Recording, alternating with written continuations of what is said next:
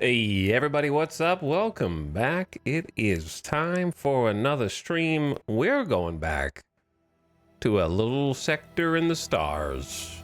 The artist formerly known as Starfarer. That's right. Jeff Sector. Starting a new campaign. Going in as a little baby spaceship. But hello everyone, welcome back, good to see you all. Thank you for the beginning stream subs. What's up, arrivers?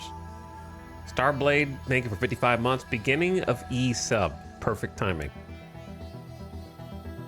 52 months, hello D Gatsby. Thank you for many months of sub, welcome back. Sahela Ali for month number 2. Sorry if I mispronounced your name, I did my best. Thank you for priming. What's up, Chemo? Looks like Peak is back on the menu. Going back to the well. To one of the all-time classics. One of the OGs. One of the most OGs at that. Have there been any, like, obviously there's not a new update today. We're playing the version from last year. I think it was new in like around this time last year. I remember we played some last year too, I think. But I'm not sure if there's been any more blog stuff coming out. I don't think there's been any news in a year. Which is, you know, fine. But are they working on anything else? Or do we even know? Kind of haven't thought about it in a while. And Lord Snow also, thank you for 33 months. What's up? Arriving on the scene. Thanks for almost 3 years to sub. What's up, Lord Snow?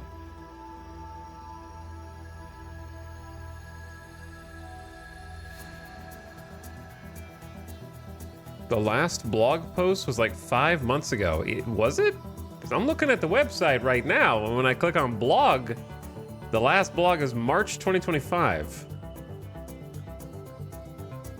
Unless that's not showing the most recent one. Maybe the release gets put at the top of the blog page. If I scroll down, I guess there was one from December. I see. The blog is out of order. There was a post about in development. It was posted on April 2nd, 2026. What? Why are there 3 different locations to find recent blog posts and it's not the blog button?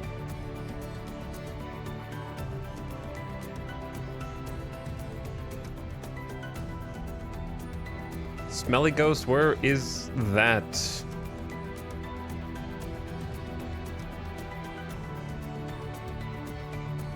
No, there was. Okay. Okay, let's take a little look here. Whoa, look at that! Starsector. It's in the background. Yeah, look at this. All right, so if you go to Starsector's page, and then you click on blog, takes you here. So the first thing I see is March 27, 2025, 9.98A release. But that's not the newest one. This is the newest one, December 2025, which is right here. But wait, that's not the newest one. You go to the forums and then go to the announcements and then look at Starsector 8.5A in development patch notes, and this is the newest one, April 2nd, 2026. Where is the information, Alex? Put it in one place for us.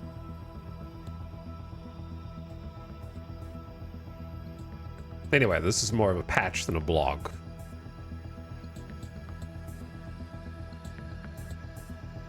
I'm not gonna read all this. I'm just gonna trust that it's good stuff. Mostly because I'm never playing the campaign again, if I can help it. Most of this stuff seems like... Oh, when this says campaign, does it just mean sandbox? Or does it mean, like, the story?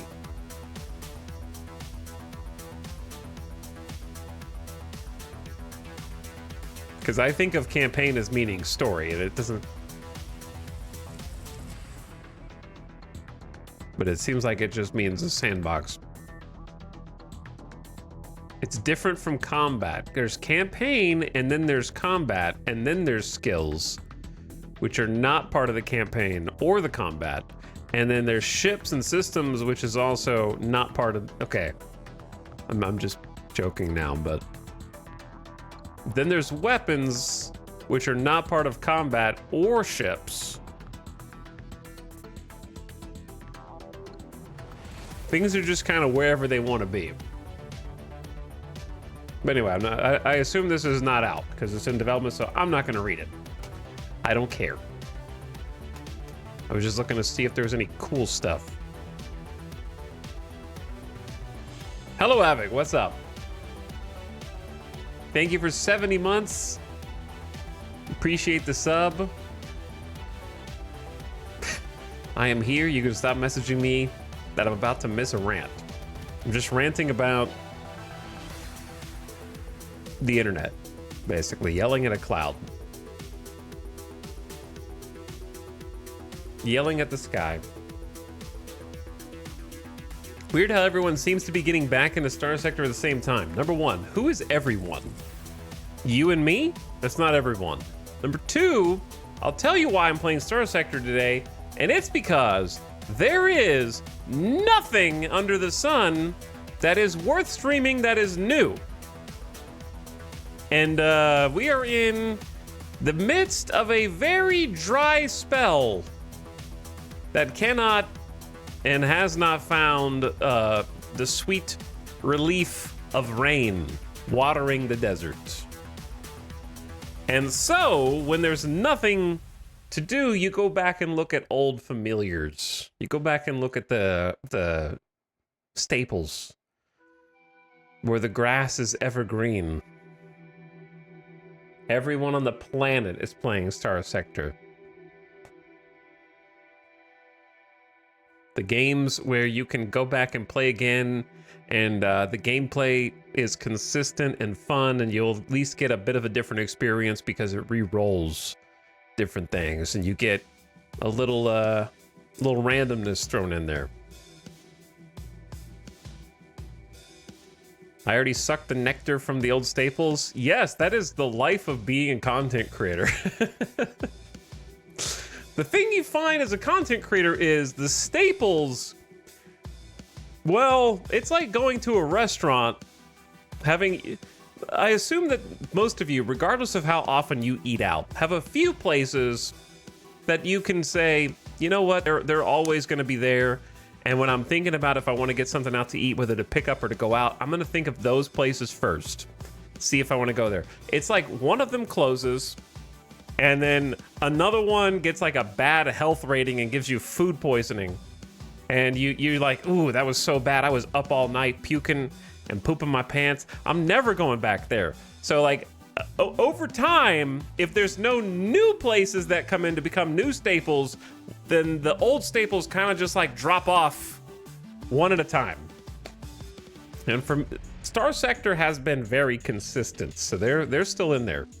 But I'm thinking of all the Paradox games at this point as my example. Hey, we in here pooping our pants? You could be. You could be.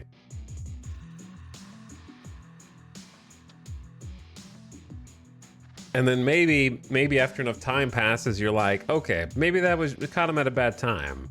Maybe they were training a new chef. I'll go back and try it out. And you go back and then you go, ew, no, I'm gonna leave a review on their Google reviews. Give them like a 1 star with pictures and be like, I'm never going back.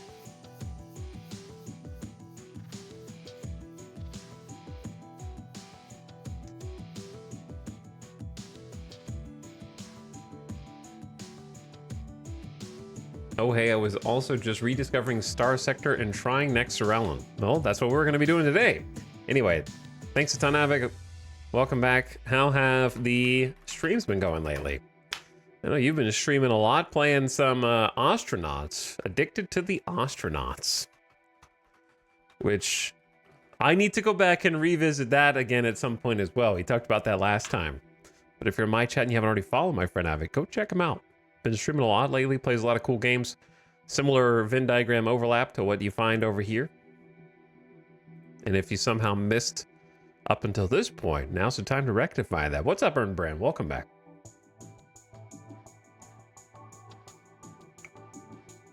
We're gonna make a command specifically for this stream.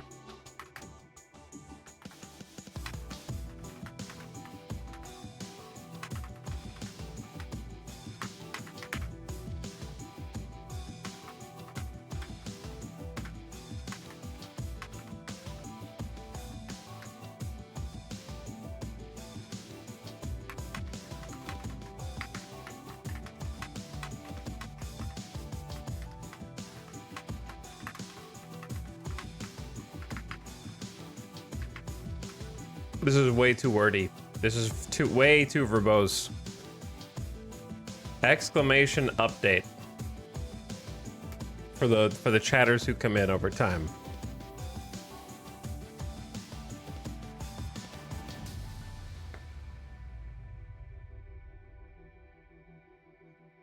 Avic says the main station is basically constantly in a state of on fire because the maintenance crew are not fast enough to repair all the messed up conduits. I can't even imagine what the shantytown station is like in Astronauts right now.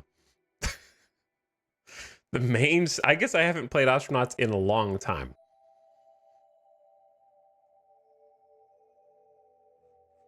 A changelog for the next update. That's a patch. I don't consider a patch an update.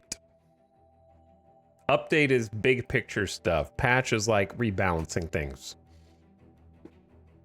There doesn't seem like there's really any like big features to me in a quick. If the shiny stuff that gets posted on Twitter with little gifs, you know, of like, ooh, look at this cool new weapon I just made, or look at that's the big stuff.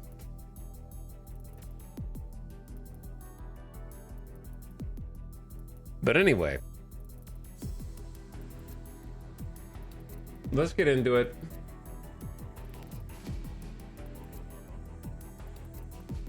Mr. Bob, this is Merry Subversary.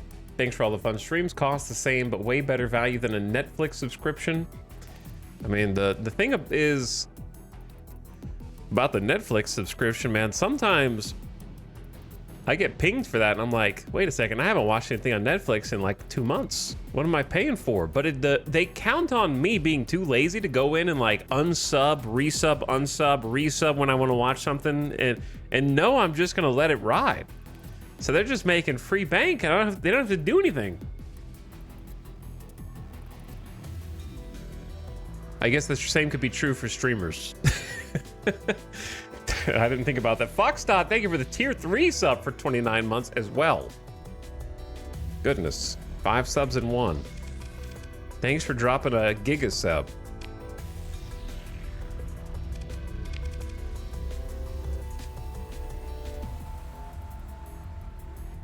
The $30 sub. Or Game Pass, yes. Always cancel the sub immediately after subbing, but then you forget that you canceled it or that it's been 30 days, so you go and try to open up the app on like your TV, and it says that you're not subscribed, and then you have to go back and like resubscribe, which is too much work, so you decide not to watch anything on streaming at all. And then you just put on YouTube. This is the hardest decision in the entire game.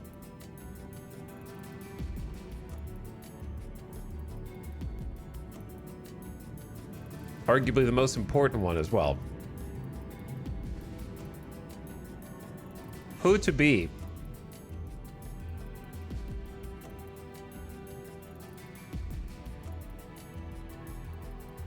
I've already picked all of the characters that I've ever wanted to be is the problem, and now I'm having to. Now I'm either going to pick amongst those that I don't remember picking, which is fine, or the ones that I didn't want to pick in the first place.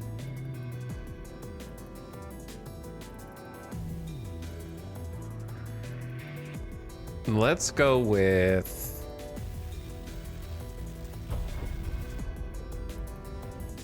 This is tough.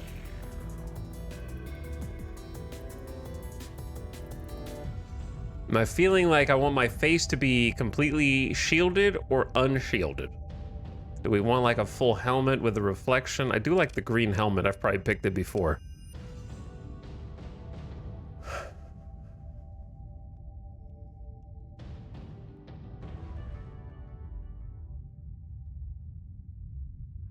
I don't know.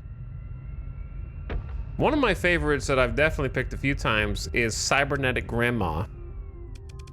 I don't think she ever had any great campaigns, though. I think I died early when I picked her.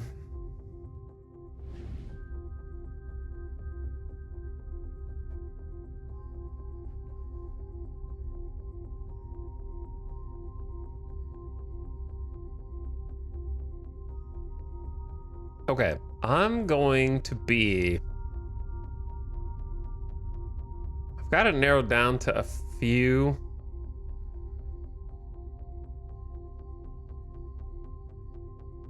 I just got, this is, you got to go based on vibes alone. Okay, enough scrolling.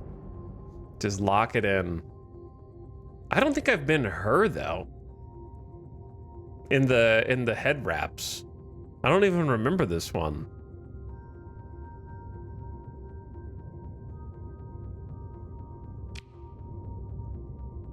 Babushka? Space Babushka? I don't, maybe I have and I just don't remember.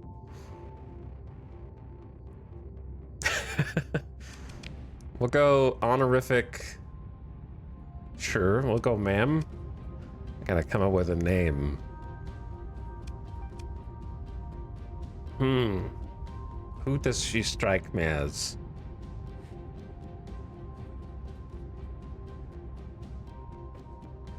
Give me a letter. I was thinking of doing another Starsector run, but I decided to wait for the next patch. Oh. You could rephrase that and say, I was thinking about playing Starsector, but I decided not to. That would be the same thing.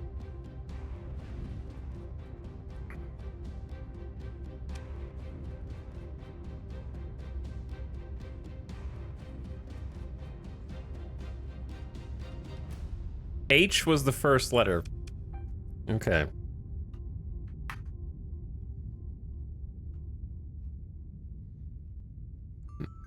H.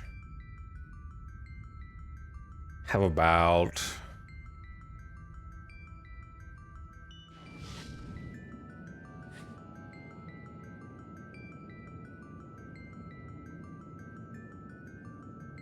I mean, I'm definitely thinking like Holga.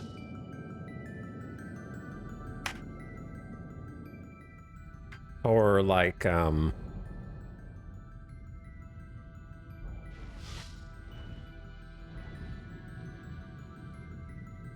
Holga, are we doing full name?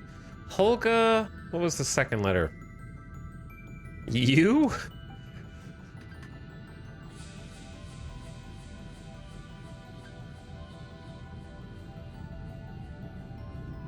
Holga.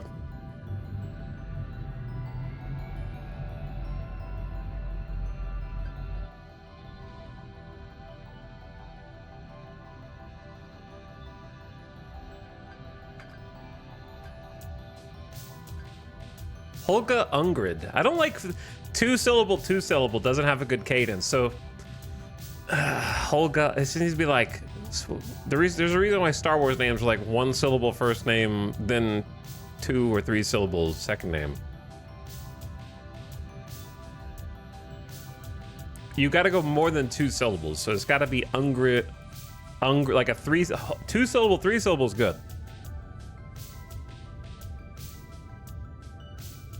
Holga, Ungrid, something. How about Ungra Ungrad. That's too hard to say. Angra... something.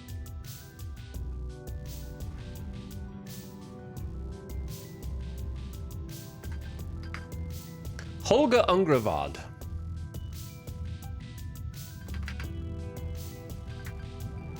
There we go. Change the A to an I. That kind of looks better. Holgra Ungravad. That's an awful name. I'm sticking with it. Help pop-ups? I don't want your... Well, yeah, I'll remember how to play. It'll be fine. Different constellations may have different ages. We're going to go mixed sector age, so we get just kind of a little bit of everything. Normal sector size, all those things. Greetings, Starfarer. Ha! That's the name of the game from before. So we're playing Nexerelin, which is a mod. And it makes the game a sandbox. More of a sandbox. And it skips the campaign and the story, which I famously don't care for. And by famously, I mean I'm a bit outspoken. So this also does a couple things, which is allows for the different space factions to not only be at war with each other, but also to exchange territories and take and lose control of different planets and stations, which normally, as far as I can remember, do not change hands. So it's a bit more dynamic, but can also create situations where the pendulum swings too hard in one direction. So it does have some potential drawbacks where one faction could be eliminated, and that may make the end game less fun for you. But, you know, I live for a little bit of randomness. Mountain Blade in space! That's exactly what it is.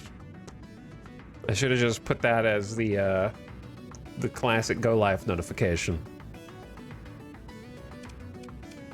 So at the start of the game, you're supposed to pick a faction to join, but we're not gonna do that.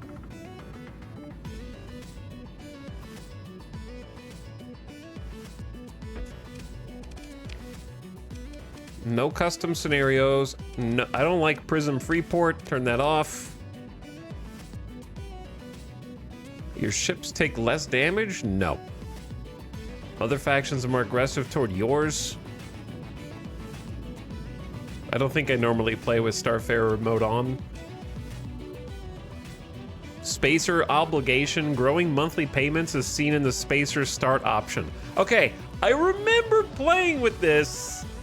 Did I end up restarting and turning this off? Didn't we lose the campaign at some point early on? Sinless Moon, all due respect. I have played this game for hundreds and hundreds of hours. So asking if I lost a campaign at some point early on is doesn't narrow it down at all. Like we have streamed this for hundreds of hours and I've been playing since 2013. So yes, I think at some point and lost early on.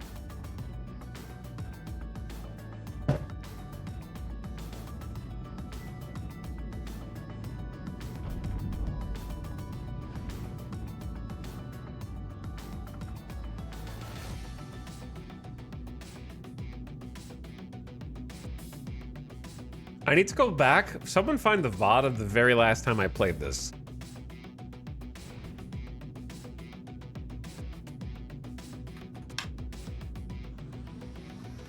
I want to copy whatever I did the very last time I played this.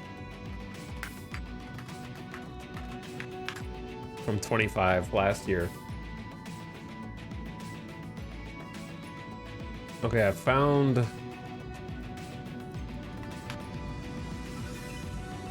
$11 months ago. So which stream is this? This could be, I don't know if this is the successful one or the unsuccessful one though.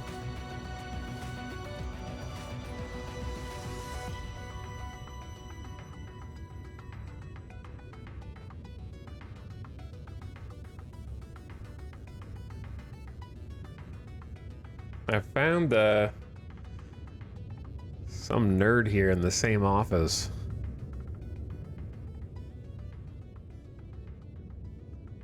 But I don't know if this is the first attempt or the second attempt.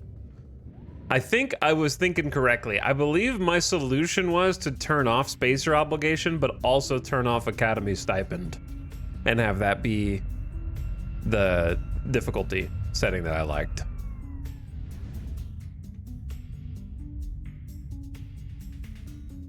Seems right. Starting D-mods mild.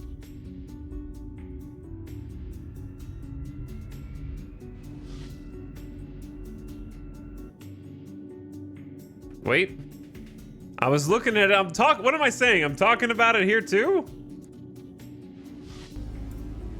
I want to do spacer obligation with no stipend. I'm afraid that it's going to bleed us dry and then I'm just going to quit and have to just restart. But we've done that before. So. Wait, hang on. Did I enable it? It's fine. It's going to. I did enable it. I'm just going to quit and have to just restart. But we've done that before. So. It's fine. Is it fine? Like, was it fine or did I lose? I don't remember.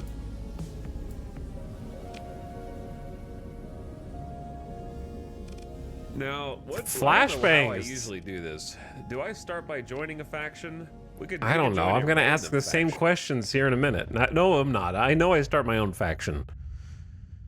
Idiot. I didn't know shit last year.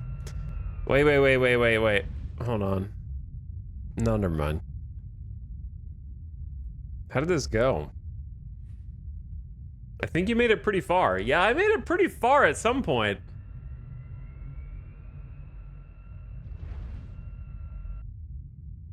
But I don't remember how far this one went. 2025, May 15th?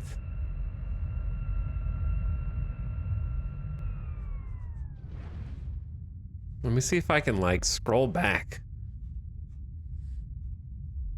11 months ago. Okay, so there were at least 3 streams? 4 streams. I don't know if I restarted in any of those. About to find out, hold on. Pouring into view. Maybe... okay, that one's not a restart. I just heard something bonk in the background.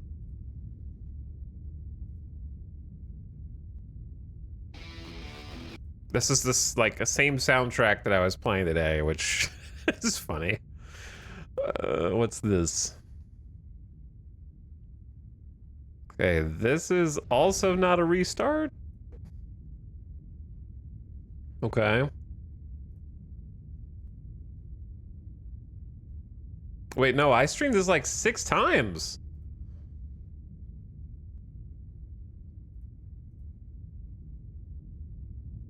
That's a big fleet. Okay, what was that one? That was Slot Machine. Welcome to Elvis Lives, homeworld of the Viva Syndicate. Oh, God. This is also big fleet.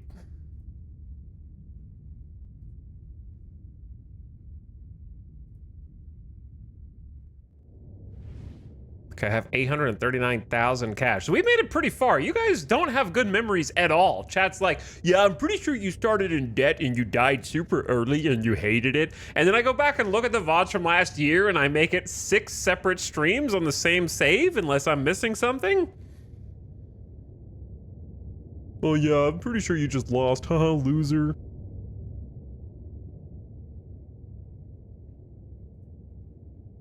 Around the stars here. 3 points anyways, right? Outside the planet, I want to hear like my final thoughts. One of this left it. Monkas. I think you just Monkas.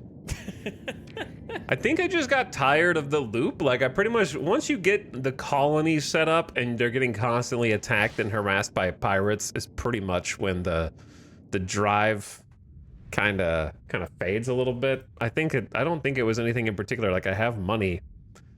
All right, you guys are wrong and stupid. So I am going to do the same thing that Past Me did, except worse. and probably lose this time.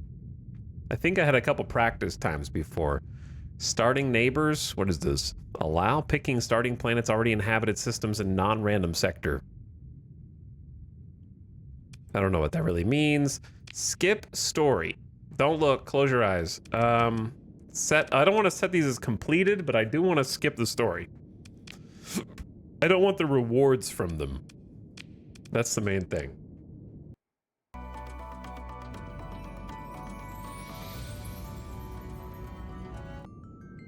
Take that back a little bit. Now, faction settings. Starting faction relations. Oh, we're going random. Apply to pirates just for, we're gonna go full chaos this time. Faction respawn. None.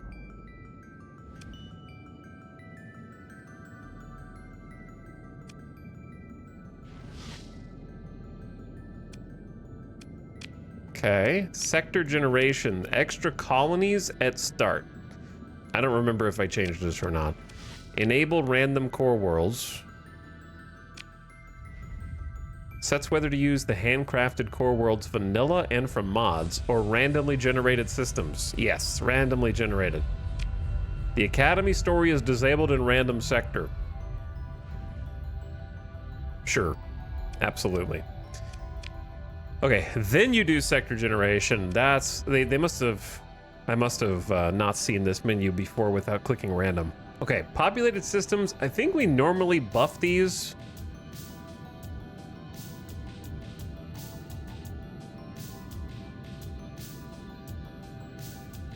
Is defaults to 10? Maybe I'll go 14. Populated planet starts at 23. Let's take it up like +8.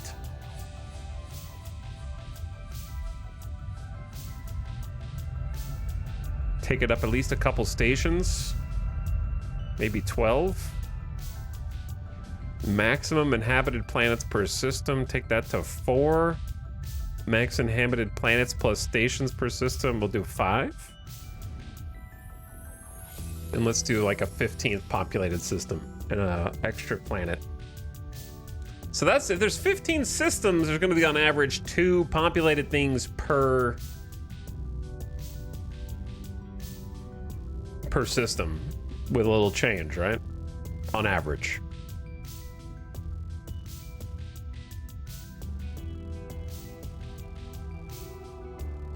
I don't know whether I should do more or not. I think this is okay. No, wait, there's gonna be 44 because of the stations. There's gonna be like 3 per system. Let's turn this up to like 20 so it's spread out a little bit more. Actually, 20 seems crazy. Let's do like 18.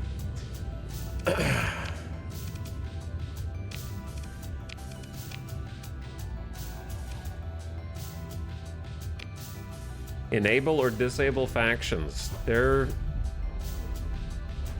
Leave them all on. I think I'm done. We're gonna do own faction, but with no starting planet. That's my favorite one, right? Custom start is what? Spacer, a non-combat shuttle, a lack of resources, and a debt that must be paid. Very difficult start, only intended as a challenge. I don't remember, do I do Spacer?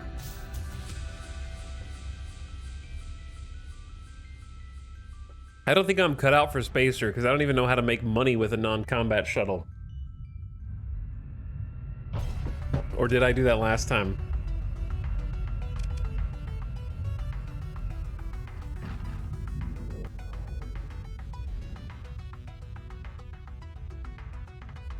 Hopefully that doesn't stack with the other debt that I already have enabled. I gotta go back and look again.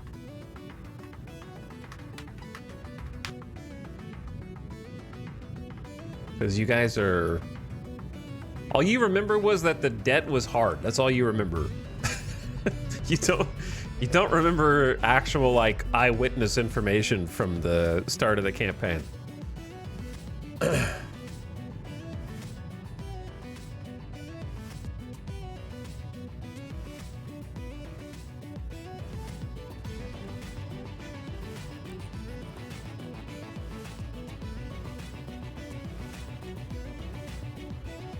How do you rewind faster? What's the other hotkeys?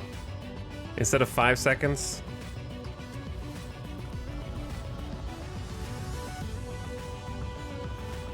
Boomer questions.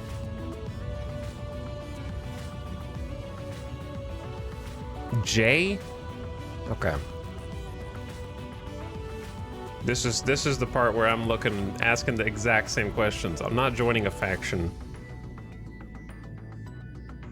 What did I click? Okay, I clicked free start hard. Then I was like randomizing your starting thing and probably blowing my nose. Okay. Understandable. A Wayfarer standard combat freighter. Yeah, I didn't do the Giga start. I still had debt, but I didn't do the like Starfarer start. The Spacer, rather. In fact, I need to blow my nose right now. History is recursive, isn't it? But yeah, free start for sure. And then the classic frigate.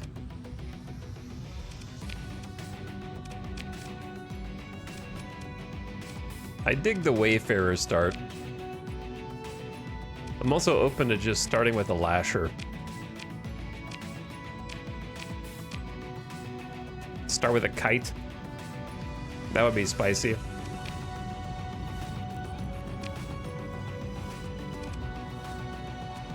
One small ballistic, 2 small missiles. I'm dead. Starting level 1?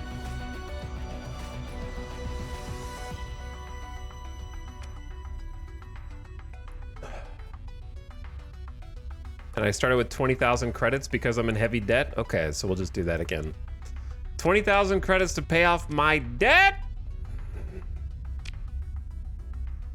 And we're done. 2 crew, 15 supplies, 3 heavy machinery, 15 fuel, 20k credits. Now it's time to give Holga Ungrivad her stats.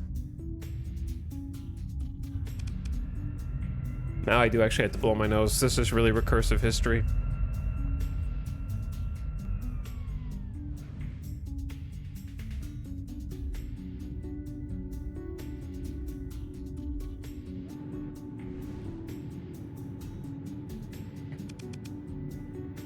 I normally start with industrial, but I think that there is value in starting with big time combat skills just to get us out of this initial difficulty that we're gonna have of just being a single terrible ship. So I do love helmsmanship because of the top speed buff, and the maneuverability buff is really nice. I value that a lot. Damage to fighters, damage to cruisers, damage dealt by ballistics. I don't want to choose a weapon type like missiles, ballistics, or lasers or whatever, energy weapons, because I don't know which one I'm gonna get. But maneuverability and top speed is always good. So we're gonna start with that just to try and stay alive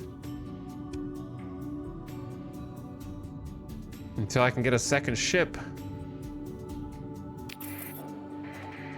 And we're in. I forget where I normally like position my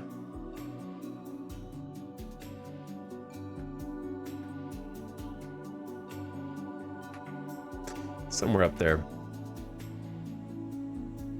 15 whole supplies, 15 fuel, 2 crew, 3 heavy machine, and the spoiler item from skipping the story that we're not supposed to have, and I'm not going to use as it happens.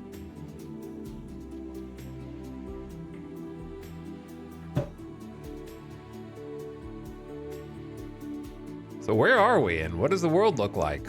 We're next to an independent station called Dafon, and they have an arid world right there.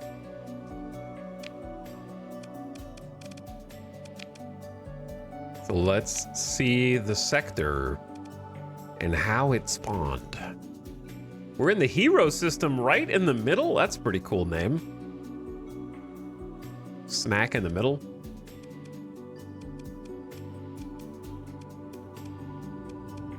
Am I crazy or do I only see 14 inhabited systems? Thought I said it to be 18. Maybe it just rolled differently. We got Morgoth in the I'm gonna call it Southwest. I'm aware that we're in space, but it's a two-dimensional plane. Asmodee, I'm just gonna think of the board game publisher. Morga and Morgoth on opposite ends. Look at Morga, dude. How did this roll fully random? 5 Persian League inhabited locations in one system with a random roll? No competition? The strongest base of operations for any faction I've ever seen in a Nexerelin random roll? Fortress system. It's crazy. Asmodee is a pirate and a hegemony size 3. Hull is a pirate 5, pirate 3, and a hegemony 8. Okay, so hegemony versus pirates. Hegemony's really clustered too. Mock Morid has 2 hegemony and an independent. Rom has a Tritachian 6 size, a Ludic Path, Ludic Church, and Persian League. So another Persian League right next to the first ones. And then the Giga Hegemony, 5, size 5, size 4, size 3, size 3, and then a pirate and Ludic Path to keep them busy. What is going on? Azia is a Ludic Path 6. Another Persian League and a hegemony. Where's the rest of the Tritachians? Hero is triple independent, which is this is very thematic roles here. Novi Teve, 3 independents with a size 7 and a size 6. Then a Sindri and Dikta, who I forgot was even in the game.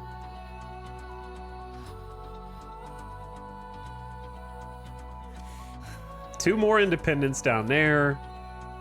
Ludic Church, Sindrian, Ludic Church.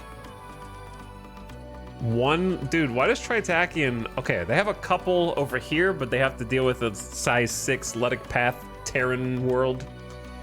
Tritachians and Sindri are weak in this campaign.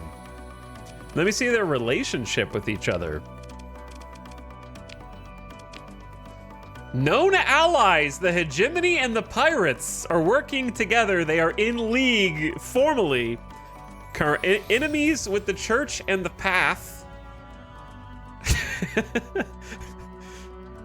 The hegemony of all people are in league with the pirates? And somehow harvested organs and recreational drugs are still illegal? The church is allies with the pirates as well, and the Persian League, enemies of the hegemony. The path is allied with no one, enemy with everyone. Persian League is also allied with the pirates and the church. Sindrian is allied also with the pirates. What is going on? And they're allied with Tritachian. Pirates are gonna win this campaign. They are political masterminds.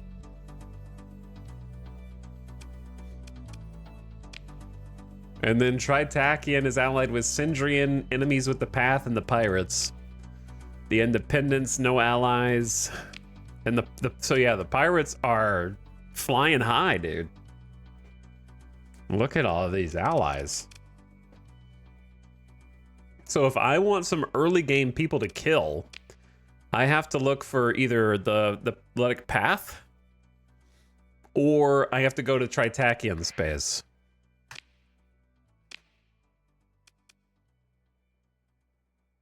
There is Path there as well. Is there a system? Okay, so like this system with the independents and the pirates. Or with, okay, so they're allied with Sindri and Dikta, but not with the independents. Okay. So you could go there and the Independents would defend you from the pirates and you could fight.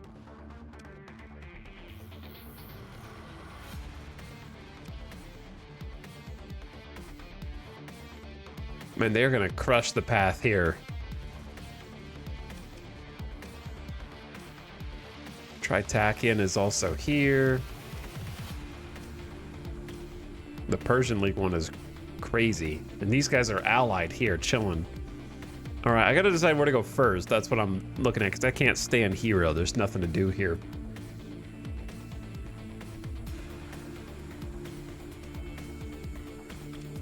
The one that makes the most sense, I kind of want to do... I don't know. I haven't really decided what type of ships I want in my fleet. I think it's going to be whatever we find, whatever we come across. I do like the high-tech Tritakian, but I wouldn't mind some ramming speed ships also. But in terms of like starting systems to go and get into some combat, the options are pretty much like go to Limpo and fight Ludic Path with the Tritakian. Or go maybe to the Independents and fight the pirates? Are those my two options, really? Or go to this system and you can fight Path as well? I think that's it. Just Ludic Path, mostly Path. There's not really any pirates to fight.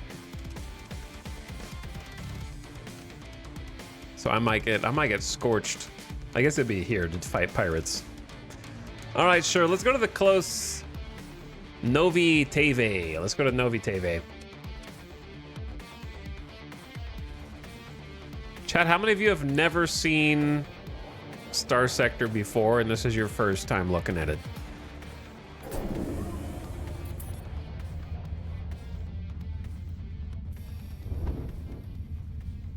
I need to make a save because I might just get instantly killed. Me. I'm here to learn how to play. Also me. So, Starsector is basically Space Mountain Blade. We, with the Nexerelin mod, can kind of customize our starting conditions. So I've chosen like a really hard start that just has a single ship. So we're gonna have this little kite, which sucks. Oh, I didn't realize it just has 2 salamanders and a Vulcan cannon. I can't actually kill anything. So I'm either gonna have to go and buy some new weapons. Yeah, I'm gonna have to go try and buy a new weapon because this is not gonna not gonna cut it. I can disable ships, but I can't really kill them.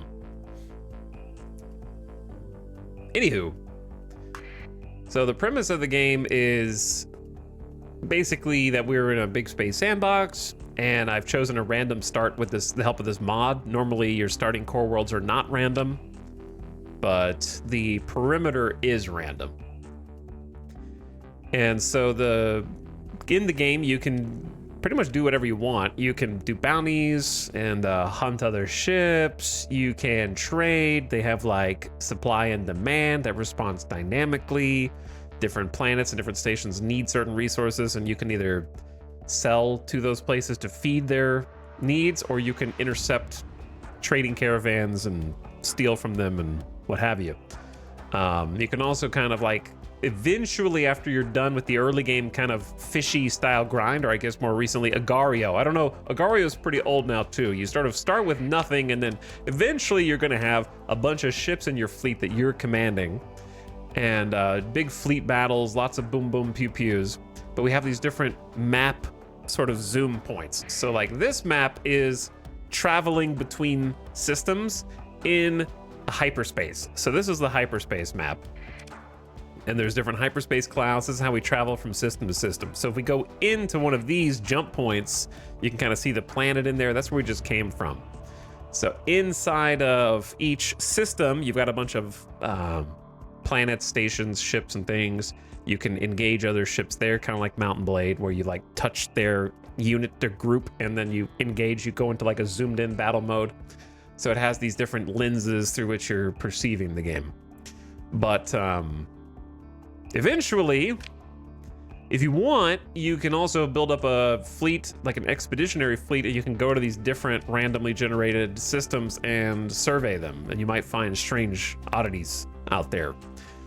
And then beyond the oddities, you might also find habitable worlds, and then you can spend large amounts of resources and money to build a colony on them, and then that colony can start producing, you might get a ship works, and then you can start building your own fleet, and then people will get angry at you because you're not supposed to do that, and then you start giant galactic conflict and wars with the other factions. It's a huge sandbox. It's very zero to hero.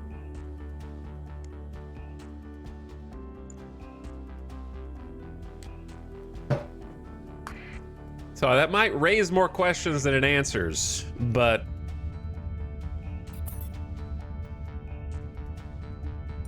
I stand by it. So let's move through here. There's going to be other fleets of unknown origin also moving through the hyperspace here.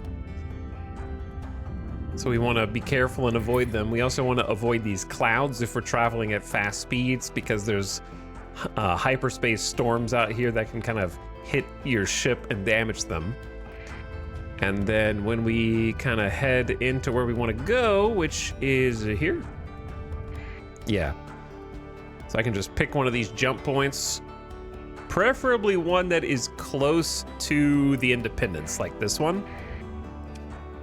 We're going to jump into the star system, and we're going to turn our transponder on, which is how other local authorities are going to identify our ship. So if we fly in with our transponder off, they're going to be very suspicious of us, and they're going to stop us and pull us over to make sure that we don't have contraband or any kind of illegal substances, or that we're not wanted.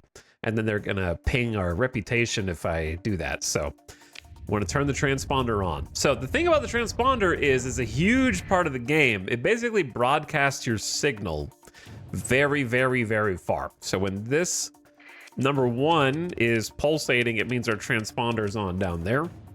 And then I've also got sustained burn on. So this is how you kind of like go faster in hyperspace or in system space. So you go faster, but you have less finesse over your turns. So you can turn this off to kind of turn left and right more responsively, but you're not going to be able to escape as fast. So if someone is chasing you, you probably want this to be on. There's all these little things in the game about like hiding your identity.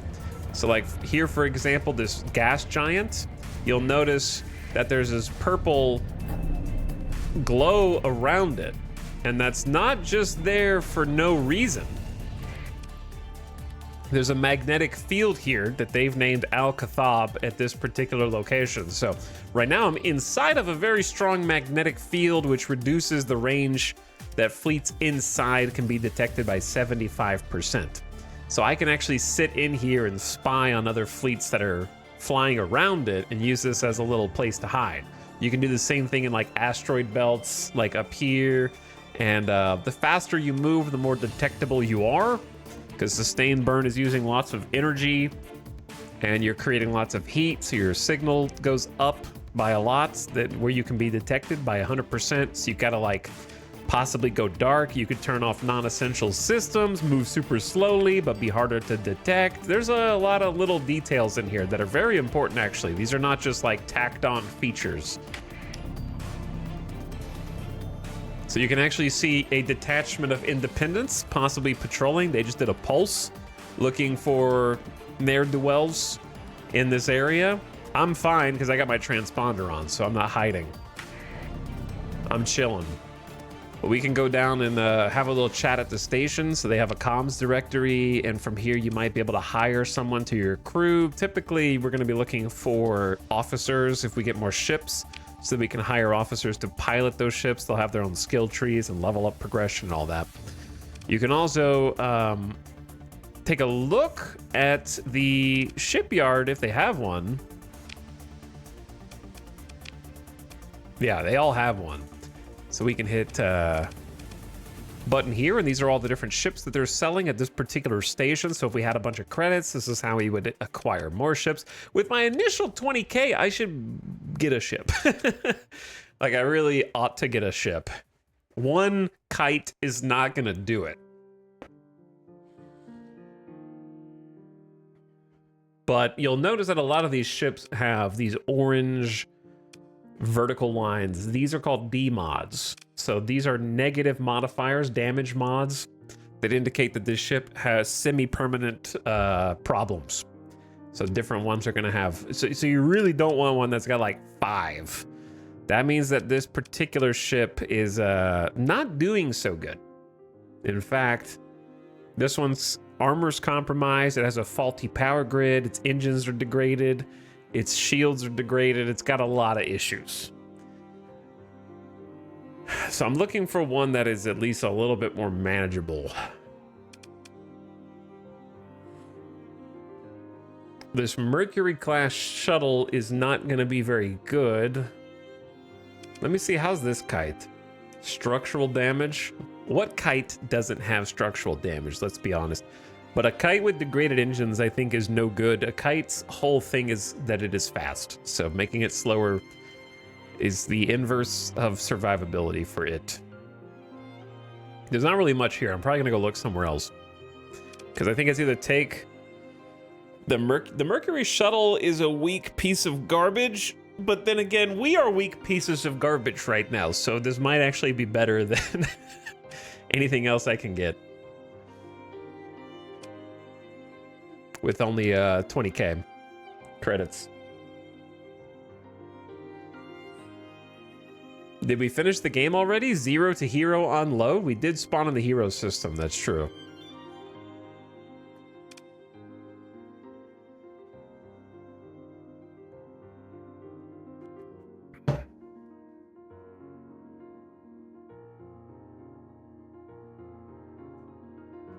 Don't Independents not care about your transponder being on?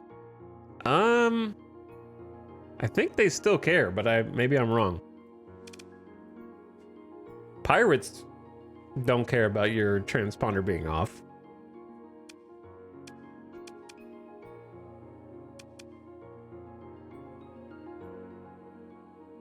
Hello, Mr. Streamer. First time seeing someone play this game.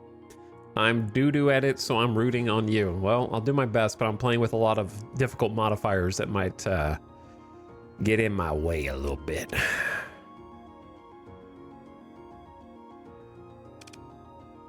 All right, I'm just gonna buy this Mercury shuttle. I don't even feel like shopping around right now, because the longer I take to shop around, the faster debt comes for us all. So now let's go in and we're gonna have to hire some crew to actually pilot this thing. I need to give it some weapons, so I'm hoping that these Independents have something to throw on here. So a big part of this game is ship customization. Huge part of the game. So if you like tweaking different pieces of hardpoints and adding and removing and testing different builds, this is going to appeal to you. They have an auto fit that attempts to put some weapons on without you having to get too into the weeds on it.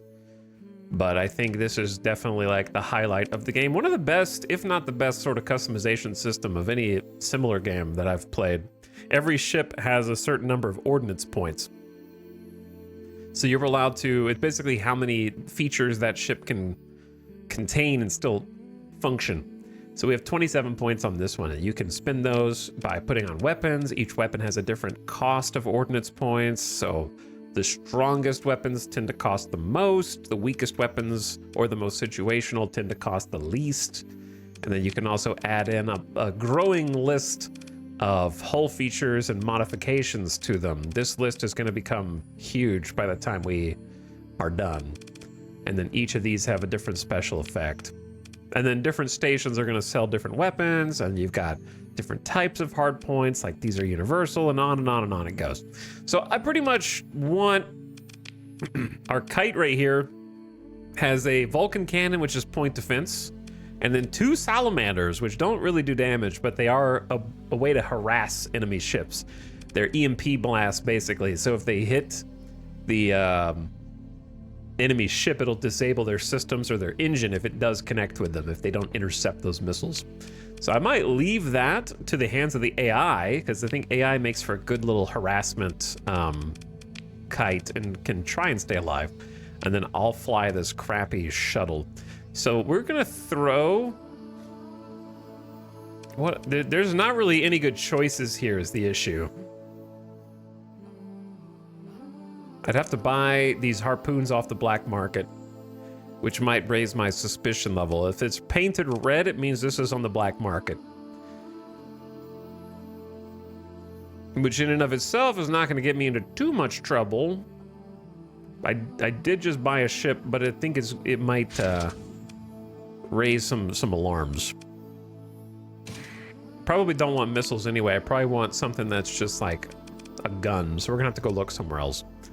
So let us go look somewhere else. Gonna do full repair just to bring it up to speed. And then you can also visit the dockside bar, and you might find some quests down here, depending on what people want. We're not looking to do any missions right now, so we're just gonna peace on out and try to find another location to go look at. Let's go look at iron. Another orbital. Turn our sustained burn on and go head over.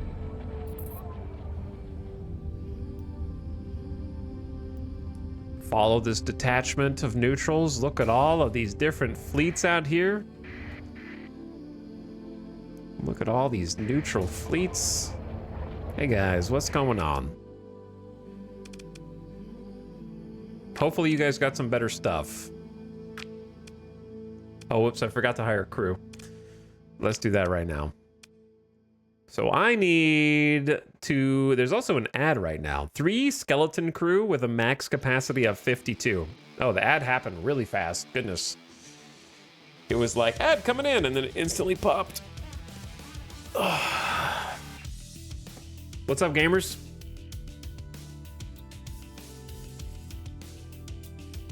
What's boppin'? Hello, Anubis. Hakuoro, what's up?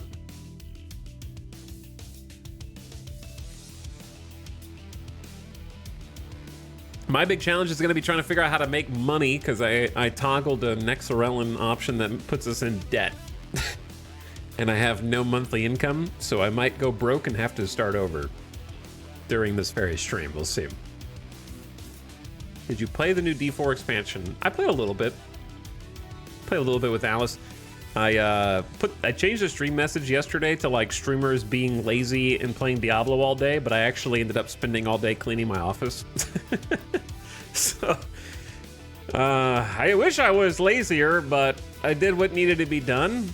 I put on a face mask and went to town, and the face mask really just actually mitigates the allergies so well. So I did some big time vacuuming, which is more trouble than it sounds, because I am significantly allergic to dust bunnies. Like dust is my #1 allergen. And if I take a whiff of like a small cloud of dust, I'm out for like 2 days. I will be knocked on my ass for at least 24 hours, and then the next day still be recovering from it. So I was like, it felt like I was handling nuclear waste. I trying to get the full vacuum, the dust container in the vacuum transferred from that to the garbage was like handling toxic materials. But I managed to do it, did some dusting even, clean. There's a bunch of stuff you can't see that's off camera that had to find a spot. There was a bunch of crap over here just off camera. So I ended up spending the day cleaning and reorganizing and moving stuff around and going in the closet over there and taking stuff out, putting stuff in, throwing stuff away, all that. You vacuuming is like me weed eating? Yeah, I'm glad I don't have to weed eat anymore. I've had to do that a few times in my life, and I hated it every time for the same reason. Anyway, welcome back from the ad. But yes, to answer your actual question, I did play some D4. I'm not very far in the expansion though. We kind of just started. Played for a few hours over the last couple days, but it seems cool. Seems fun. I just did a little bit of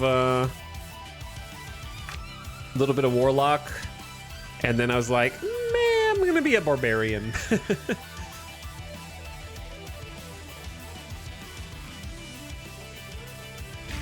Okay, so I'm gonna hire 10 crew. Wow, they are a little pricey. A little pricey here, but it's okay. We're just gonna pay like 486. Actually, let's just get like 10 crew. We just need a skeleton crew of 2, 3 to function optimally. I really can't afford that many people. Like, we're poor. So maybe I'll just have 8 crew. What's really stupid is since I didn't hire crew, my combat readiness was going down, so now I have to spend supplies to get that back up. So misplayed already. And then let's see if this place has any other weapons available. They have more on the black market.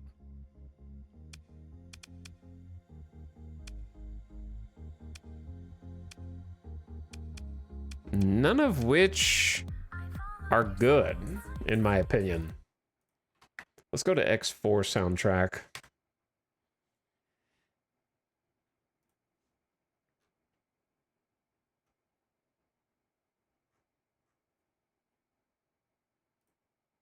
But which one? Gotta start with Kingdom's End, of course.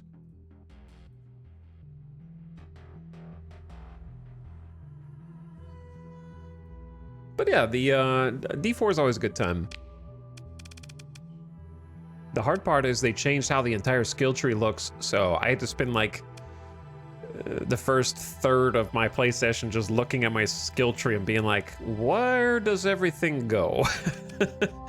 I don't usually follow a build guide until I get to like end game and I need to like optimize or look for things that I missed in my current build. So having to look through the new skill tree. Yeah, I don't want any of these. We need to go somewhere else. Let's try this size 7.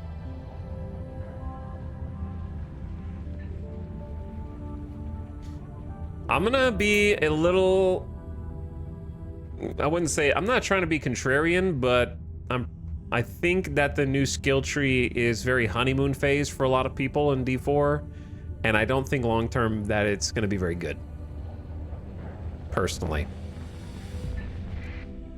I'm already, like, I looked at it and on first blush, it looks really impressive and like there's a whole bunch of other stuff, but I think it's not gonna hold up to the test of time. Mark my words. Main reason being because the new level cap is 70 and you stop unlocking new things on the skill tree at like level 36. So you have to just do 34 straight levels of leveling up, of just putting each point into your damage dealer until you do 15 levels of the damage dealer. Okay, you've done that. Now do 15 levels of the next most damaging thing for the most part. And I think that is just like, man, you don't give me anything new for 34 levels? Come on. It's got a lot of variety, but so many skills don't seem like they're going to be viable in any meaningful in-game area. Maybe, I think even if they are viable, let's say, you're still going to have to follow that one route to get it. Like, Barbarian, for example, has a bunch of abilities that can be changed into fire damage abilities.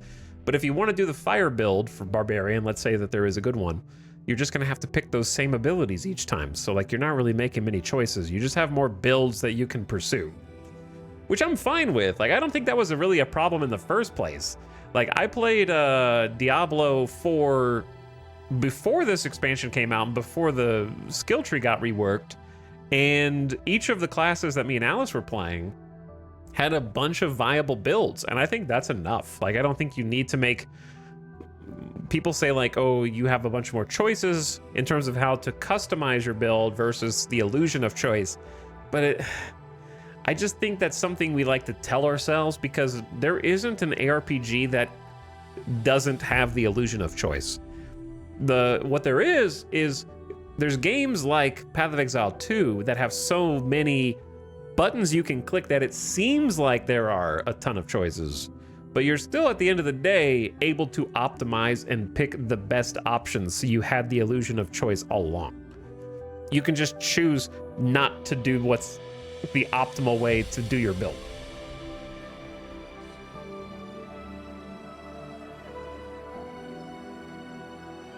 Which is the same in D4. Like, you could just pick the less optimal path if you want.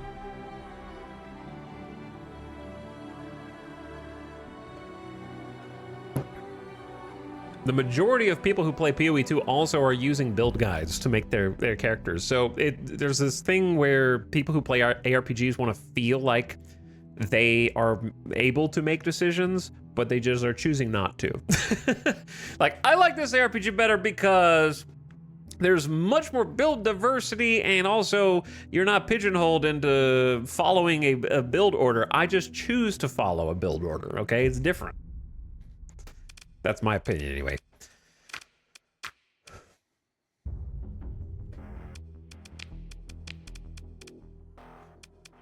Can any of the planets in this whole system just give me some basic projectile machine guns, please?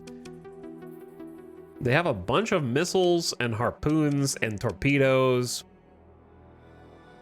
Like, not this light machine gun. Just one of the kinetic machine guns I've been looking for, and none of them have them.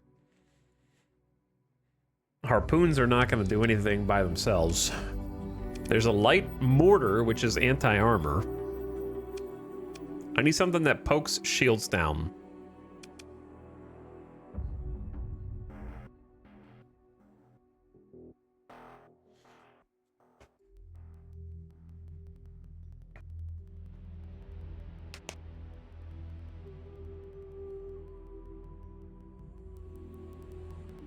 I feel P2 has a longer game life, so D4 is casuals and PoE2 is for less casual people. Sure, yeah, if you enjoy having to play the full dumbass campaign every single time you want to roll a new character, then PoE2 is for you, and it'll take way longer. Look at all that extra game time you get having to do the stupid campaign every single time. Isn't that great? Instead of just skipping to the fun part and getting to start a season character and getting to do all the new fun stuff and actually play the game.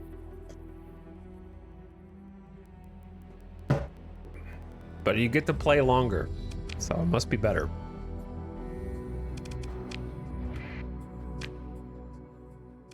Don't go to the pirates. I guess I'm gonna go try iron. This is off to a really slow start, but that's the cost of randomization.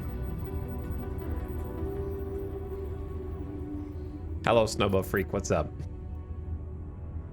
Aren't weapons tied to the faction? I promise you every faction has basic damage-dealing weapons.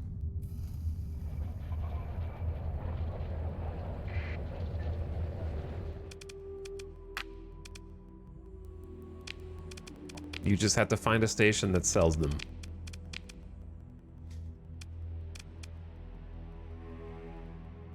There's the Needler is just 8 ordnance points, which is tough for us.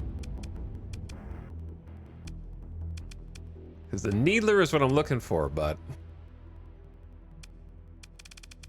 I might have to do it. Also, buying it off the black market is not my favorite thing. And then that's gonna be anti-shield.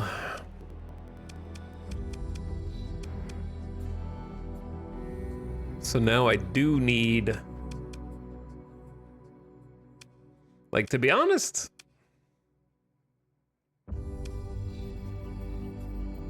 IR pulse lasers, how much flux per second? 120?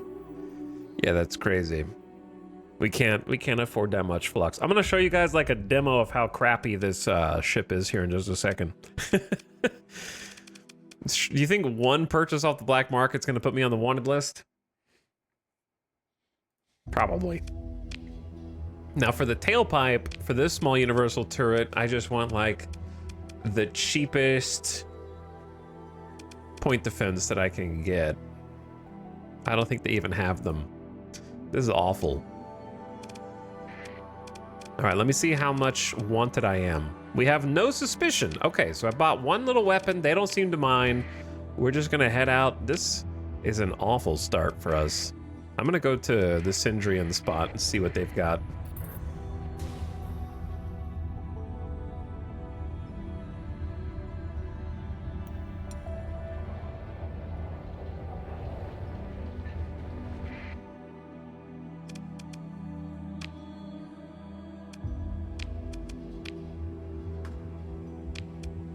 Okay, so show me. They've got a lot of interesting options here. Railgun. Okay, maybe not a lot. So for the small universal in the back, give me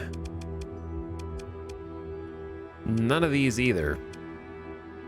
Like, I guess a light machine gun in the back for point defense. And then on the front, throw on a harpoon. This is definitely a design. Then I'm just gonna throw the rest in capacitors, 8 capacitor, 4 vent, and just roll with it, and let's just see how bad this is.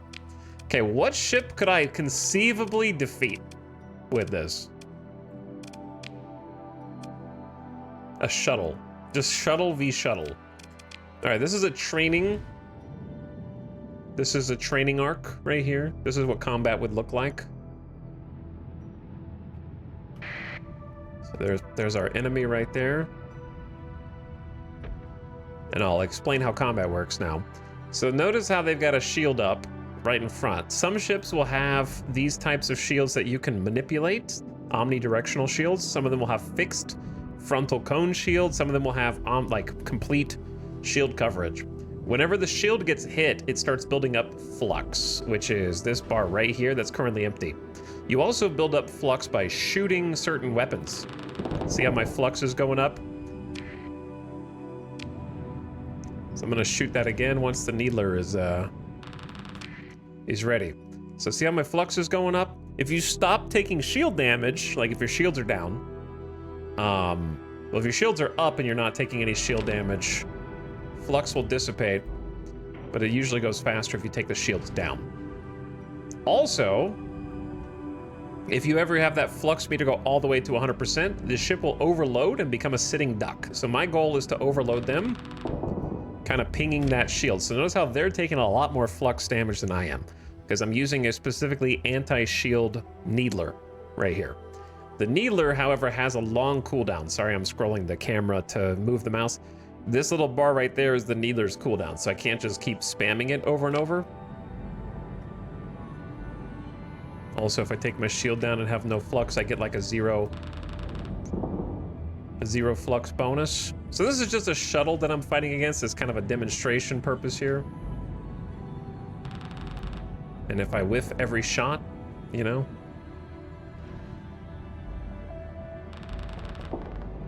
So here's the play, right? Threaten overload, and then fire a couple missiles off.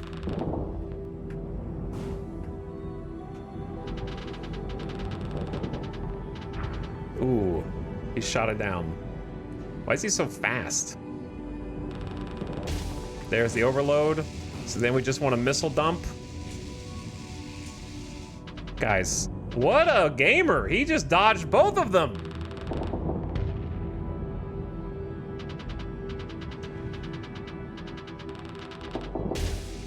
AI too strong. The missiles are drunk, I guess. So now I only have an anti-shield weapon against him and no missiles. So, not what you want, because I can't really do much hull damage with this, and he is fast. I'm gonna run into this asteroid. So this is the least exciting combat ever now.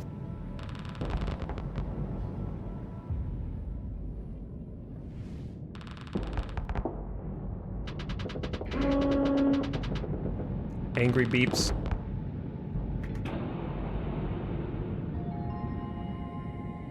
Get a little vent in there to clear our flux. Yeah, I would not want to fight this without a secondary ship helping. Like, you see how his hole's coming down? I will eventually get through, but at what cost? Or if you punch through his armor like that, you start hitting hull. That's what that explosion means. So eventually you wear through the directional armor. See how his ship is kind of glowing in different areas from how much damage I'm concentrating on that one section?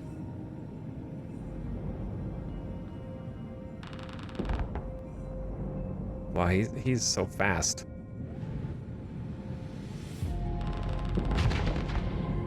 I gotta win the simulation now. It's a matter of pride. Okay, overload, engines off. All I gotta do is get close. There we go. Okay, so in real combat, I'm dead.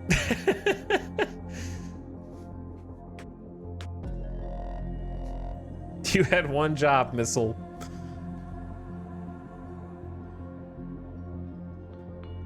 I'm doing my best. So I'm gonna fly this one, which will make it faster. And then I guess I'm just gonna have to save my harpoons. What else can I do?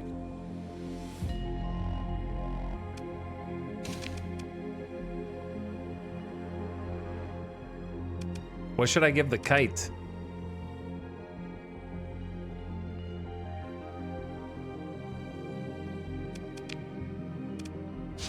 I don't know, man.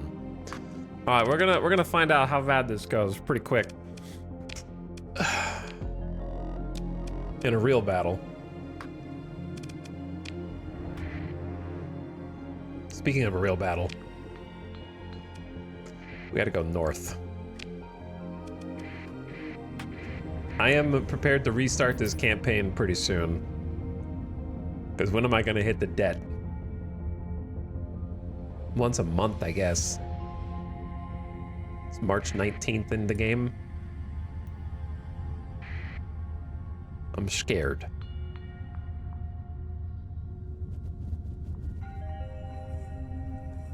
But yeah, in D4, I played briefly with the Warlock. Maybe got to like level 10 or 11 and was like, hey, don't really think this is for me. Does anyone else, when they're playing like a RPG or ARPG, have the desire? Like for me, it's I want to be a caster, but when I actually play a caster, I'm like, but I'm not punching a guy in the face. Or I guess the inverse could be true. Like you want to be a warrior, but then you play it and you're like, well, yeah, I'm going back to mage right now. I really, really want to be a caster. Ooh, what's this? A derelict. But then I actually play a caster and I'm like, but if I was a barbarian, I could kick him into a wall. A derelict shepherd class drone tender drifting through space. It is heavily damaged. A nearby hostile fleet is tracking your movements.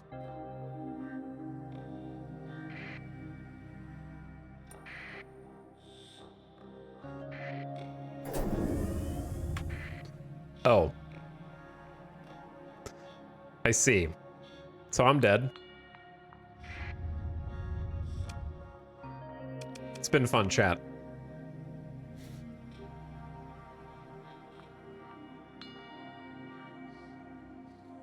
Out of nowhere.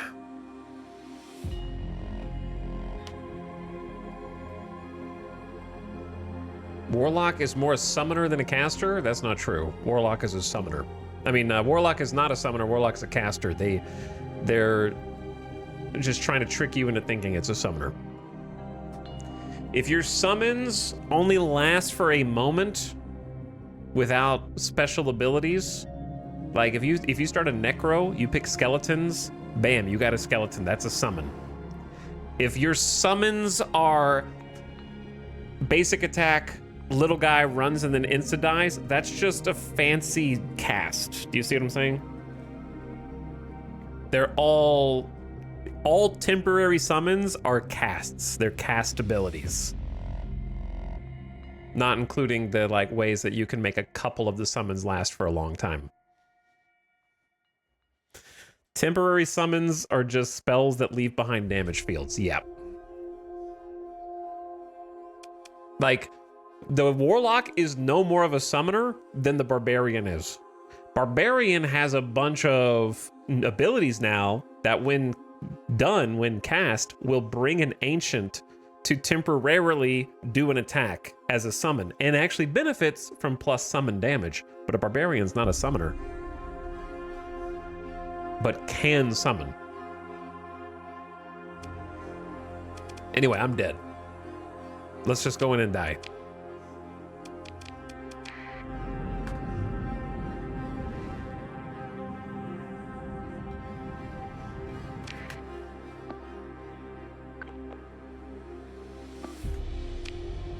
There's no way I'm gonna kill any of these guys with a harpoon. Oh, they've got nukes as well?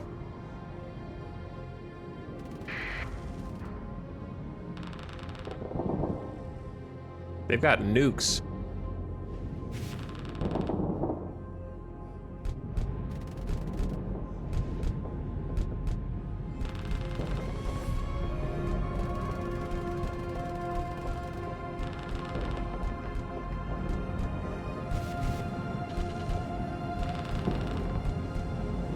I gotta just like keep harassing this dude.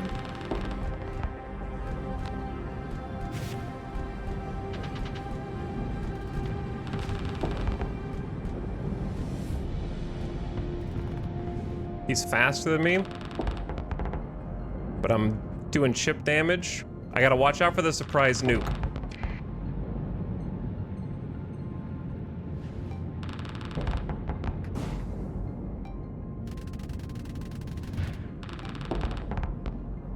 Rip missile.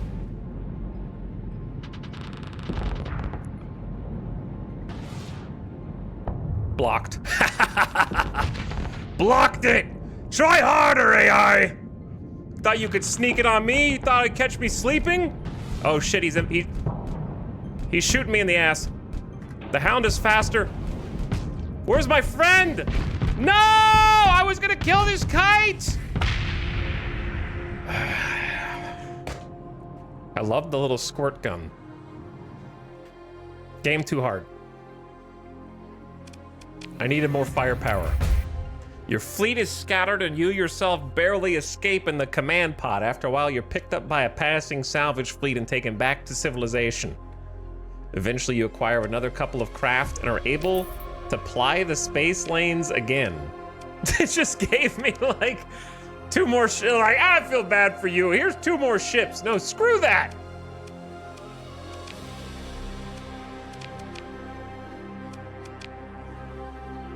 Mulligan your death. Space Grandma rides again. All right, we're just gonna restart.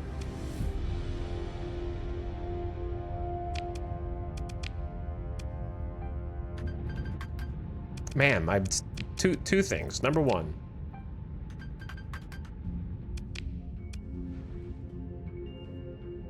Delete 2 things. She's just gonna get a different name.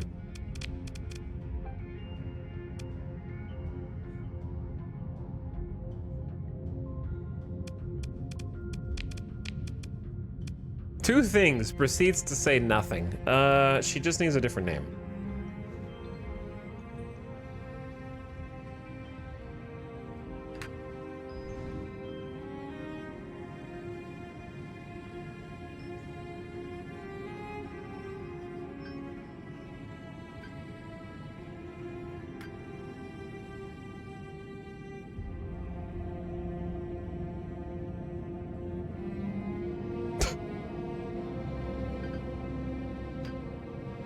Grank?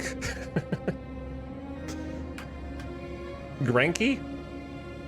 Granky?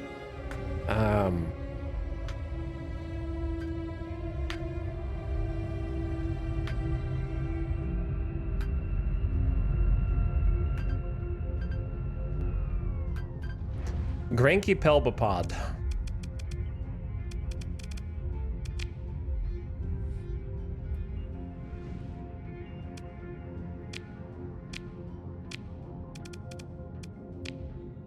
Okay, did it at least keep these settings? Honestly, the faction gen was kind of stupid anyways. I'm thinking that perhaps I should not apply random faction relations to pirates. It's kind of a funny thing to look at the start of game, but just creates a dumb situation for the whole rest of the game.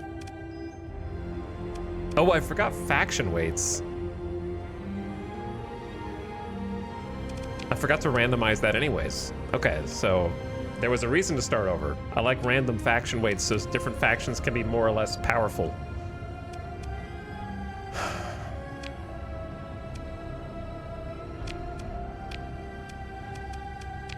Okay, what am I forgetting? Other options. No prism, yes. I have to pay a debt. Okay, instead of spacer obligation, what if I turn off spacer obligation, but then turn on spacer start? A lack of resources and a debt that must be paid. You only start, how am I gonna make money with only 2 grand? See, I can't, the two things are, starting with 20K and only 1 ship is like pretending to start on hard mode because you just buy 2 more ships at the start of the game and then, or 3 more ships and then start fighting, which feels like not progression. You may as well start with less money and just give yourself 3 or 4 starting ships. You know what I mean? You're just pretending. If you start with 20K and just buy 3 ships so that you don't insta-die.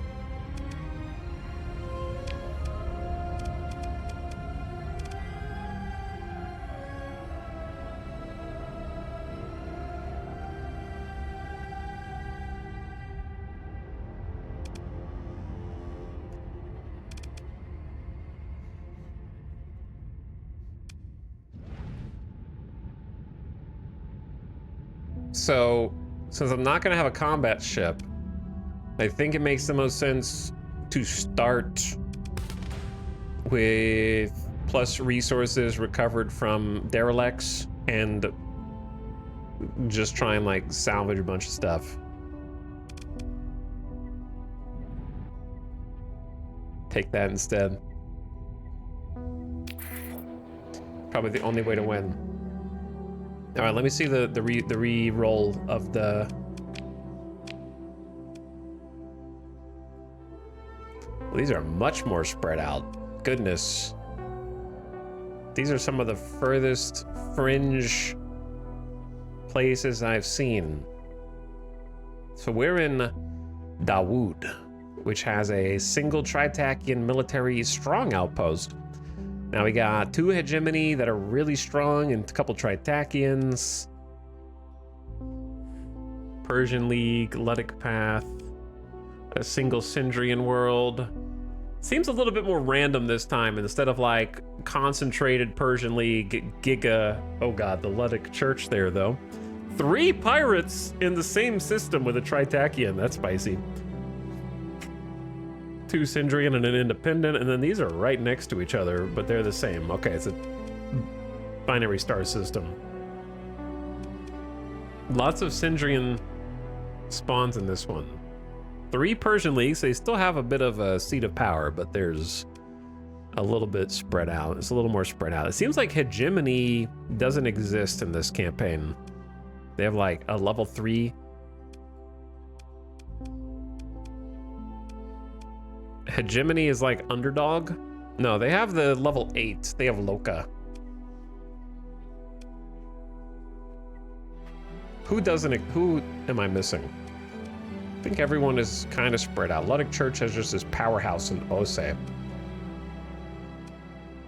Let's see the relationship of the factions. Hegemony versus Path, Persian League and Pirates. Church versus Pirates, Path versus everyone. Yep, that's how it normally goes. Persian League, enemies with Tritakian and Hegemony. Syndrian Dicta allied with Hegemony, but yep, all right, that makes a little more sense. Let's go somewhere where there's gonna be war.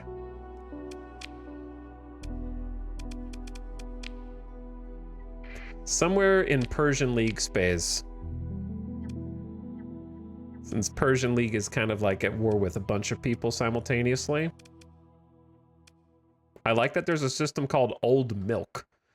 And there's just a pirate faction there. I wish that was my system, to be honest.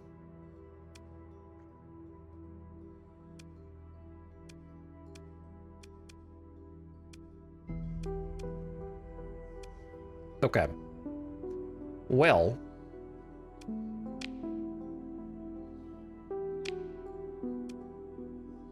Where is the best place to start?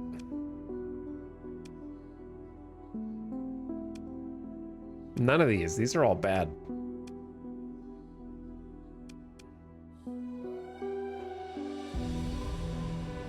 Are the hegemony at war with the Tritakian or no? No, just the Path, Persian League, and Pirates. It need to be somewhere with like high conflict. I don't know if I can make it all the way over here. These are all stinky too.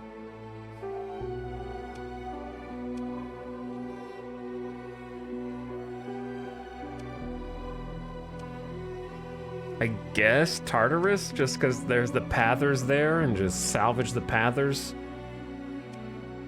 It seems kind of mid.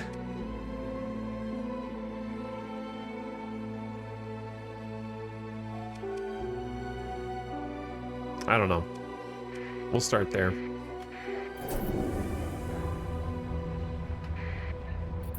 Okay, this is gonna be the try-hard sweat. Not just goofing like last time.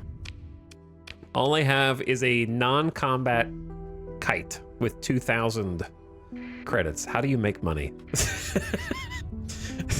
This is gonna challenge how I don't even have any heavy machinery. How do I make money? Why am I over fuel capacity? It's gonna cost me 0.4 supplies per day. Mods! What are you doing, man? You're the ones that set up this start. How's it gonna spawn in over capacity? Just gotta yeet that into the void. Otherwise, I'm gonna have to pay a lot of supply overhead, and it's coming at a premium right now.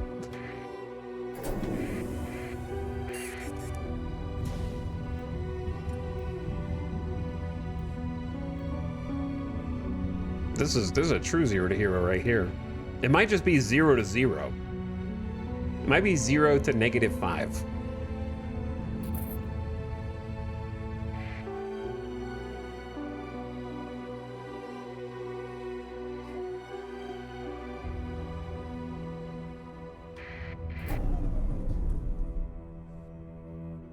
I return. How's the game going so far? I just restarted.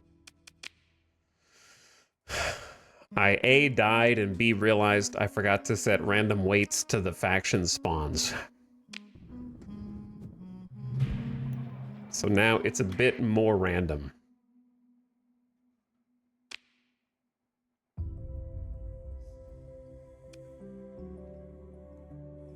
And I also started on a harder start that I don't really know how to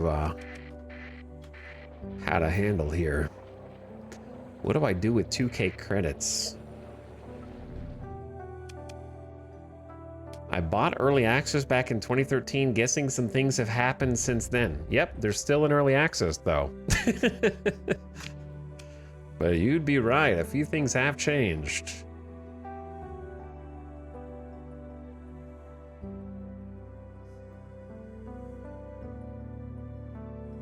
But yeah, we have a non-combat ship. We did the Spacer Star with Nexerelin. So you only get 2,000 credits, you have debt, and you have a non-combat ship. So I think I'm probably doomed to lose. It has 3 D mods: compromised armor, faulty power grid, and compromised storage. So I don't even have good storage. That's a rough one to get right at the gate, out the gate.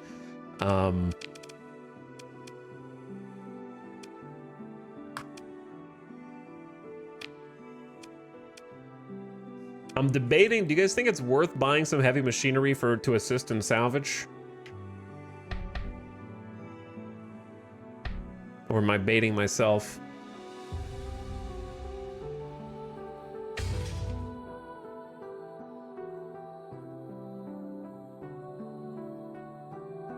We're already at 18 out of 22 cargo capacity.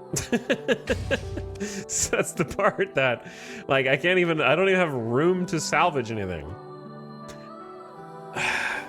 Is my only option to go to, like, some bars and look for an odd job that's somehow possible to do?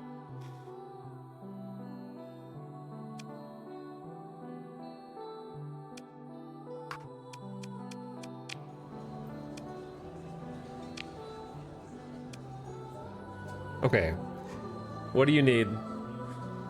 You arrange a new identity and I tell you where the base is. I don't have any money. What do you want?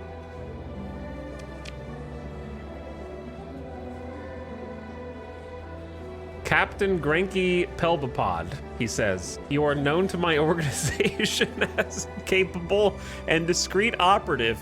I am authorized to propose a simple mission for you to carry out. Payment would consist of 69,000 credits upon completion. As for the operation, enter a standard orbit of Capri in the Dawood system, then deploy the spy satellite package. It is critical no patrols track you. Once deployed, the spy sat has stealth capabilities which make detection unlikely. These are really hard missions that might be impossible, but what choice do I have but to accept, right? Because if I can get this, getting a 69,000 credit windfall right at the beginning? Do I need anything special to deploy this? I remember baiting myself with these exact missions in the past.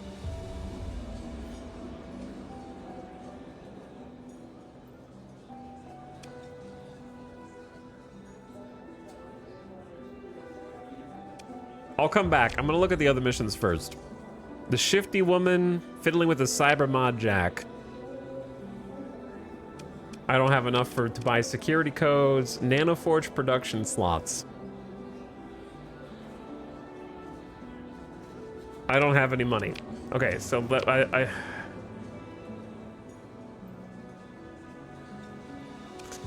gonna try this out. The Dawood system. We're dropping a spy satellite package. We're getting in to illegal territory already. I accept. 120 days to complete. Oof. I'm going back to Dawood. There's a Tritakian military base there, so someone at this hegemony bar wants me to go spy on them. The problem is that staying hidden and avoiding detection, depending on how the area around it is randomly set up, can completely change. Yo, why are you interdicting me? Who's this unidentified contact here? We might come back and scope that out afterward, actually. Okay. We are gonna go slow moving. I cannot afford to get my ship damaged, so I'm holding S to avoid getting hit by the storm. Turn off the transponder.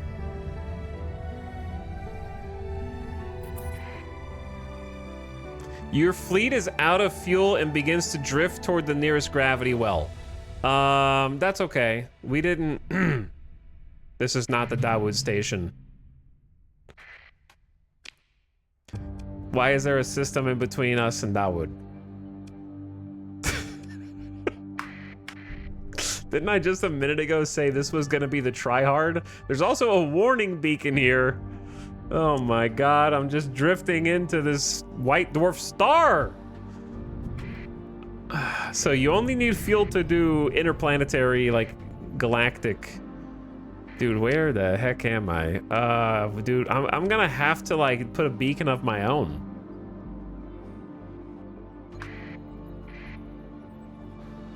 Let's do pop some sensor bursts.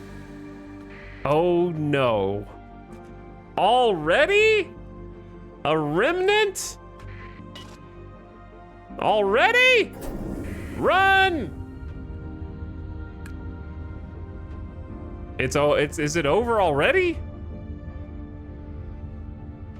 I could try to escape, I guess, but if I put on the sensor, is he gonna find me in system? Do you have weapons? No, I have no weapons.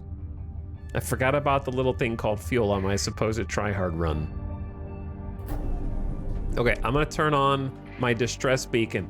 May be used by a stranded fleet to punch a distress signal to hyperspace, asking nearby fleets to bring aid. It could take many days to arrive, if at all, and taking advantage of it will result in a progressively higher reduction in standing with the responders. By long-standing convention, the fleet in distress is expected to meet responders at the innermost jump point. I can't, because there's a remnant guarding it. The signal is non-directional and carries no data.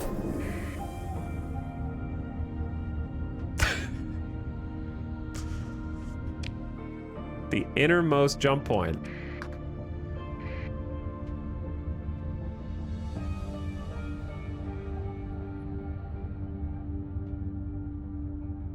I'm going back in to see if he's there.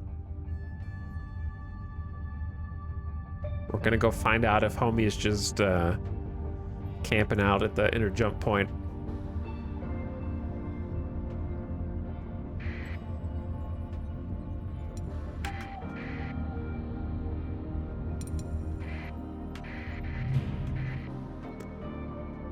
There's a dormant fleet and a derelict Hyperion class advanced gunship.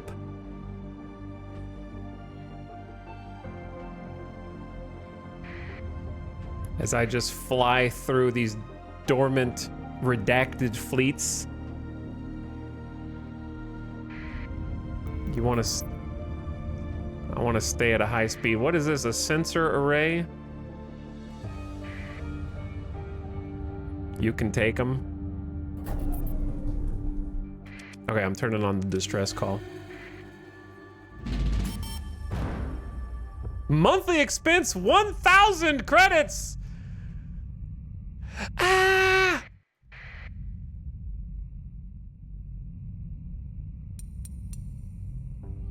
They're dormant. They're sleeping. It's fine. Chat, you think this is bait? If I activate this, it'll wake up all of them? While making a preliminary assessment, your salvage crews find a single occupied sleeper pod still running on backup power. Wait, that's gonna be a dude I can't afford to pay. That's gonna be an officer that wants a paycheck to work for me. Resource recovery effectiveness 5%. Okay, however, somehow we can use the power of story points. Now it has 4D mods. It'd still be better than my hunk of junk. Increased maintenance, oof, that's always a bad one. Faulty automated systems, degraded life support, and structural damage. Ooh, the plus 24 supplies monthly is harsh. Anyway, we can't afford this right now. I don't have any crew or story points. So we're just gonna leave. I was just taking a look-see. And I'm gonna go dark and just kind of hang out.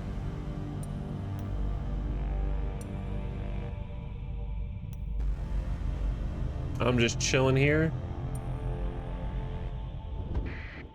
Oh, someone's here. An unidentified pursuing remnant. Wait, are they they're engaged in battle? They just came in, they're like, I'm gonna kick these redacted's ass.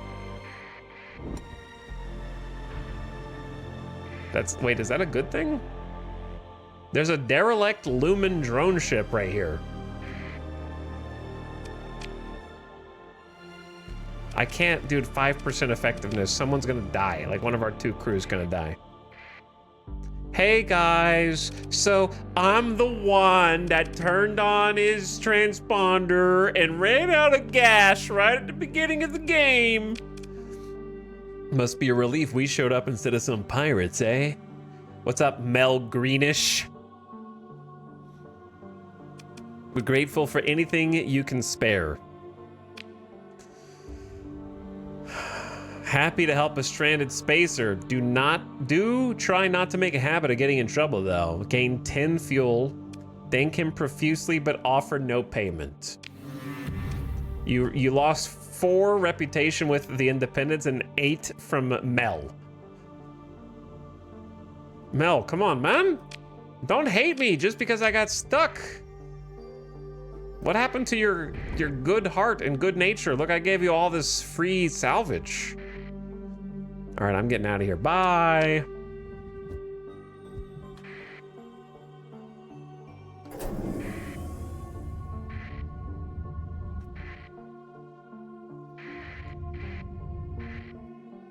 Tritachian, E-burning away. Why are they E-burning away?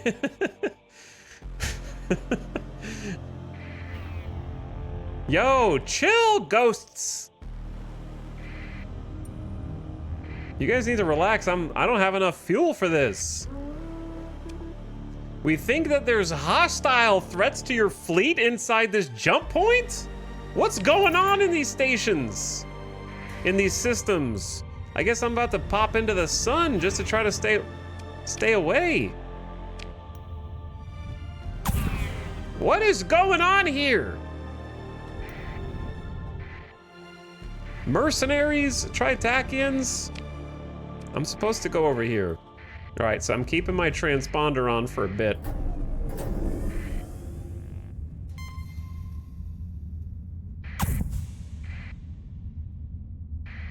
I only have a limited amount of time to, dude, I'm never gonna drop.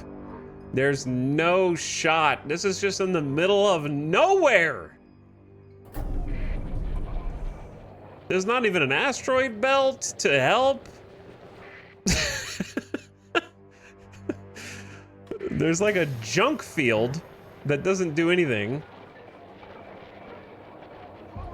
All these guys will be on my ass the second I turn off my transponder.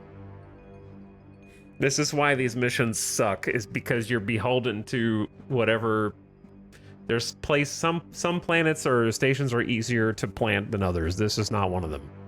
Chat, is this gonna be a full stream of Starsector where I don't even get a fleet that can fight in combat? Sometimes it's like that though.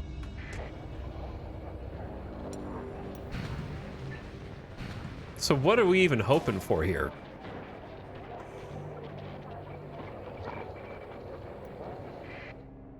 We're hoping that like some crazy fleets come in, distract all these security details, who all go on patrol at the same time. Who cares about the neutrals? It's this patrol, and this patrol right there. That is the problem. And then random dudes that pop out of the planet.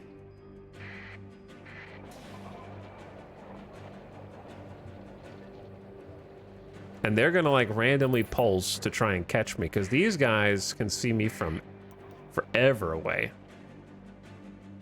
Like I have to go all the way out here, then go dark, and that's assuming I even did it far enough away. Oh, and he just pulsed and like can see me now.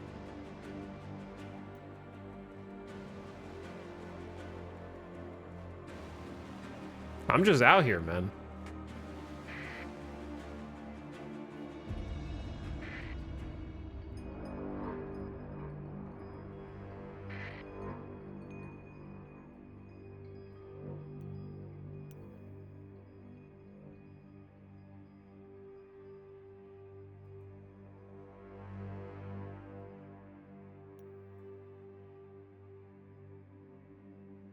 Like, standing down from patrol duty? Standing down from patrol duty?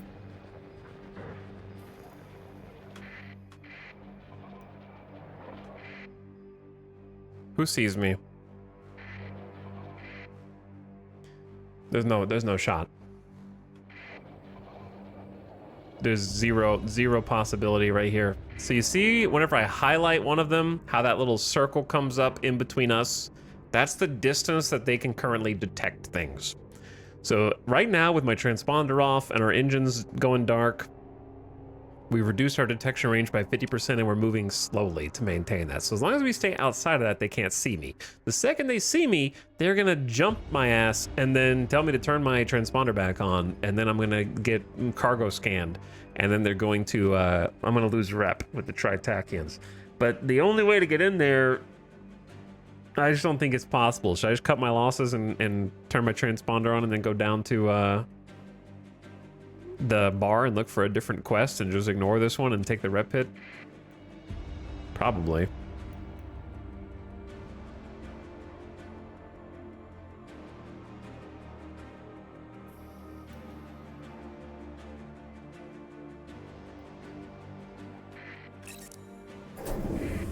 All right, transponder's on. Should be safe to come down and say hi. Hi, everyone. What do you have? A pather and a back alley. Wants money. An officer wants to consult with you. Perform a tactical bombardment. I unfortunately have a non-combat ship. Commodity traders. They need 50 units of recreational drugs. I can't afford that.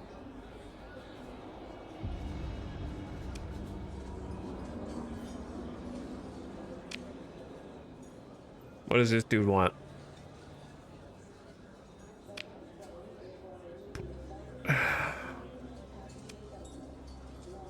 I have to have a story point and I get a blueprint for a Gauss cannon.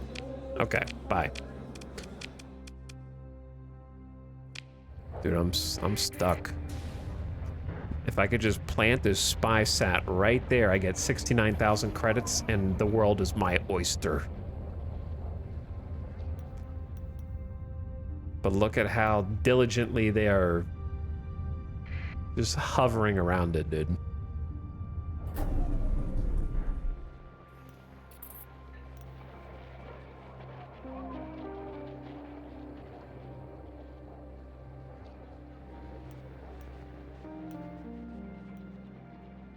And then they just, the thing that kills me is that they'll just randomly pop out of the planet or the station as well, just like this one did, and you think it's safe and you start sneaking up and then boom, patrol comes out of nowhere and hits you. Oh, by the way, Nave Pleasant, thank you for 42 months. Appreciate the Prime sub. Thank you for coming back. Thixel for 85 months. What's up, Thixel? Minotaur Monk said, I heard you are wrong and stupid within the first 10 seconds of being here. This is why I subscribe. Well, thanks for subscribing again. For another one. It's true, though. Boom You, thank you for 60 months. Happy 5 years. What's up, Boom You? Oko, thank you for 2 years of sub. Welcome to Stream Oko. Earn Brand, we've done nothing in the last 2 hours. Thank you for the Prime sub. Speedy says, hey! Hey, Speedy. Hey, yourself.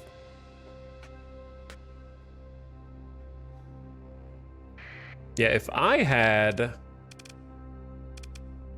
where's the stealth perk?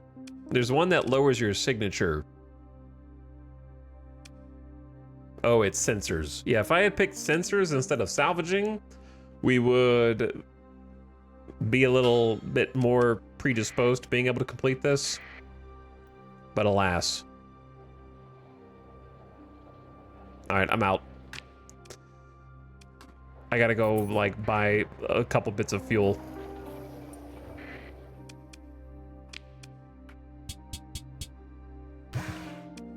And then I'm gonna go broke. This is very sad.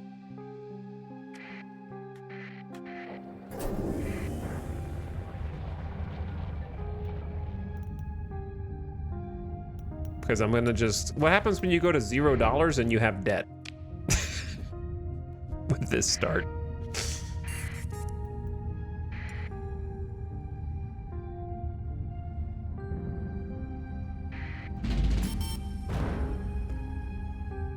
I'm at 0 right now!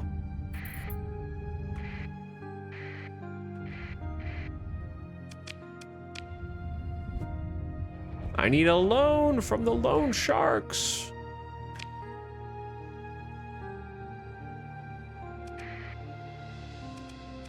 So where did I even pick up this mission? Did I pick it up on Loka? Yeah, I think so. Okay, what else? There's a Tritakian world right next to it? That's funny. That's gonna be a bad place to be in the war. The concerned woman wants me to deliver 10 units of ore that urgently need to be delivered to Dagon.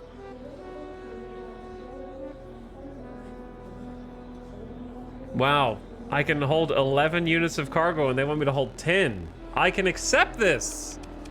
Imagine having a story point to negotiate a high... wait, how far away is this? Bro. You know how much fuel that's gonna take? This is my fuel range.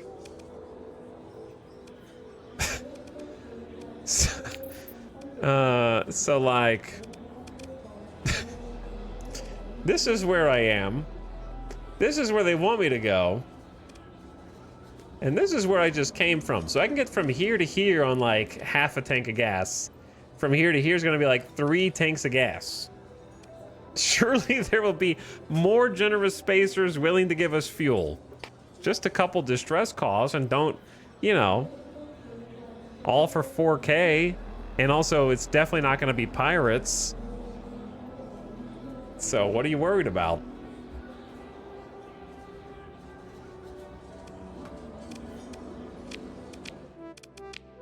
Okay, hold on. So like, I can't even buy fuel. I have no money.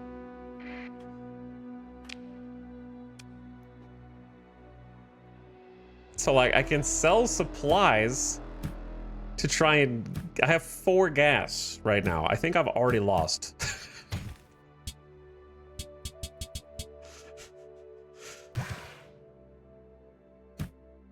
Also, ad coming in. Ad coming in right now. How do you turn on the fuel overlay? I'm gonna take a BRB during this ad break. Holy brutal! BRB. Who set these difficulty options?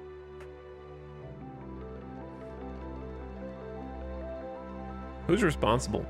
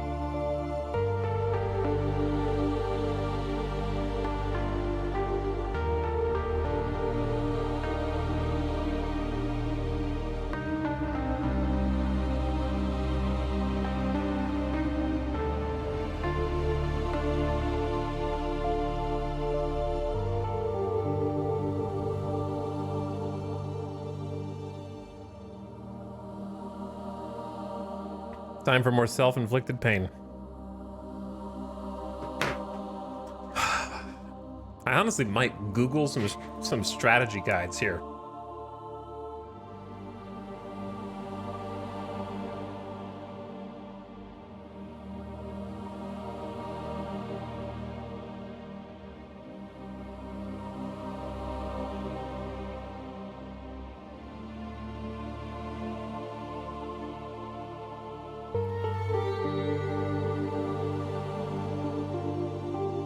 Cause like, what music is this? Oh, this is the Envoy pack. Sure. Starsector. Spacer start. How to make money.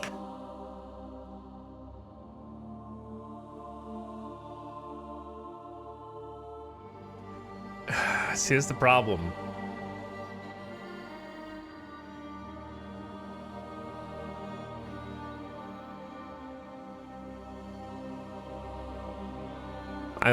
There's a post from 3 years ago, Spacer Start. What do people do first? There's two problems with it. Number one is that they say that they turned off the debt. They're using Spacer with debt removed. Okay, well, you're already too far away from what I'm doing for this to matter, right? And then the first top response is a meta on going to a non-randomly generated core world. So, not practical information, you know what I mean? Every response is just trade. Which I guess...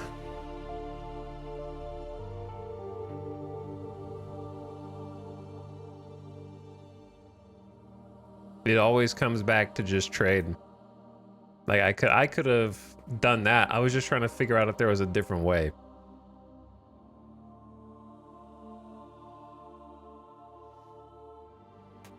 Well, with 15 cargo space, yeah, it's not ideal, but you need so little in the way of supplies, you're just gonna have to, like, deal with it, I guess.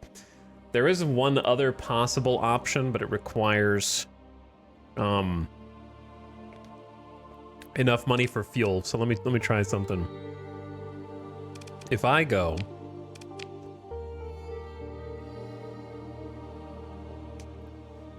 and mod in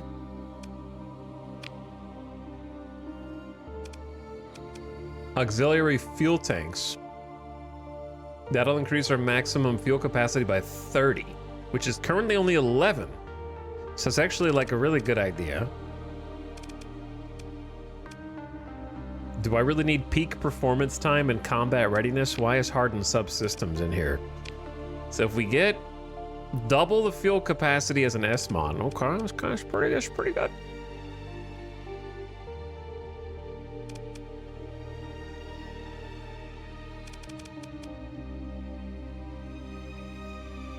We already have insulated engine assembly, so sensor profiles reduced by 50%.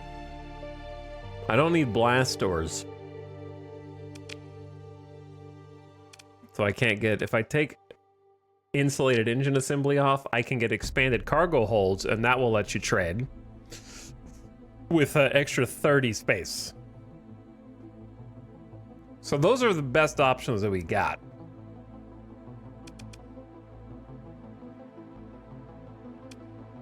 But insulated engine with the ship sensor profile being reduced is actually pretty good.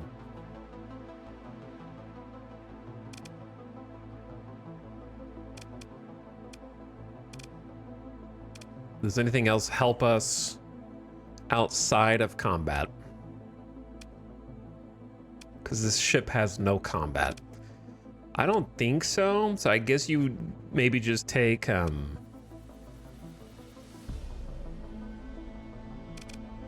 whatever it had on there.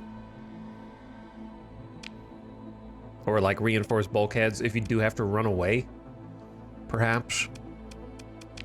Okay, let's try that. Let's try that. Then we suddenly have a lot more space for fuel. Unfortunately, my mouse died. What is going on?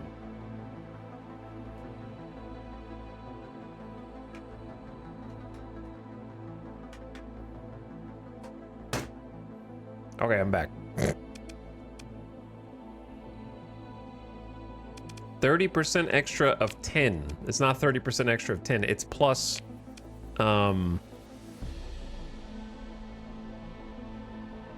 whichever is higher. Max fuel capacity by 30 for a small ship, or 30%, whichever is higher. You gotta read the whole thing. So we have room for 33 total fuel now, which I don't really understand. That doesn't seem like it's plus 30, because it was 11 before. So I actually have no idea why it's only 22. Some of the math is not quite mathing.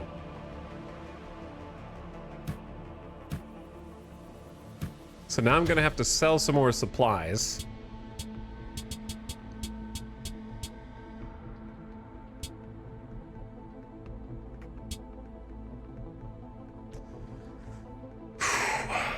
To buy some fuel. Maybe we do, hold on.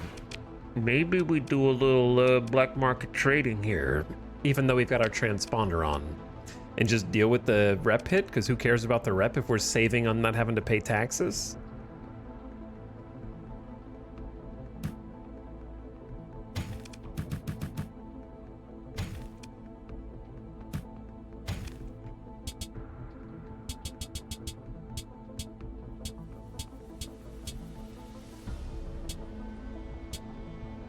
Why was the number of... Did you guys see that? Am I crazy? Oh, okay, never mind. I am crazy. I'm going from you receive to you pay. And I have 45 credits to my name. So I can kind of get, like, that much unless I trade one more supply, which seems dangerous, but... So I can go up to 29 fuel before I'm broke.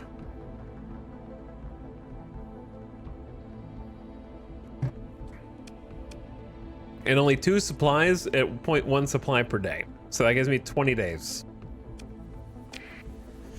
Here we go. So you know what that means. Now we go back down to the bar. And we take the contract, because we can definitely make it there. For 4,000 credits.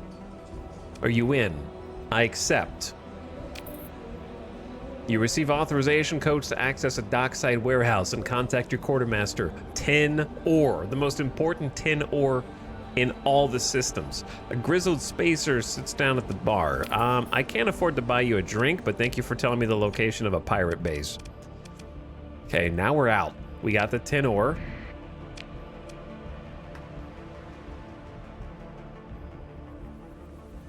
Tin ore costs like 300. Yeah, but they're paying me for the transport of the ore, which is apparently extremely important to Dagon.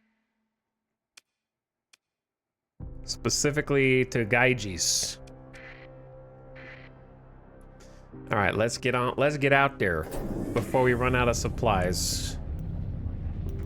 Or this is gonna be very awkward. And we might be able to come back from the brink. Perhaps.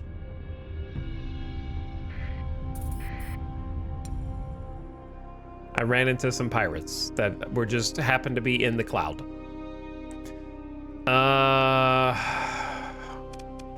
Attempt to disengage. They pursue your forces.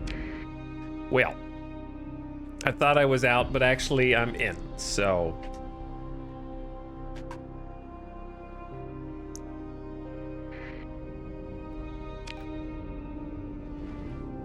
I'm probably dead.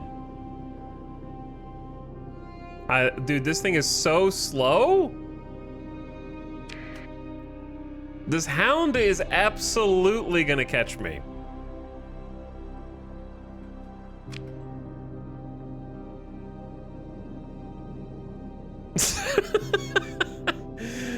Oh my god, he's so much faster than me. Bro. It's over. He wants to be... And then there's his friend. This is so sad. You guys are jerks! Why are you guys so mean?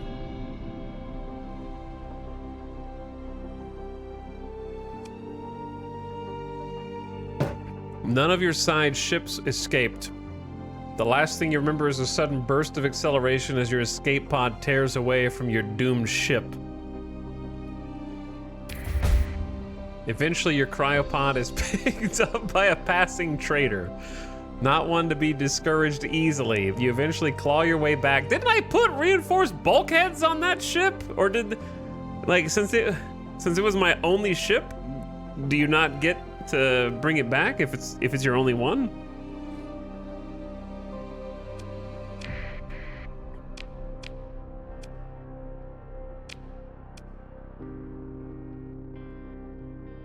No, I didn't have reinforced bulkheads. I had hardened subsystems. I had blast doors.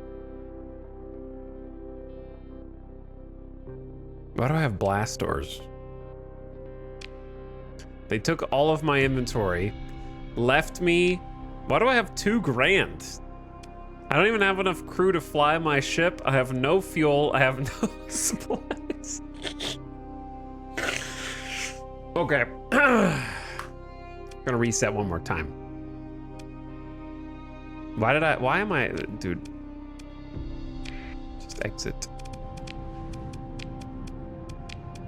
This is probably the saddest start to any Starsector campaign of my life.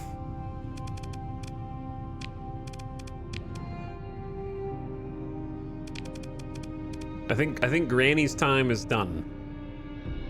Started at the bottom and we're still here.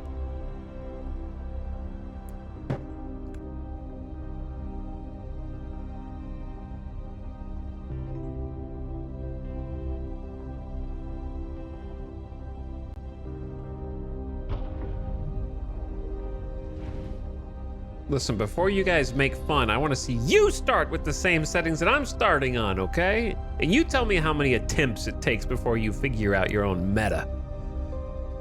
It's not so easy when you can't just go to the same core worlds and buy blue lobsters and just sell them to the highest bidder and instantly get out of trouble, okay? When you randomize your whole start, it's a little different. You gotta be more reactive. And a little lucky.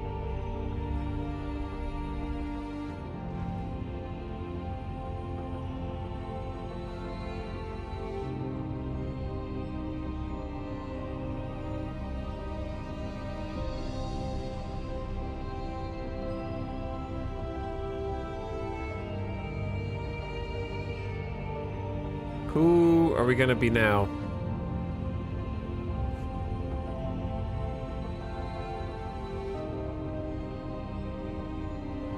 I kinda wanna be this dude with the red triple eye cybernetic eye patch.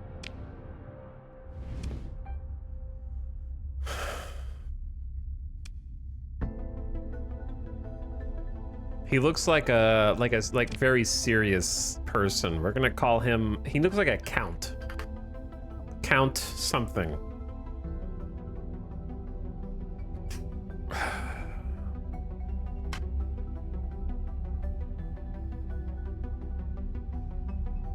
Count.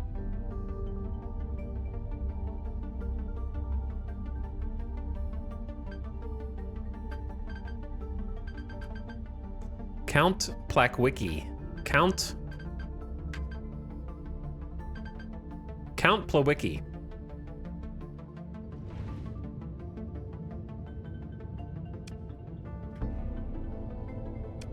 Mixed, normal. In iron mode, you can't quit without saving. In other words, no do-overs. I'm doing self-imposed Iron Man for right now. Okay, same everything. Same this. Yep. Spacer start and suffering. Suffering and pain. You know what?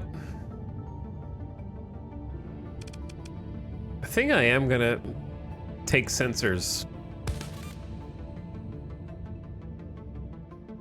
Unlocks high-res sensors, increases fleet sensor range. +3 to burn level when you're moving slowly. Plus 25% sensor range and minus 25% detected at range. I think I'm gonna go with sensors to start. Okay, this is the one. Copium. Sun Wukong already? Where are we? What kind of generation did we get this time? The bottom left, this is so empty, but then there's this one system called Limbo that is fittingly on the edge of the entire map, further out than any other system I've seen. In complete isolation. Amazing name, yeah. Actual Limbo.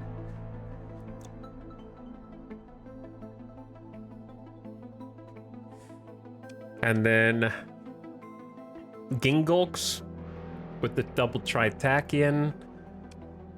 Mirkheim, big Ludic Church, Seat of Power. Kamana's got a little mix of Ludic Church and Path and Sindrian. More Ludic. Oh, this is the same place. That's the same spot.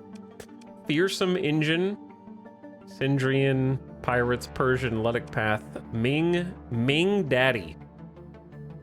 Tritachian and Ludic Path. More Tritachian, more Ludic Path. A little mix. New Guan is all Persian. Why does the Persian League keep spawning in like their own little spot? Flamma. Big hegemony system is where we started. It's actually not a bad place to start. Jana, a little independent. Some pirates. Interesting. Seems like very heavy Ludic church presence compared to previous ones. This is a powerhouse for the hegemony as well. Tritachian, I've got some that are like further abroad. Okay, I mean, our starting system this time is pretty solid, so we're gonna like just go say hi. I'm gonna make those changes immediately. So ditch, harden subsystems, add fuel tanks.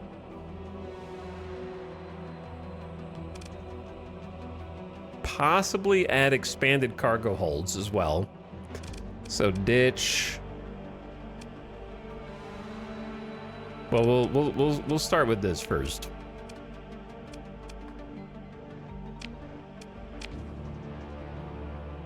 Okay, let's go say hi to the dockside bar. One dude, a man with a paper book.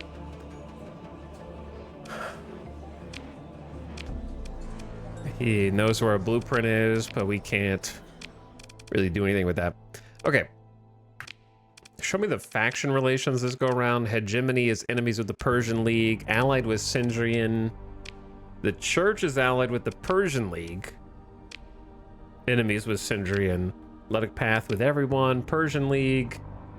Enemies with Tritachian and the Hegemony. So some spicy conflict right out of the gate.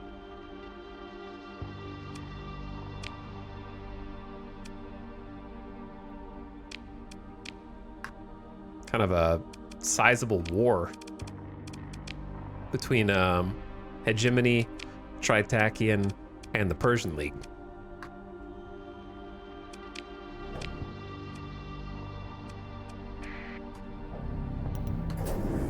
Okay, I'm gonna go try and find a mission that we can do, and if we can't do a mission, then possibly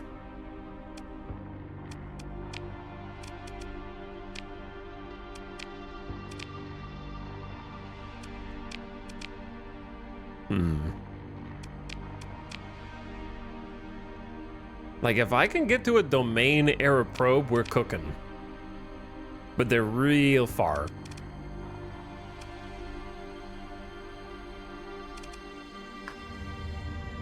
Like, if I could do a survey, that's 60K.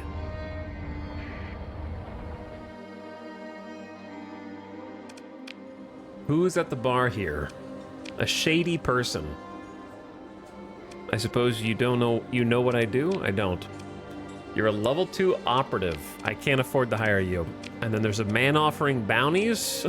I have a non-combat ship. Here's what we're gonna do. Let's look at fuel prices. Best place to buy is Gusoyan. Which, is that where I am? Oh, that's where I was. We're gonna buy fuel at Gusoyan and stock up. Then I'm gonna try to either find a mission from one of these bars that we might be able to do, or we're gonna see if we can get enough fuel to get to one of these like distant paydays. I really don't care if they stop and search my cargo. I'm gonna buy these off the black market. So there's 45 fuel for 582. I have no suspicion. That was not enough to actually like arouse any suspicion. Wasn't a big enough purchase on its own.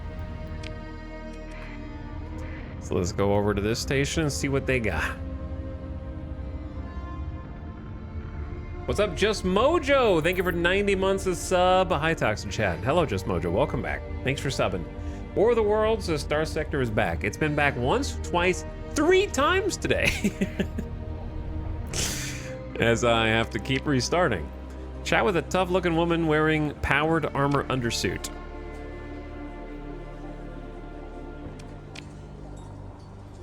My price is 12,000 credits and you need 20 Marines.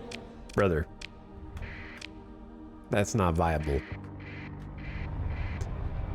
Okay, I don't want to go too fast through the asteroid belt or we're going to take some damage. But yeah, War of the Worlds, thank you for 113 freaking months. And Anonymous gifting us up the Golden Werewolf. Enjoy your gift sub, Golden Werewolf. Thanks for hanging out. And thank you, Anonymous Gifto. Come on, give me a good mission. Only one person, a concerned man at a table. I got 20 units of food that urgently needs to be delivered to the Gingolk's star system. Recent Pather cell activities making that difficult. I'm sure you'll handle it. I gotta take it. But this time it's 20 units. 4,000 credits. Okay. Here we go again. Here we go again, but this time, since I don't have enough space for all this, I'm gonna ditch the insulated engine assembly and add in expanded cargo holds.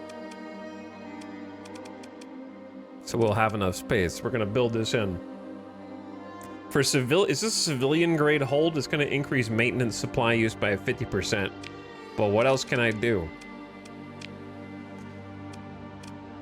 So what's, how much cargo space? It now has room for 60. Okay.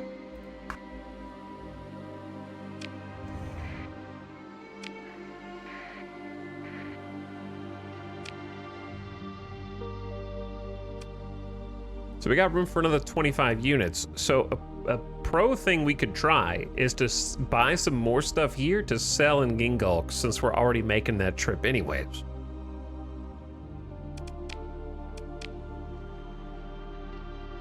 The trick is figuring out what Gingolks might actually want, and we might not have data on that at this. Oh, they actually do buy fuel.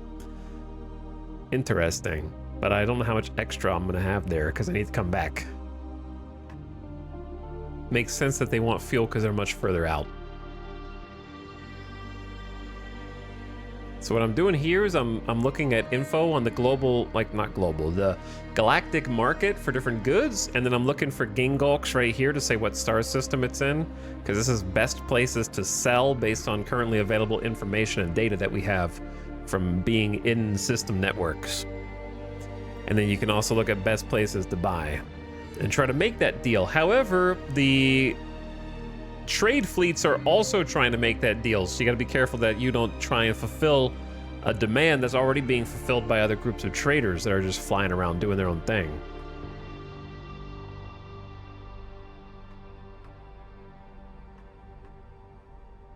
Like there's Gingolks. The pirates in Gingulks want to buy a whole bunch of organics. The problem is organics are not themselves worth that much money.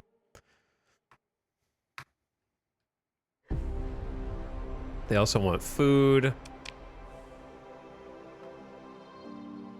They will also pay a good amount for some recreational drugs. To the point where maybe we should do that one.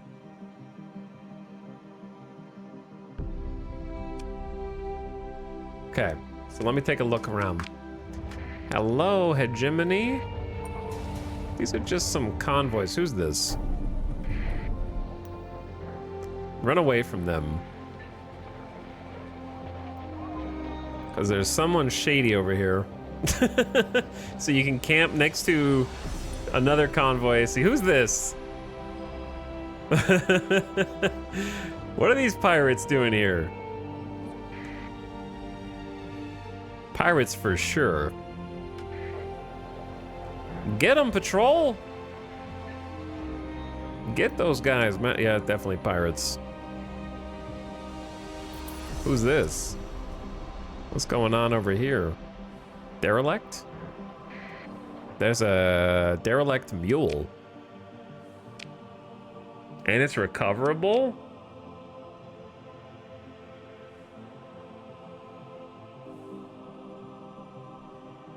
That's kind of a get. The pirate style mule? That's a get right there, I think. Small problem of how to carry it around until I can afford crew for it and supplies to repair it. I think we just come back and get it after we do this trip. Because it's not really worth anything to sell. And I'd rather use it. Because this thing can hold 250 cargo capacity. It just needs a skeleton crew of 60, which is a lot. Thanks to the damage mods on it.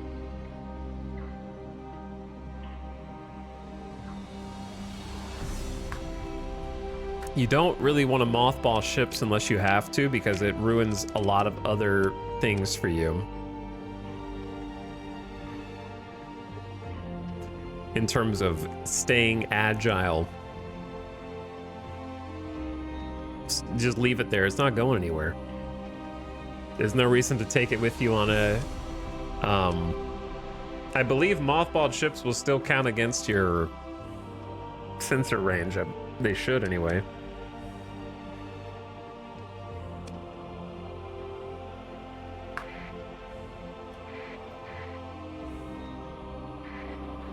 That's the pirate world right there. That's why they're close.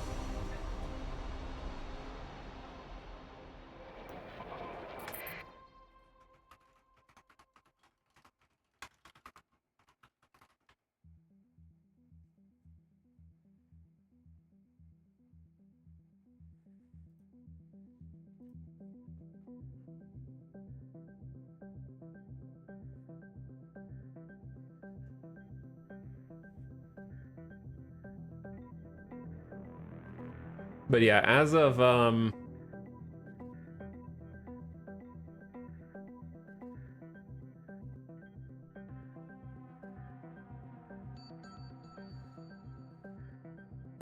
as of 2024, I believe mothballed ships still use fuel.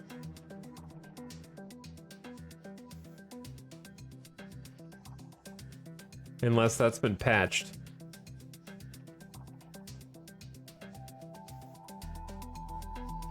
So that's the downside that I was thinking of, I believe.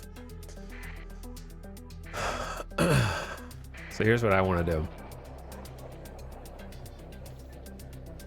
So if you're carrying a mothballed ship around, you're just wasting a bunch of fuel.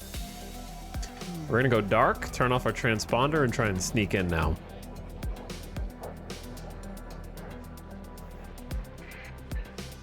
So now we're gonna land quietly and do some black market trading.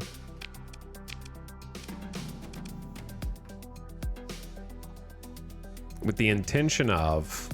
Oh, this is actually kind of insane. I just realized this. I was too busy looking at Gingulks, but I wasn't busy enough looking at what else. Chat, what else do you notice here?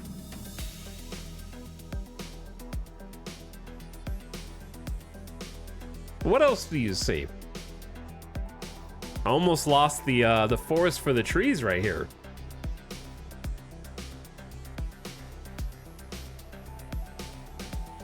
There's something really, really good and obvious on this screen.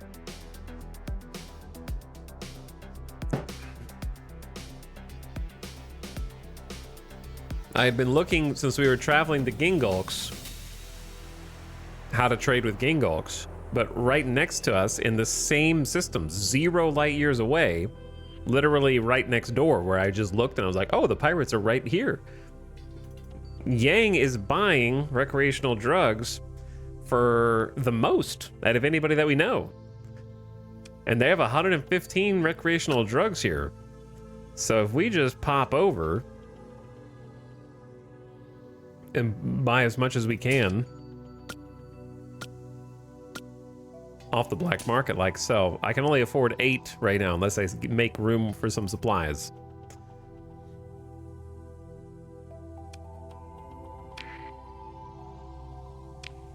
Then we just buy that up, because the crazy thing about this Sun Wukong station is it is very lightly guarded.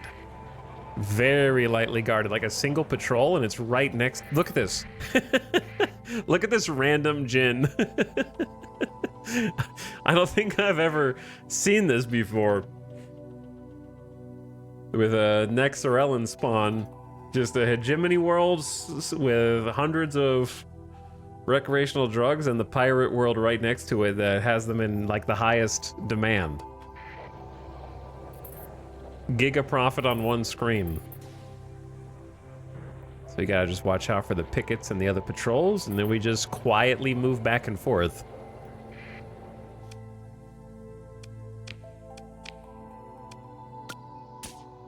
That's more money than I'm being paid by the quest. This is why, like, I'm gonna try not to get off in rant mode, but it's not that I want trading necessarily to be nerfed. It's that I want there to be more avenues to make money. Trading is just so grossly powerful and the best way to make money in Starsector that I just want like more missions that are not time wasters. That's all. Like, finding that mission that is willing to pay me 4,000 credits. That's, if I could choose what the next major update is to Starsector, I would honestly choose revamping the entire mission structure so that it tries to curate the missions that it shows you and offers you based on where you're at in the game. Like, if I have, it like looks at your fleet and analyzes it. You know how like if you're about to fight another fleet, it tells you how powerful they are relative to you? Use something like that, except for not combat purposes, but for economic purposes, and then offers you things that you can do. And then creates more quests that aren't fly across all of known space for 4,000 credits and then come back. Like, come on.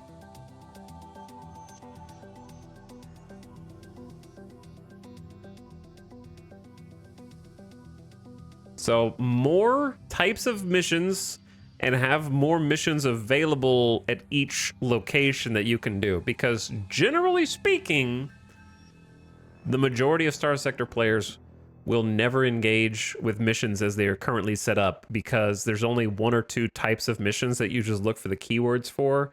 And if it's not those keywords, you just move on.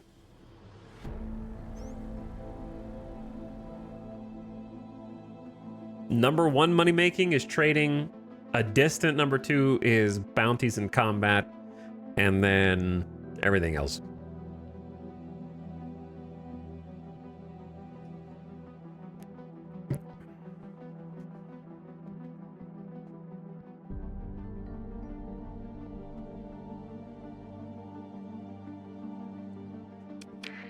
That's such a good deal, man. 43 hundo. This spawn is crazy. This is just Nexerelin being insane. I feel like I'm cheating a little bit here, but hey, I get what I get. You take the good and the bad with random spawns.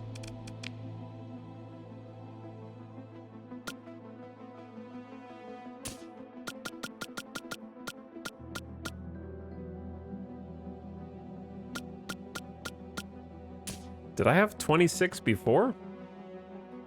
Or did I come up with more cargo space somewhere?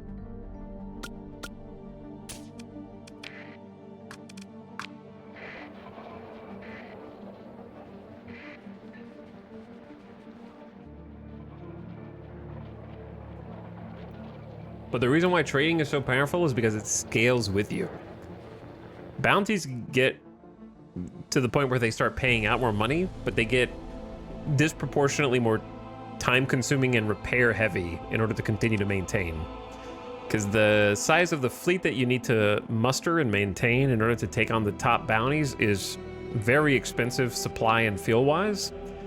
And so when you engage with those gigantic battles for the bigger paydays, you have to keep investing more back after every battle. Oh yeah, I guess because I couldn't afford more. Whereas with trading, you just get larger trade ships, and you might have to spend a little bit more on fuel, but you don't have to ever do any repairs or anything like that. It just scales up the best out of anything. Or like someone in chat mentioned they do exploration missions. Exploration missions are decent, but you outscale them pretty fast. Where like a 60k exploration mission, it's good at the beginning of the game, but then not worth the effort by the mid game, I would say.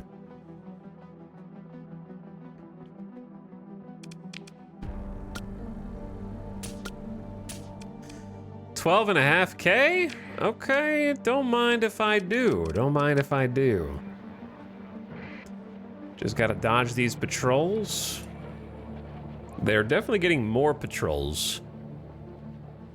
So maybe it was a little easy up front. Now that, oh, does he see me? Pursuing your fleet.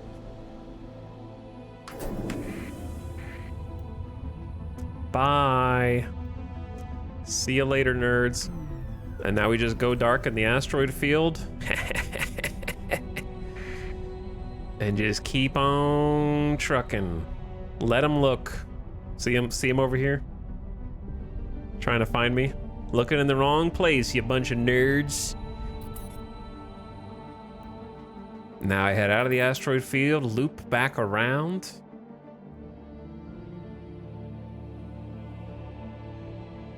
While they're busy looking for me, they are gonna head back here in a second and they might catch me in between. And that's just a trader, so they're not gonna interfere. There's an abandoned station right next to this too, and I could use that for some storage. So that's pretty convenient. Uh-oh. Watch out for these bros preparing for patrol duty. Taking sensors up front is awesome for this reason alone.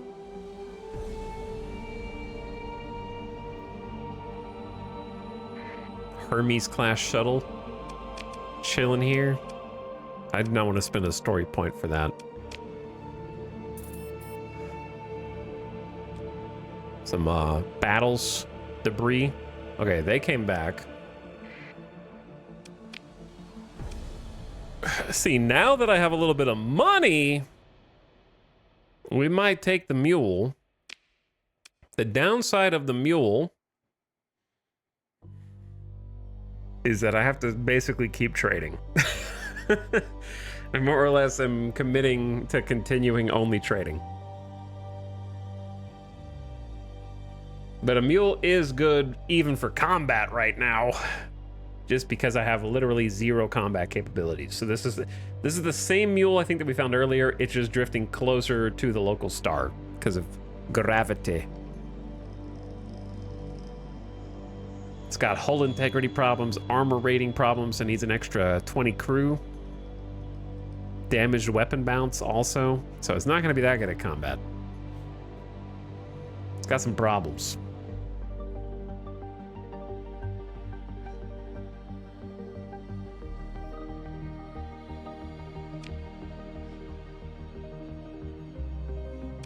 I'm coming back for this in a minute. It just makes it a little more difficult for me to do my little trades that I'm trying to do.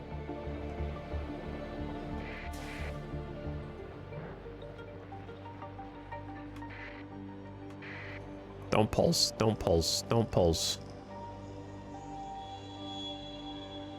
It's like they can smell me. All right, where do these patrol? They must have been engaged somewhere. I thought this was just free money. I guess it's not quite free money. It's still really good compared to where we were, but suddenly a bunch of units came back. I thought this place was deserted. And now it's crawling with people.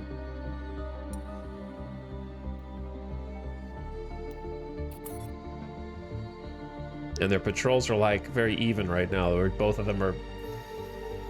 There's an active sensor burst. Right before they went back into the planet. Okay, so now it's just these dudes and a mercantile convoy. I'm going in. This neutral scout's not gonna do nothing. I'm going in.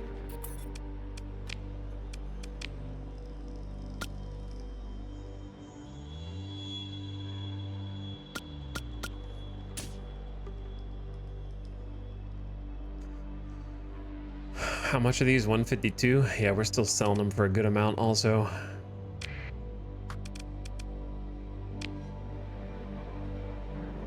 Okay. Then we dip. Dodge their sensors.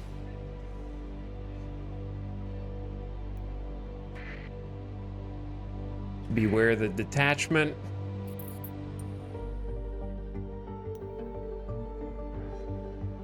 Okay, looking good, looking clean. Where's the pirates? There they are. They're so close. Does the economic model adjust for supply demand? Sure does. Even dynamically changes the markets depending on whether they're getting all their needs met or being blockaded.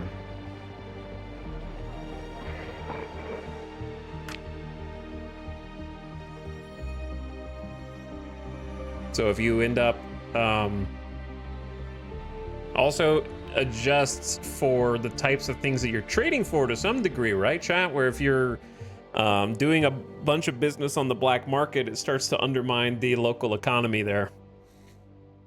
And can create like rises in corruption and possibly even destabilization of the planet, right? Where they eventually start, like if you start feeding on the black market every single drug, harvested organ, heavy, if you start selling heavy weapons to a bunch of people in the black market, they start to rise up against their local governments and stuff. And that can create completely, which will destabilize the market there for a while until things start to settle back in.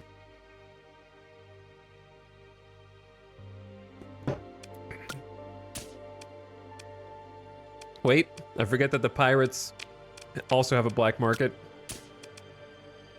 So I don't want to pay pirate taxes. There's a cool 14K.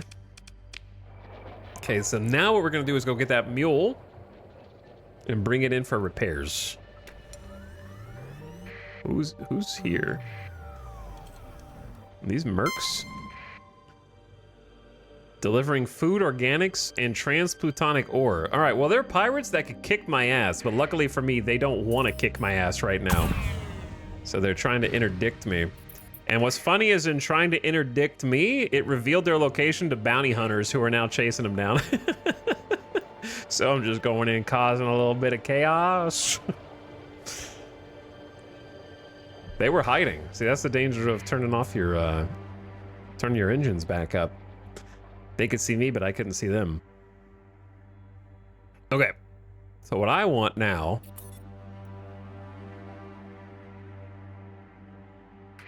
turn my transponder on and do a little pulse. Where do you reckon the mule went? Down or up?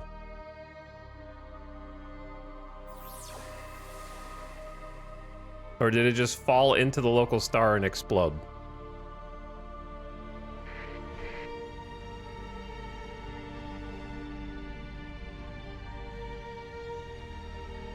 I didn't, like, really need it, so I'm kind of fine with this. I thought I need something that can help me in combat, and it had like degraded armor, degraded shields, and degraded weapon mounts, so I'm not too torn up about it one way or the other.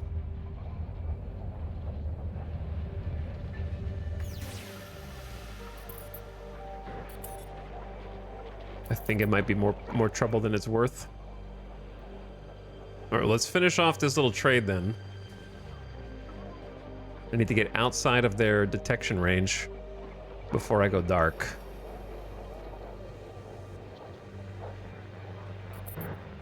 Now they've got a couple of fast pickets around, so I'm just kind of biding my time a little bit.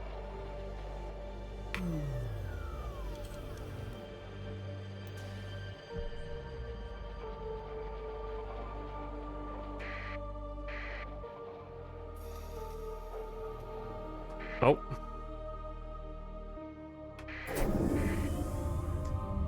That's a big pulse, man. Oh God.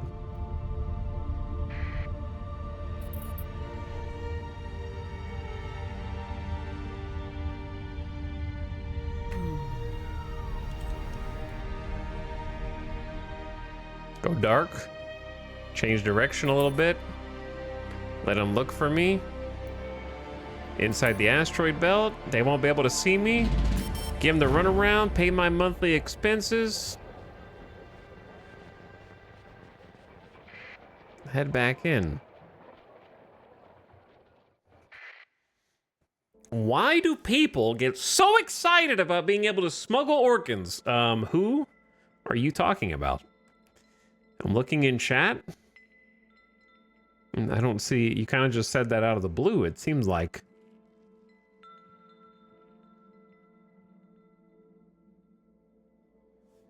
Your title.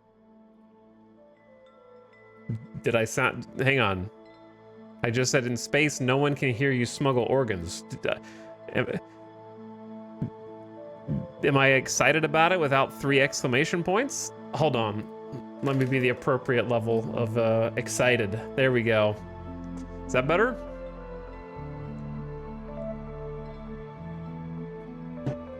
Now I'm super excited about it.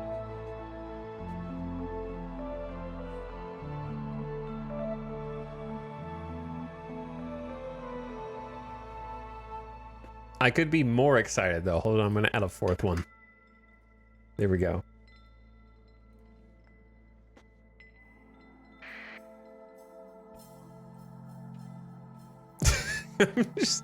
I'm just really confused, I guess. It's your first comment on the channel, which weirdly isn't marked as a first-time comment.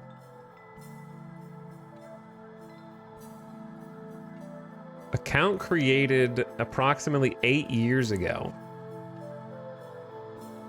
And then you just woke up on the wrong side of the bed, very grumpy, had to eat like a piece of toast for lunch or something.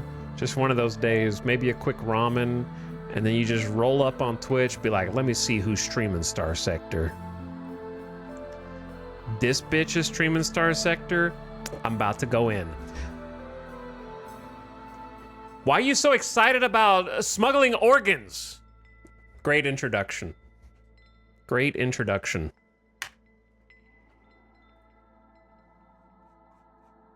I watch this game a lot, so if you watch it a lot, why are you going into someone's stream who's streaming it and like being passive aggressive? You know, it's setting like a bad sort of introduction.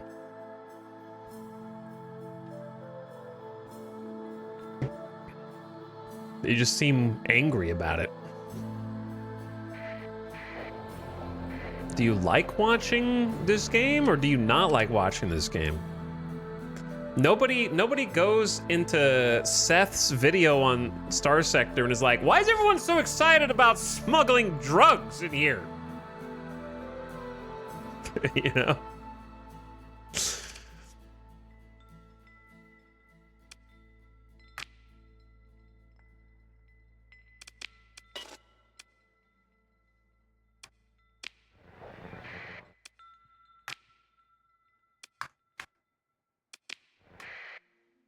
Okay. Just making sure that I'm safe.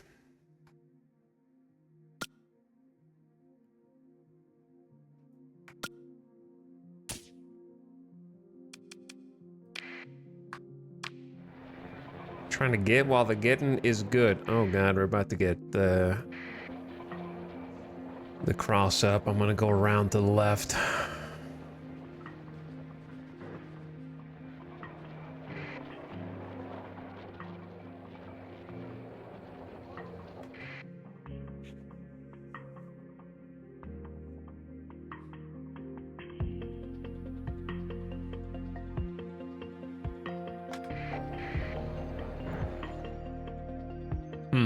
Am I dead?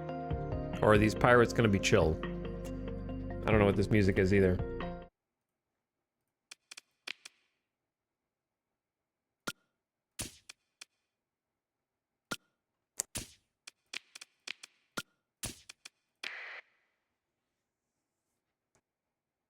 I want to emphasize this. Your stream title is really common.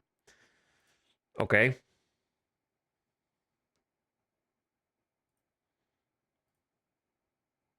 Am I going to be on a rage bait video on YouTube here soon, chat?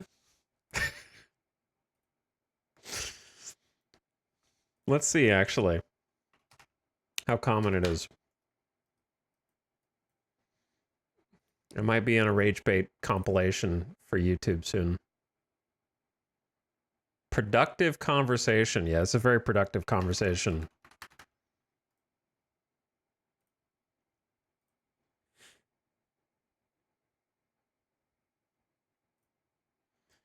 So let's take a look. Here are all the recent stream VODs of Starsector. Let's see if anyone else mentions organs.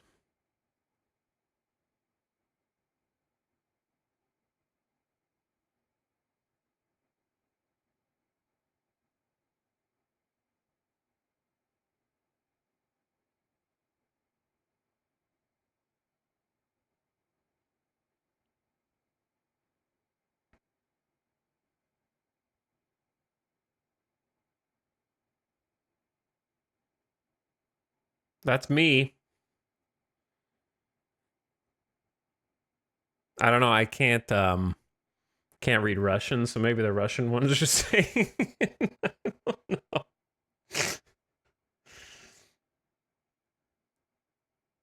Be nice. It's Italic's first stream. Anyway, you're free to continue watching, but you're not free to continue talking because I don't want to derail the stream any more than it already is.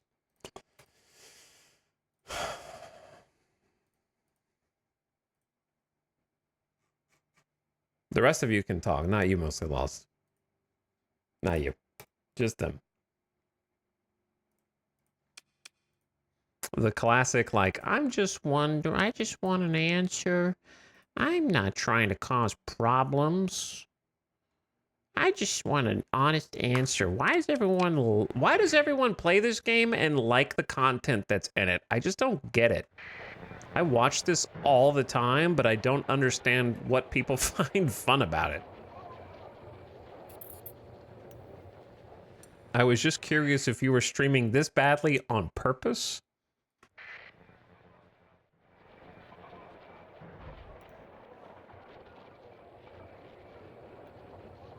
Name one other game in which you can smuggle organs that's not Aurora 4X.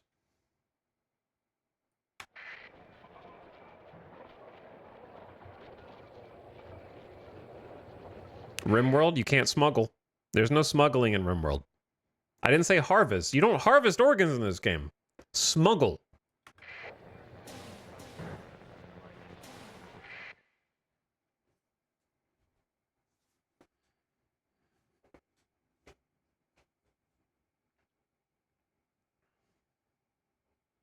I sold them to pirates. That counts, sort of. Nope, that's just trading.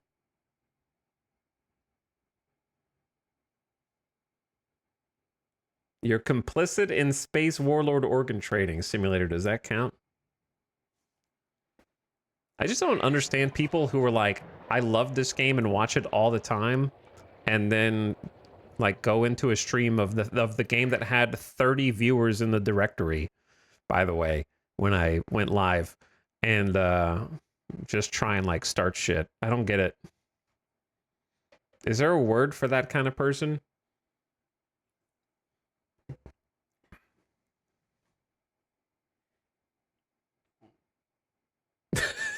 Asshole.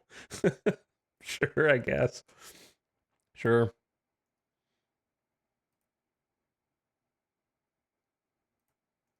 Trying to find a different soundtrack.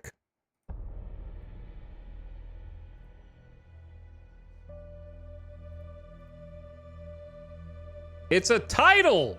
Who cares what the title is? There's no one on earth who genuinely cares why a stream title is the way it is. It's just a bunch of bullshit we type at the beginning of every stream, assuming no one is gonna read it.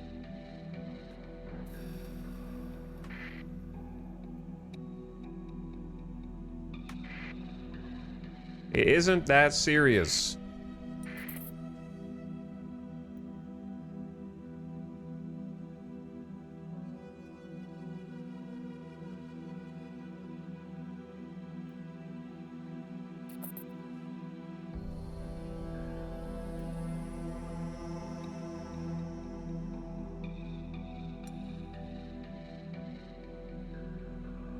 What's the longest you've ever delayed a stream because you couldn't think up a title?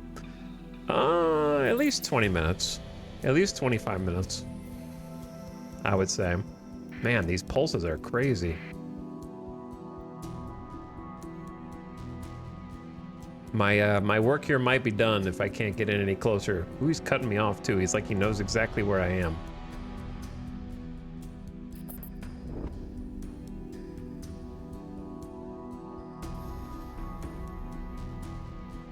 Smart cookie.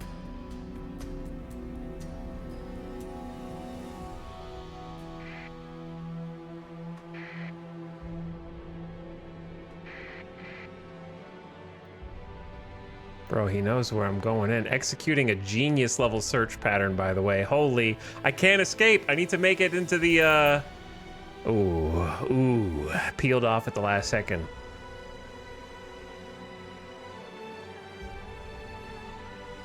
Which one caused the delay? I don't know. I'm just saying, sometimes you get stuck.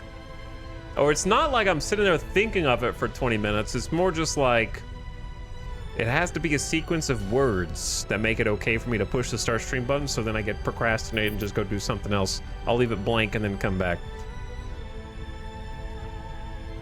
The reason why is because as a streamer, the unwritten rules of streaming are, you can't put the same text in the title and the Go Live notification on Twitch and the Go Live notification on Discord. It has to be 3 separate things. That's why it takes so long.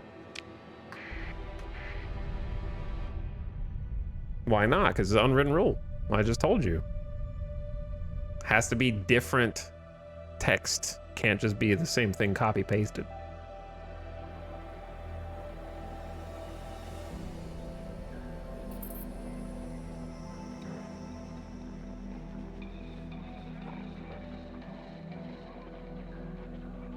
Like if I am a viewer of someone's channel and I get 3 blasts simultaneously, well, it'd be 2 blasts, I guess. Like if you, let's say you tweeted out that you were going live as well, you wouldn't want to open your phone and get 2 or 3 of the same notification. That would subconsciously make you annoyed.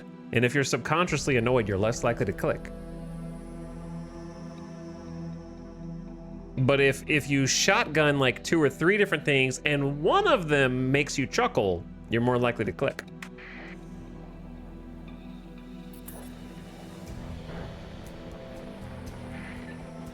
Also, I baited all these dudes into going away from me.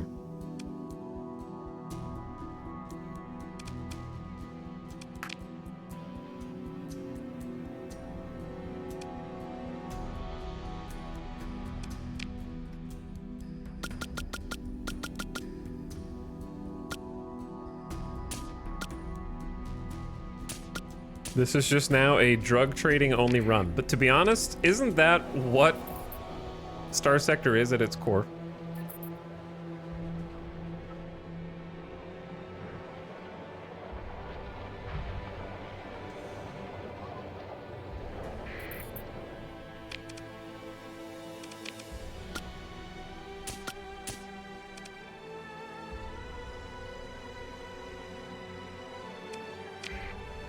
I just click if I like the game, though. Yeah, that's why you're mentally on the don't like that chatter list that I check every other stream.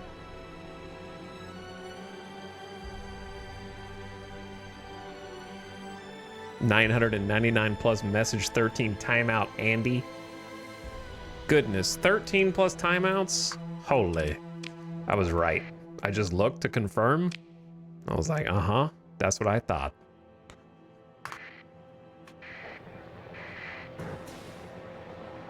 I worked hard to be on that list. I don't think you worked hard a day in your life, Ace. Work hard scalping resources at the Eve auction house, more like.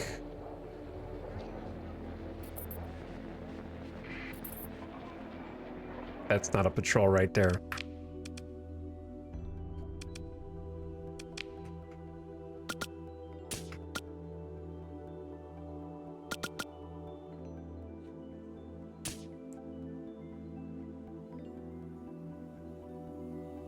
What about the good chatter list? The best chatters are the ones that wait 4 years after following. And they've been secretly subscribed for like 14 of those months. And then their first time chat message is just like a random smiley face. And I go like, whoa, why do they have a sub notification next to them? And that's their first time chat message. They're going on the good chatter list.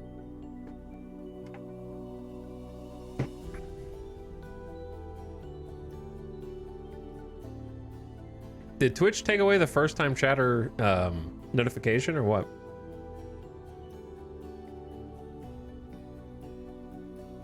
Newblat, thank you for 22 months. I appreciate the prime. Thanks for subbing.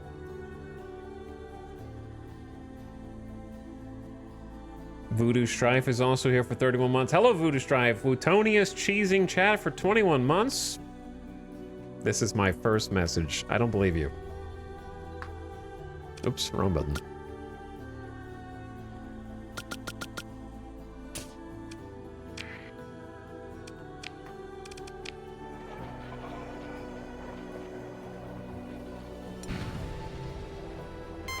Oh, don't pulse me. Go get that guy.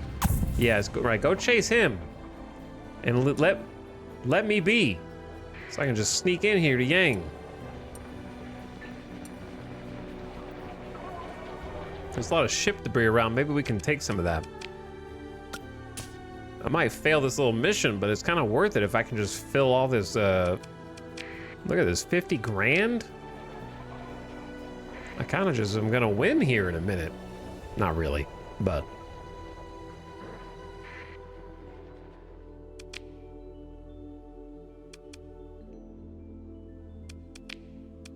A buffalo.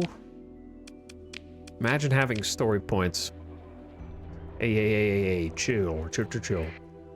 Guarding the comm relay. Oh, that's just south of me.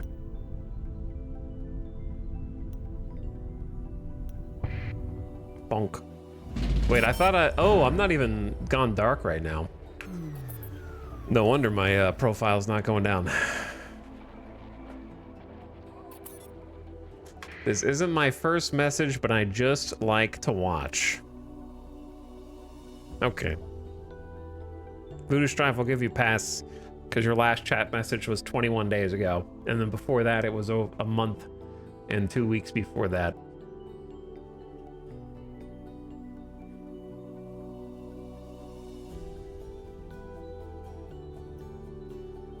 Your first chat message was in October 2022 where you wrote Frozone. Not sure what that was in response to.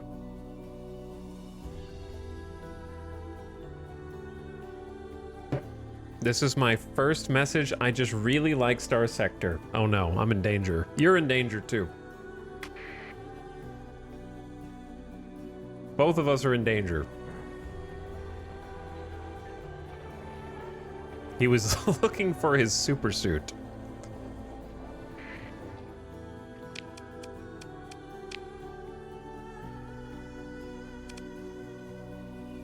There's no chatter more dangerous than the one game Andes.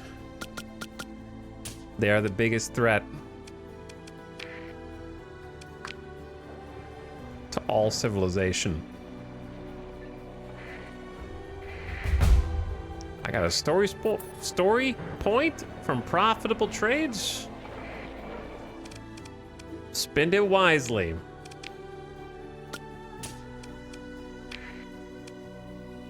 Okay. Not many ships here, predictably. Maybe we look on the ship market at Sun Wukong, and maybe we look at getting our second ship.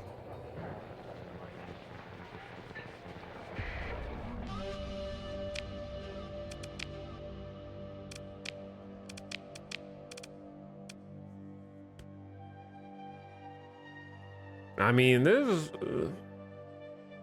they got a lot of ships with no D mods. Somehow.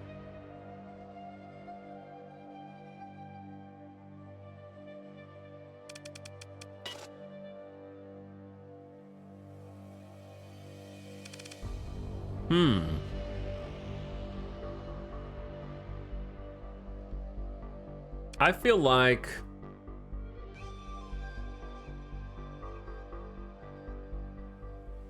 what's the right play here?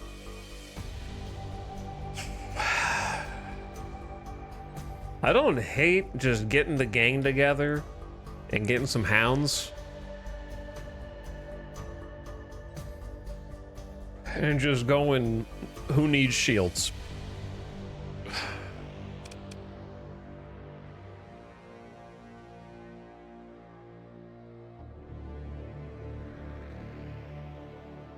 $75 cargo capacity each, and they've got the shielded cargo holds in case you get scanned.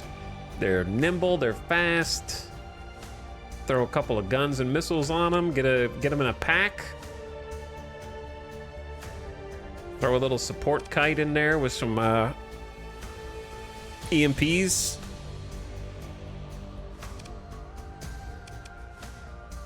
Drone tender's got the board drone wing. This thing is kind of a sitting duck. But it's a fun starter ship if you want to play low tech, 0 to hero start. I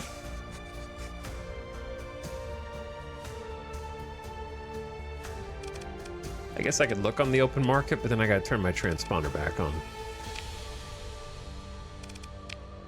Are there any, there's no fleet around, really. There's a picket traveling to Sun Wukong right now.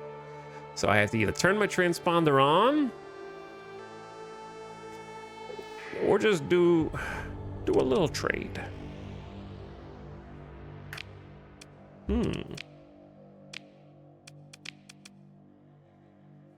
I don't really want the mule because it's 52K. I'm only gonna have 8K left. I gotta pay debt every month. And then on top of that, I need 40 plus crew, more 7 supplies per month, and a lot more fuel in order to go place to place. So it raises my maintenance by quite a lot. And I don't really have enough to support it. Let's start small.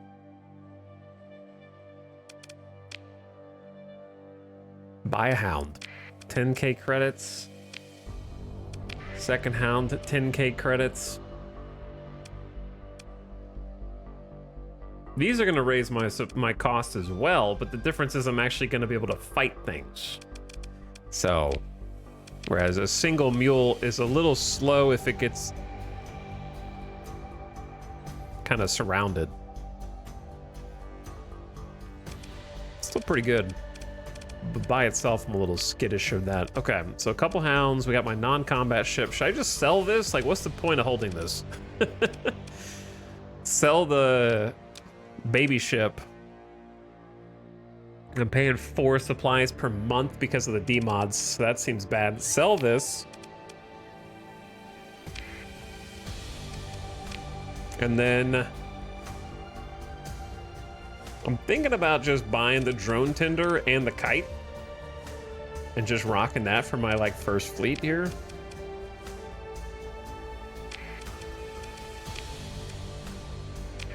Go low tech.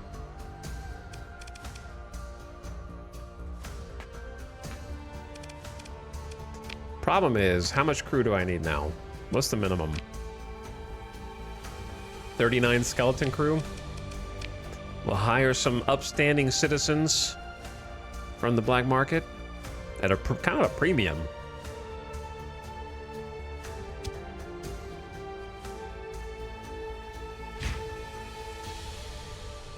I want to have enough to like replace any who die in battle. So let's get down to like 50. And then we're gonna need some supplies. How much are these supplies? 100 per unit. We can get cheaper from Gusoin. Gusoin? How much is it gonna cost for fleet readiness? Medium ballistic hardpoints. They got 3 weapons here: heavy mauler, arbalest, and a light machine gun. Oh. Honestly, I don't hate the light machine gun, just a baby. I don't need their point defense to be super fancy, so rock that.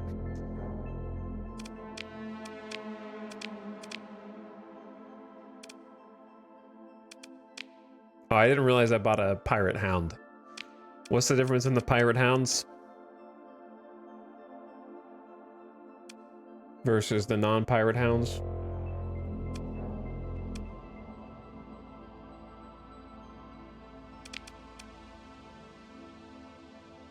I know they got the red flare, but otherwise 2,400, 750 flux capacity, so that's the same. Cargo cap is the same. Maintenance supplies per month is the same. They both have a flare launcher.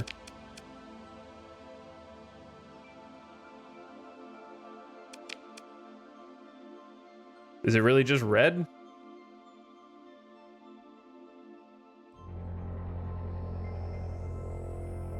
I don't know what the difference is. They look kinda the same.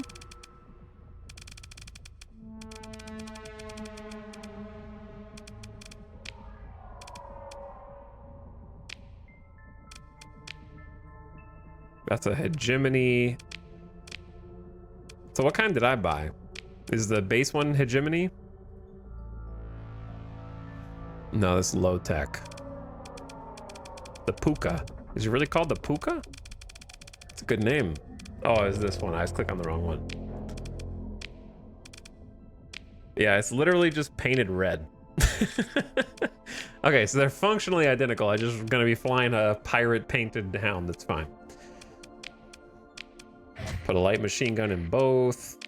Get another light machine gun.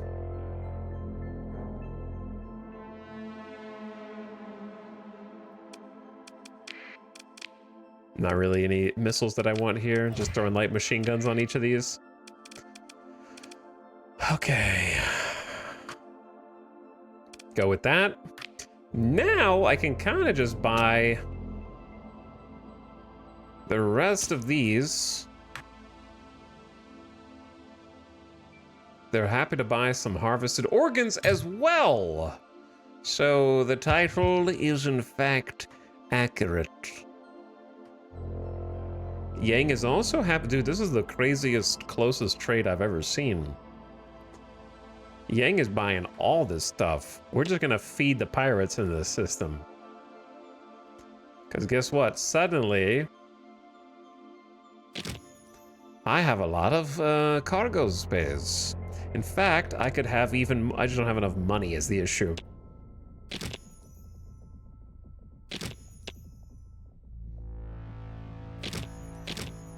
Wrong button. Is there a button that just like puts as much as you can afford in your storage? All right, that's good. We're going for broke. Okay, our sensor profile might be, what was our sensor profile before? It's 169 now. The ships that I bought are fairly small. I have no supplies. I'm about to buy some more. Don't you worry. First of all, here's the recreational drugs you pirates ordered, and some organs, and some luxury goods. We are feeding this pirate station big time. Oof, their supplies are way too expensive, so we're not gonna buy from here actually. But I'm getting 44K back. The red makes it go faster. It's true. I'm gonna buy some from Sun Wukong real quick before we start to lose too much.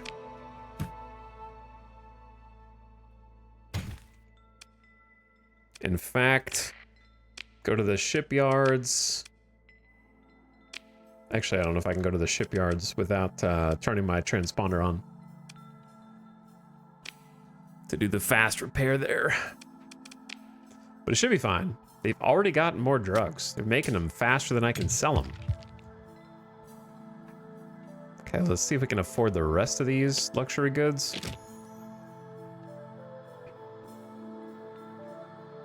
And then perhaps EJ, what's up? Oh my goodness. Raiders. You're gonna be wondering why I have so many exclamation points in my title. Hey guys, how's it going? How's it hanging? What's up, weather guy? Arctic Revival, Vinius, welcome back. Ziggy, Wisp of Fates, Warlock. You like turtles? Me too. Hello, Shark Tales. Mr. J Speed, how's it going? Huge raid. EJ, thanks so much for almost 3 years of sub in the huge raid. I hope Kerbal's been treating you well. I'm gonna be honest, I've been tempted to go back and play some Kerbal myself because everyone's having so much fun with it. So it's on the eventual list to come back to. Do it, you won't. I might,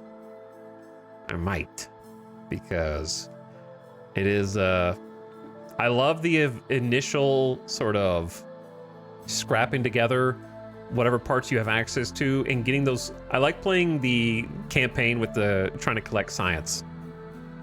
It's fun to get the unlocks drip fed by setting up some moon bases, setting up some nice relays and orbitals.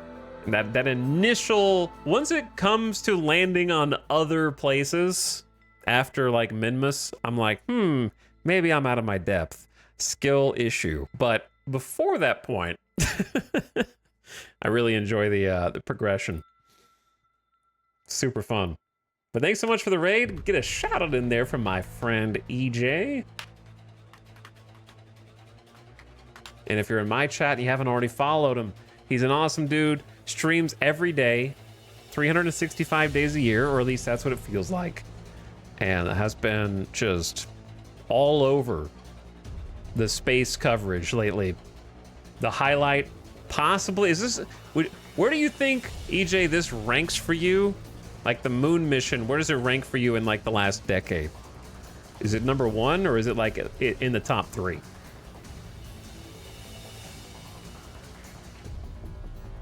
Did you see the red Socalypse the other day? I have not, I did not. Feel free to tell me about it though. Artemis 2, the best streams I've ever done. Yeah, you've been reveling in it. Rightly so. But anyway, welcome Raiders. Let me explain what I'm doing real quick as I get a different, less action-packed song on. You're listening to the X4 soundtrack. Let me tell you what I'm doing a little bit here. So we're in space, but we're very much in sci-fi. We are in the sci-fi territories right now. I forgot what I'm even buying at the moment. We're doing some trading. Let me show you what's going on. So this is a game that has been around the block for a while. I first covered it on YouTube back in 2012, 2013, when it was called Starfarer. So they changed the name to Starsector. It's been in early access this whole time, still in early access, and it's not on Steam yet. It's only available on the dev's own website. but they've been constantly updating. Well, I won't say constantly. They've been updating it with significant updates, and there's a lot of content in the game and a huge mod community, lots of mod support. The premise is basically it's a sci-fi sandbox. So what we have is a sector map that we're playing with mods, a mod called Nexerelin that kind of randomizes more things. But generally, when you're playing Starsector, you're going to have a non-random series of core worlds and core systems that the game's fictional factions have inhabited and are using themselves. But we're playing with a mod that randomizes all of that. But even if you're playing just vanilla, all these star systems are also randomized, different types of stars and different types of planets, and the sandbox is vast. So if you want to be a space bounty hunter, you can be a space bounty hunter. If you want to be a space trader, you can be a space trader. Right now we're doing space smuggling in order to make money, because I'm playing with an extremely difficult start condition that has pushed me to crime. So we are currently turning our transponder off, hiding from local system authorities, and going undercover docking on a faction called the Hegemony's stations, going to their black market and buying illicit goods in order to sell to local pirates, possibly empowering them, creating a cycle of violence and chaos in the system that we may be able to profit from in more than just trading. And no, I'm not embellishing. Those are genuinely things that happen in the game. Dynamic economy, dynamic supply and demand. You can intercept trade fleets and take their goods and take their supplies that they're bringing to a station. That station they were going to actually will get a deficit on those items and create new dynamic trade orders to try to fill those that you yourself can fill. So it's very possible, even viable in this game, to create shortages by being a pirate and then fill those same shortages at profit. That's something that you can do. It's a big sandbox. You can also go and explore if you don't want to do any of that, or you could just be like a good guy, such as it is, and sign up to fight with one of the factions and basically get a commission from them for fighting their enemies based on how many of their enemies you manage to slay in space combat. This is like Space Mountain Blade, basically. So if you ever heard of the Mountain Blade series, it's like that exactly, but in space, to the extent where we're flying around with our little fleet, which is very little right now, but we have a few more ships than we did before. And if we were to bump up against either an enemy or someone that wanted to fight us, it would kind of zoom into a battle layer where you do real-time combat that would look... I can't really show you the real-time combat right now because we literally just got done. Well, we're not quite done, but we've been trading narcotics on the black market in space, and we've used the profits from that to buy a few starter ships from the black market, and we're currently trying to outfit them. So you got full customization of every ship that you come across. You get to choose what weapons they have, customize hard points, customize different hull features, high amounts of customization and designing. Not the same way that Kerbal is, but, you know, different. So if you have any questions about the game, feel free to ask. But it is so deep that you even eventually get to the point where you can survey different planets in unknown systems, try to find habitable worlds, and then settle them yourself by creating colonies that can become self-sufficient, economically viable, make you a profit, or build your army. So it is there's a lot you can do. Yeah, we're playing with the Nexerelin mod, Chow, like you're asking, that allows the factions to permanently erase the other factions from the map, so they'll dynamically kind of make peace, have diplomacy, and declare war on the other factions, and if they're successful, they can take over their worlds, their stations, and eliminate them from the game, possibly, via the mod. Without the mod, they can still declare war on each other, they just can't permanently eliminate each other. But yeah, I want to say, how much is it, like 20 bucks? There's a lot for just 20 bucks. But anyway...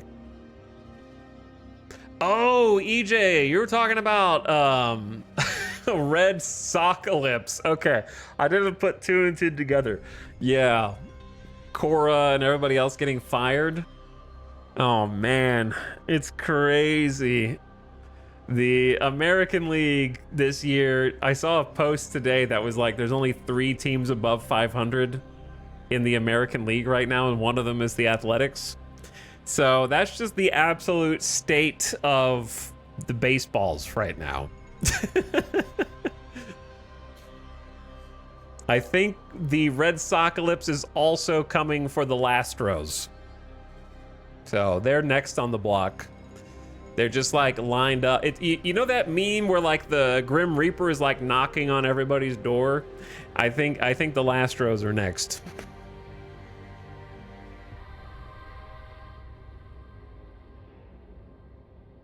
So the National League is like, either the National League's dominant, or maybe the American League is just so good that they're all beating each other equally.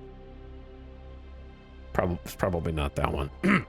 But anyway, that's wild, dude.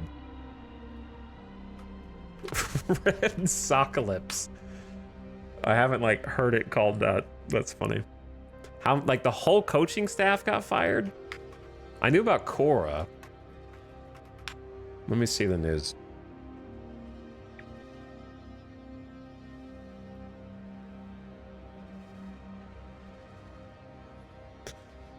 Five members of his coaching staff in a stunning early season overhaul with the club in last place in the AL East. They're not worse than the Astros, though. Let me tell you that. The bench coach, the hitting coach, the third base coach, assistant hitting coach, and hitting strategy coach were dismissed.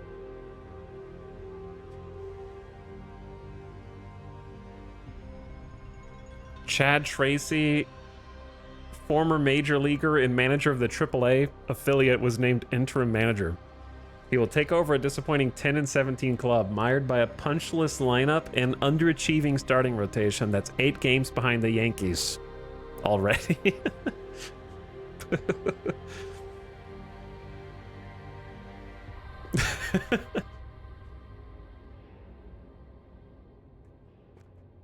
I'm a filthy Dodgers fan. I get a lot of compliments about my Ohtani jersey out here in Okinawa. Oh, it must be so easy to live in Japan and wear an Ohtani jersey. Okay. Yeah, it must be so easy. It's like waking up and wearing your uniform to go outside, okay? That's required. I guess I'll root for the unabashed winners of back-to-back World Series champions. Oh, I wonder if they can three-peat. Is that what you say every morning when you wake up?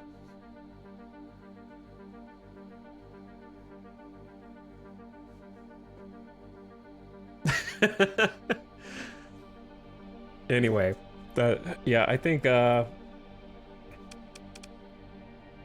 gonna see a full team shakeup, full coaching staff shakeup for my Astros here pretty soon too. And you know what? They kind of need it. So the Sox GM is still intact though. I'm thinking that the Astros GM is going to get fired in the not too distant future. He's in a contract year right now. They're going to end up firing everybody because they fired a bunch of their training staff in the offseason as well. Okay, what am I doing here? How do you play this game? My random spawn is kind of insane. So we're at this station that it belongs to a faction called the Hegemony. And what's particularly insane about it is that right next door, randomly spawned in, is a pirate station. And this pirate station is called Yang.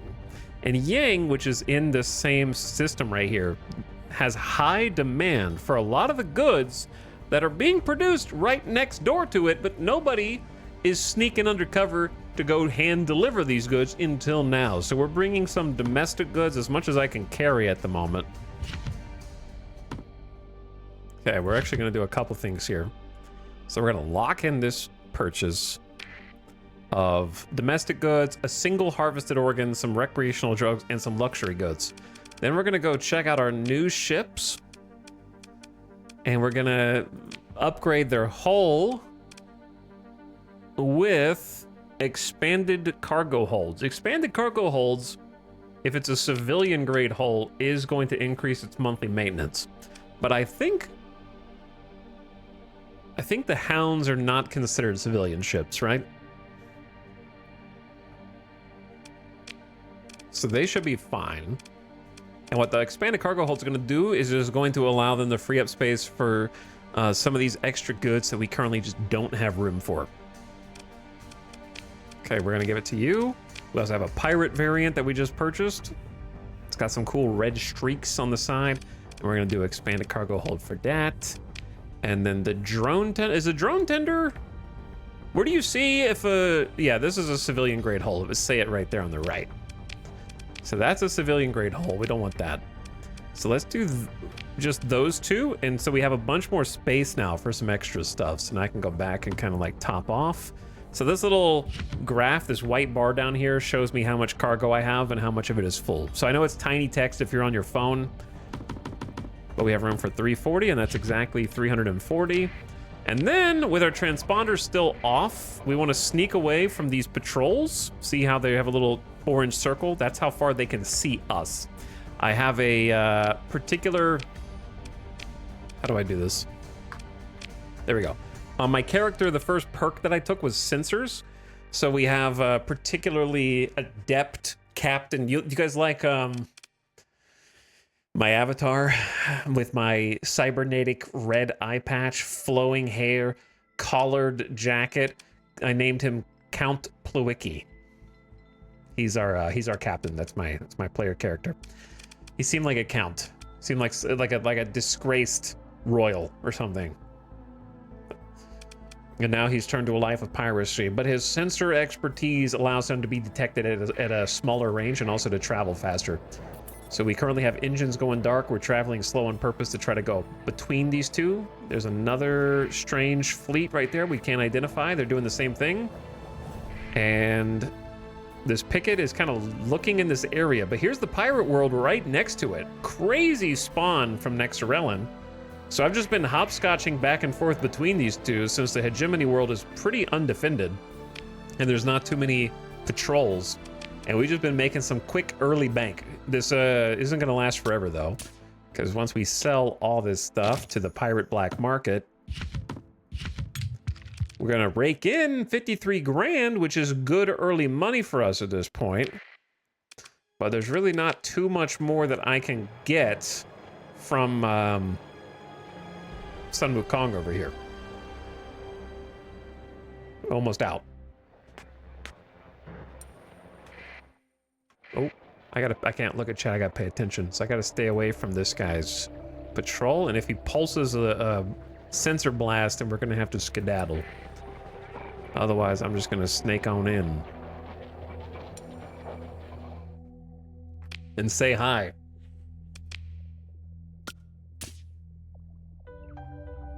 Yeah, they're just producing more stuff. They got 500 domestic goods, and we can sell them, buy for 38 credits a unit, sell for 106 credits a unit. So a nice little 3x on these. And now that we got that extra cargo space from the new ships, we can try to maximize that. I'm gonna go ahead and buy some more supplies here. I think they're pretty cheap. Actually, I'll buy them on the way back. This is probably one of the last trades I'm gonna do for now. And then try and go find some other stuff to do. Gained experience from profitable trade. Okay, okay. Cool 44K. Up to 100K already? Psh, this game's easy. I had to restart twice today. This is my third attempt. Okay, so I've been detected, and that little pulse, they're gonna start looking for my fleet. So they saw me going up. I'm gonna actually double back and go down. See how they're going up to intercept where they think I was going? But I'm actually gonna reverse course and just snake back around, completely juked. Who is this? A mercenary patrol just hiding here?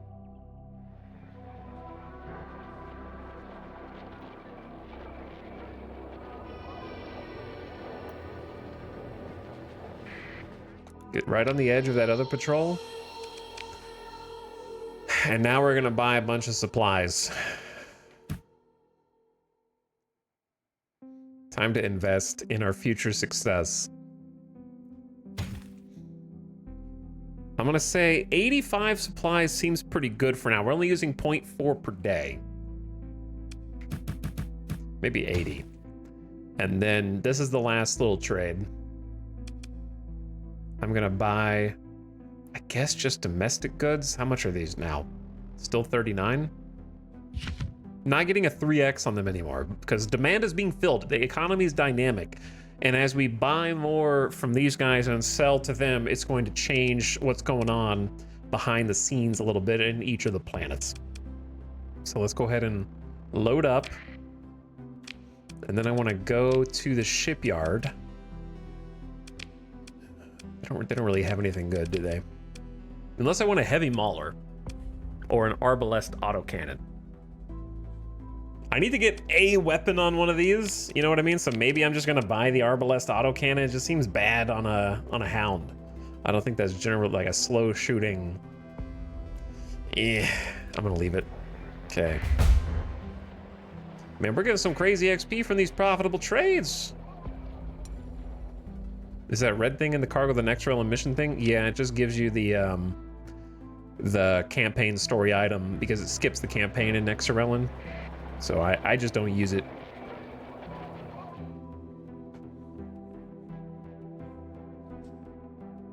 Thank you for trading as Verlander. I miss Verlander. He should have stayed.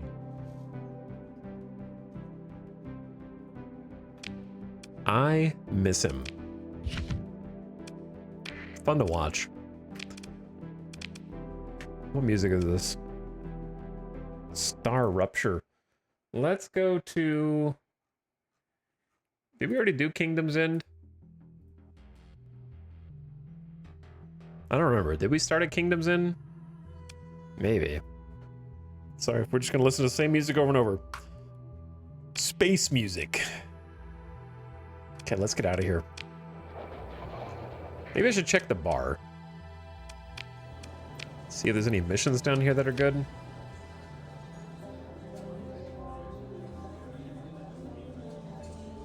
There is a Shrike-class light destroyer collecting space dust in a lightly guarded orbital hangar. I made a plan to jack the ship.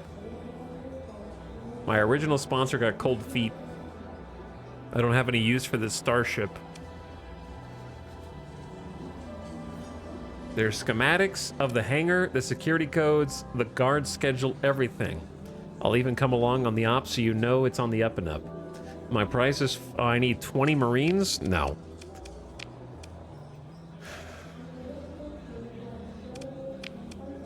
I don't think I can really do any of these. This one I could do. You help me move 100 units of luxury goods, 9 light years, I pay you 43,000 credits. No need to involve the authorities.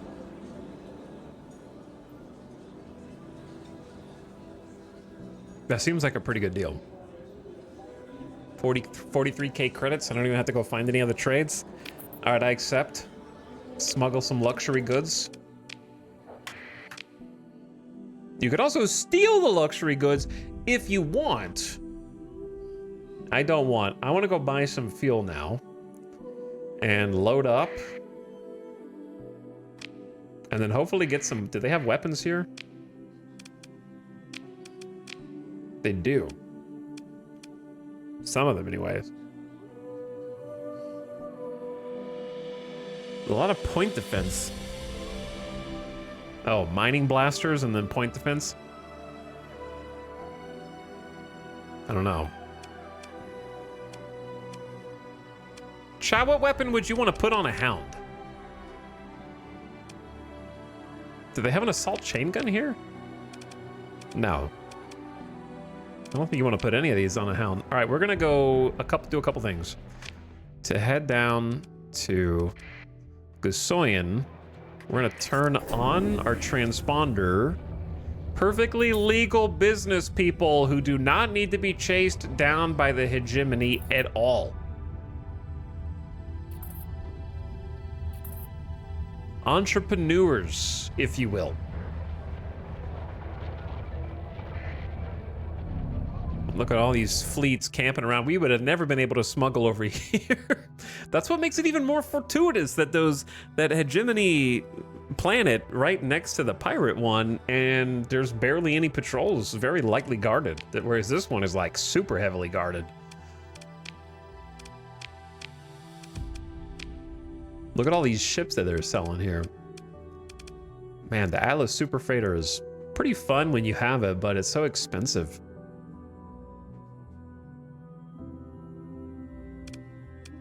So we're sitting on 114,000 credits.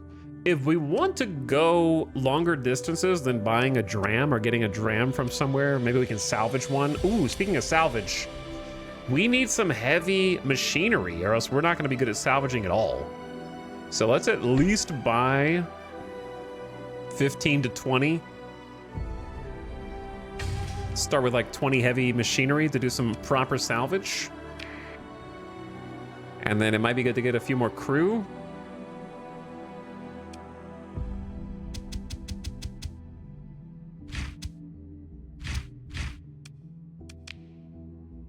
Okay, because I think minimum crew is 39.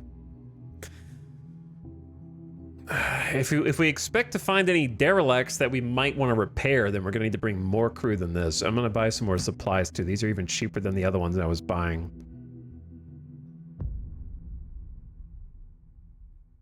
Let's buy like 50. Oh, I do not want to run out of supplies when we are in the middle of nowhere. Or fuel for that matter. So fuel's super cheap here. This place is crazy. Like everything is just at a discount. So we got room for 115 fuel in the tank. Okay. Lock all that in. And then let's take a look at what we can like possibly outfit here.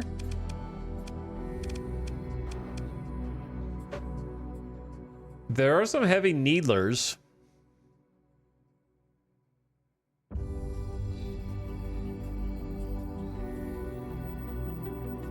Put a Tachyon Lance on it.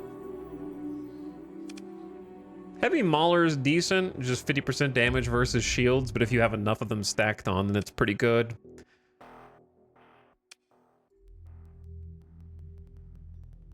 What do you think about one Hound with a heavy Mauler and one with a heavy Needler? Or is that just do two with heavy Maulers?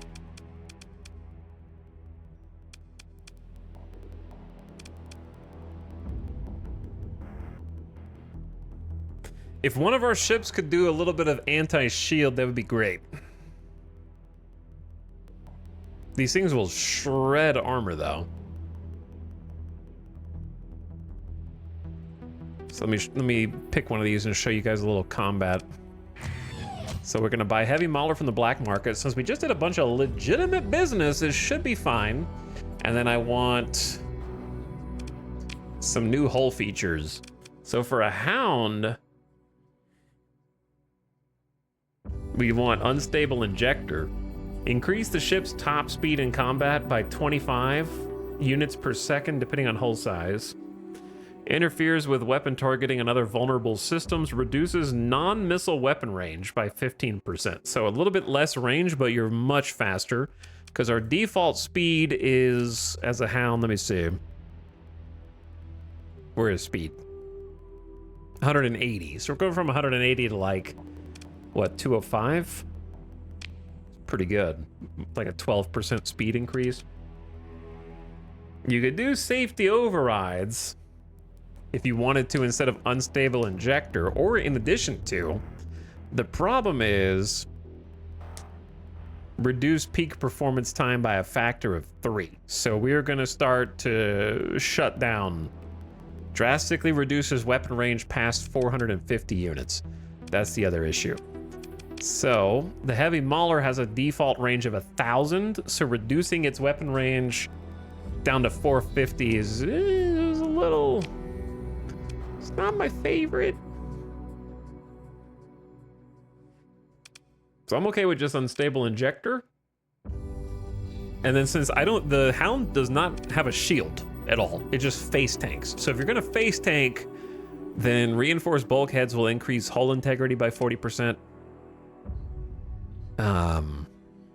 Blast doors will take fewer crew casualties. Maneuverability, armored weapon mounts to increase the durability of all weapons and reduce their recoil. Increases armor by 10%. So that'll be an extra 40 armor. I like armored weapon mounts. Maybe remove expanded cargo holds so we can focus on combat. I was just using it for those little trades back and forth. And then throw in reinforced bulkheads and then all in on capacitors and no vents. Feels kind of bad.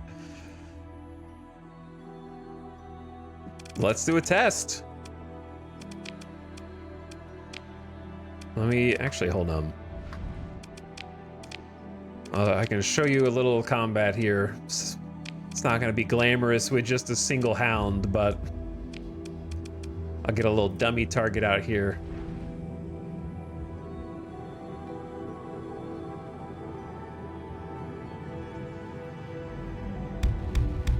Oh boy, aiming this.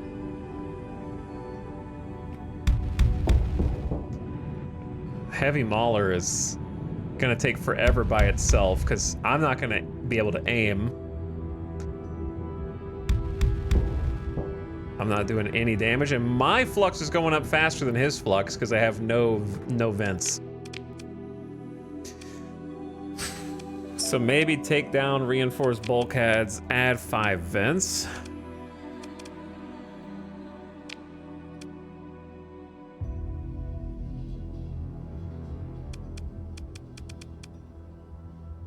Then what?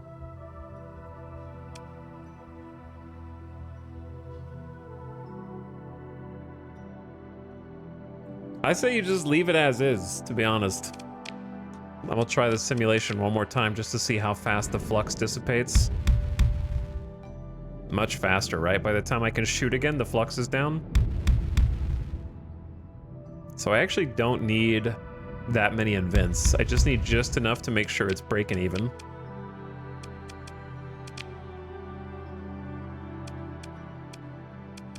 Maybe just take capacitors down then, since I don't need that many. And then I can just fit another mod on.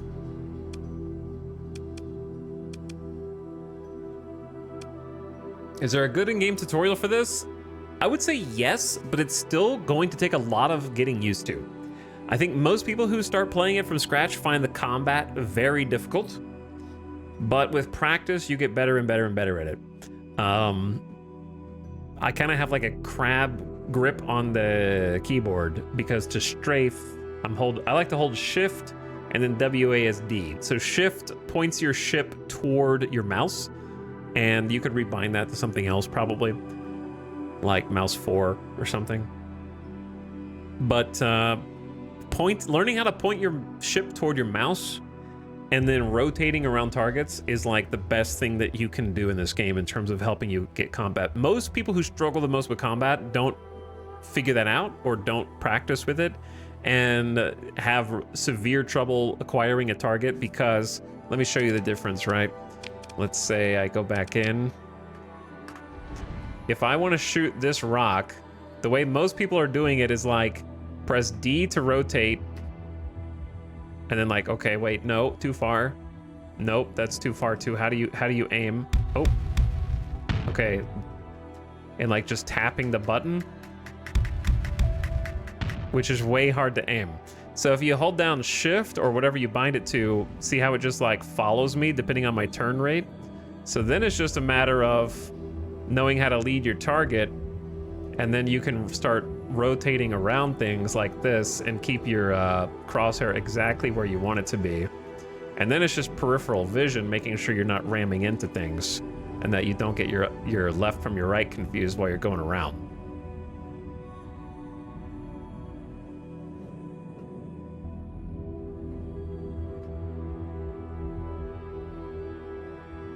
So that's the main thing.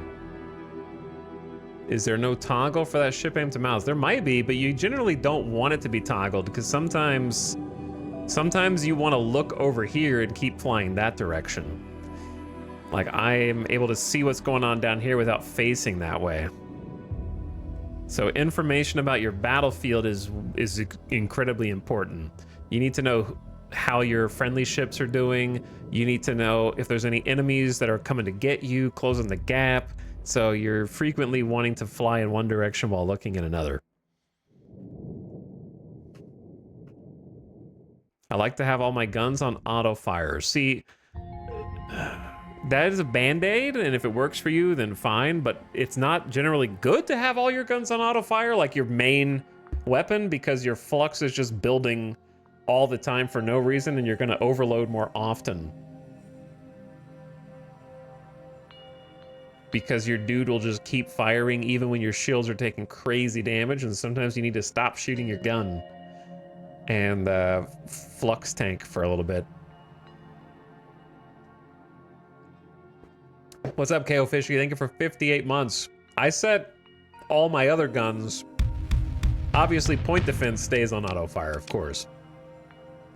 You never want missiles on auto fire unless it's like the EMPs.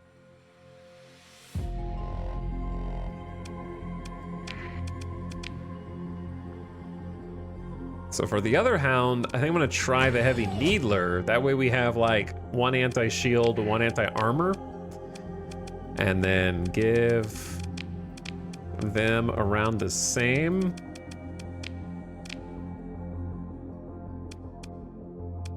Remove expanded cargo hulls.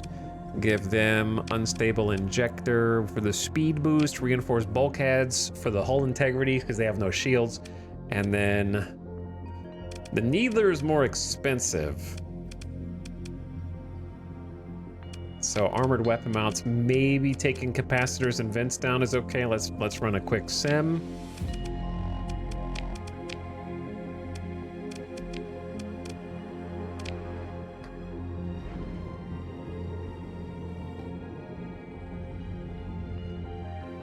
But thank you, KO Fishy, for 58 months. What's up? How's it going, gamer? Thank you for slubbing again. Literally Nabisco, thank you for 96 freaking months. And also, of course, EJ was in the house. Wow, look at the flux demand on this.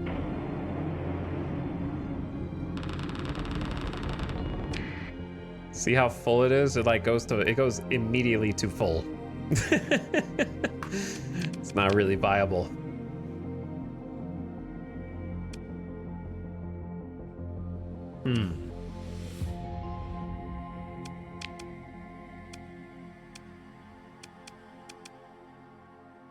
Maybe just screw it and do a second heavy mauler.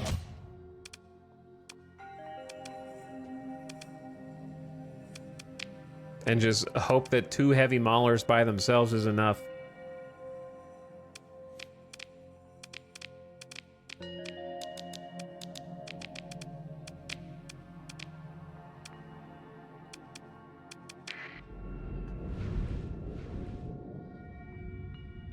So here's our other one right there.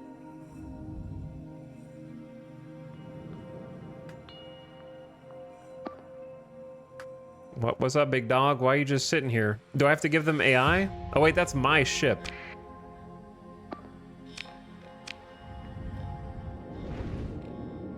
Like my commander is in it.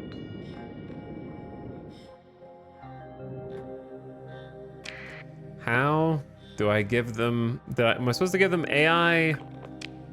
There we go. Escort.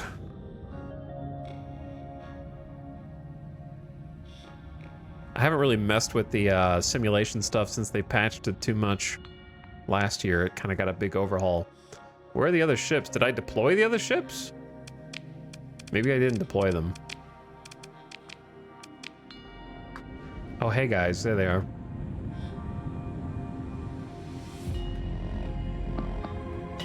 How do you cancel? There we go. All right, do your own thing, big dog. I'll follow you around and see how you do. How about eliminate or just engage the one on the left? The Hound Pack.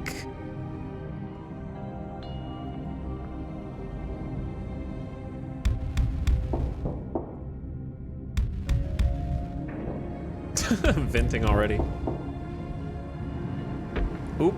Ow, there's a rock. So if you can divide them up, they can only shield one section.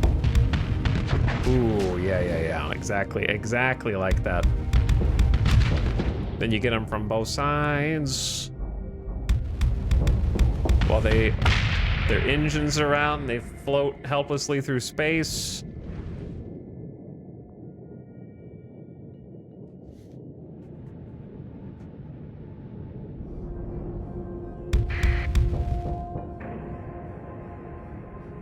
I don't think you need to be venting. We don't have to maintain shields.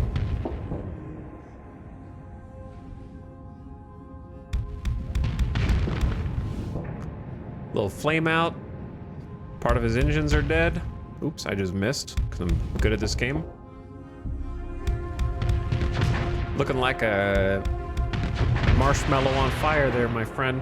Okay, we still suck, but I guess I'm just gonna go with the double heavy mauler. And then on my drone tender, we want to put something like anti-fighter, Swarmer SRM launcher, exactly like that. So if we're coming up against any fighters, they can intercept fighters. And they have their own little drone bay with some borer mining drones that can fight other ships. So this one is gonna need... Do we need militarized subsystems? Yes, for the maximum burn level. Increase minimum crew required by 100%. That's the only downside, but I need that extra burn level, unfortunately. And then, so we, what else? Doesn't need that much in terms of capacitors and vents, just for shields.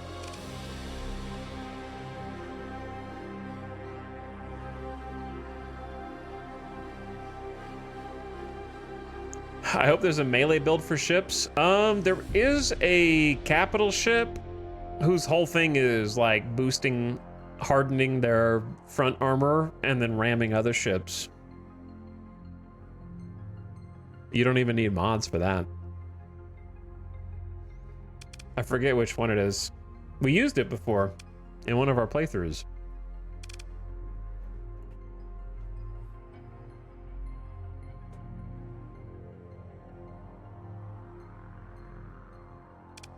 A lot of Ludic ships are built for that.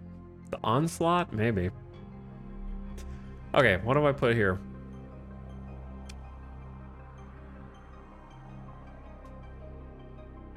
What's a good drone tender?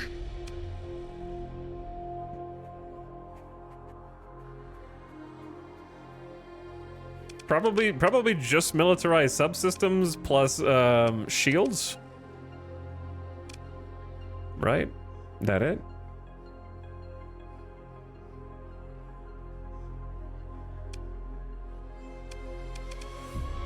Eight capacitors, 5 vents is probably the best I can do. All right, and then the little dude. I'm looking for salamanders to put on this guy, which I do not have yet.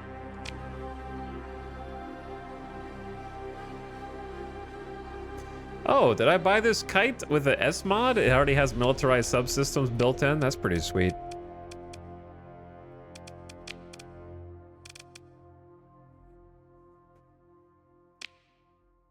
Give it unstable injector also. We need to find a couple weapons for this dude.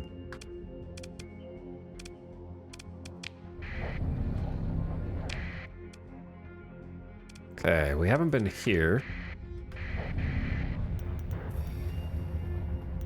I didn't look to see... They're looking for my fleet? Oh, are they looking... Did I buy too many things off the black market? And they're chasing me now?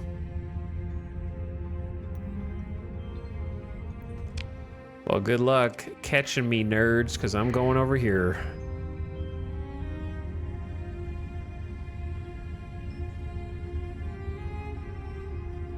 I don't actually have anything illegal that we're carrying.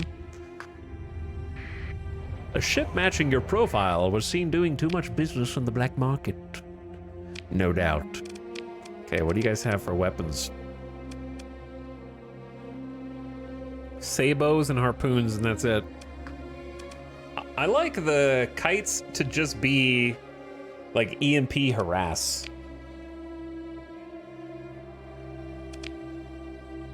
Swarmers, harpoons. I guess you could do like a missile variant, but without expanded missile racks, it seems like a complete waste. So, what kind of ships do they have here actually to buy? They got a Tarsus.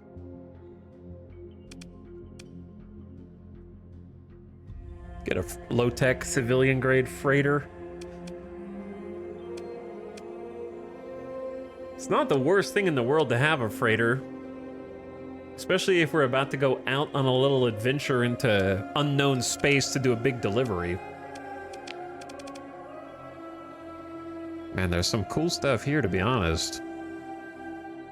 On the black market here, they got like one D-mod wolf. They got a no D-mod shrike. They got a condor. Huh. Hello, Kitakunai. You've missed... This is our third Starsector run. This one's actually a bit successful, though, compared to the other two. Finally pulled out of the initial nosedive. Degraded life support. I might need more crew, also. Yeah, I do need more crew. They're kind of expensive here. Just gonna hire, like... a few extra in case some die, heaven forbid. Let's get like 80 total crew. Train them on site, train them on the job.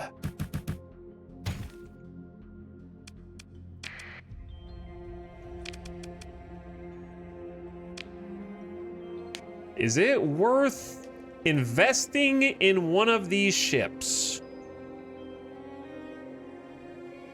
Quite possibly. We'll just come back here. I kind of just want to go roll out with my current crew.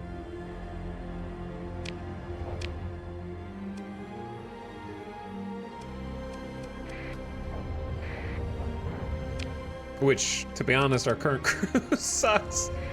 It's bad. It's real bad. And I'm paying monthly expenses of debt.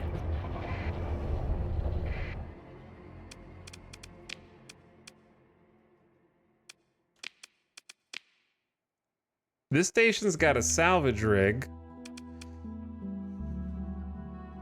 which only does stuff for us if we have, like, space to put the things. On the black market, what do they got? There's a combat mule. Another wolf P. There's a lasher. Maybe we just buy up the lasher and make that our primary right now?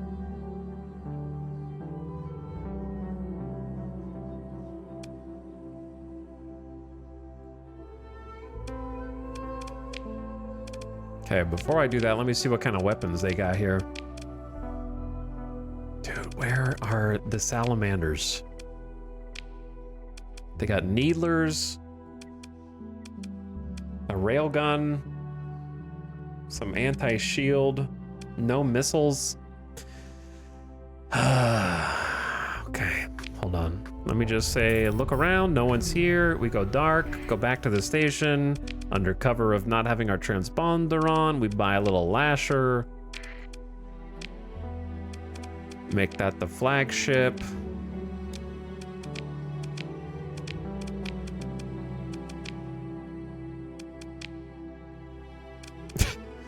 Like nothing.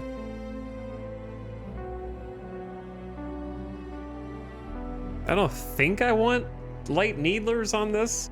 Do you guys like lashers to be missile boats, or do you like lashers to be pew pew?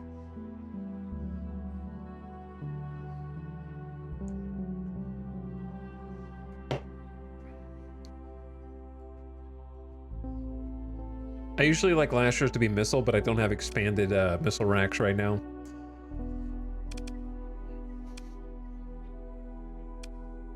So that's a problem. Let's go to the comm directory and see if we can find like a captain. That'd be cool. Unfortunately, I'm probably gonna get stopped by local authorities at this station.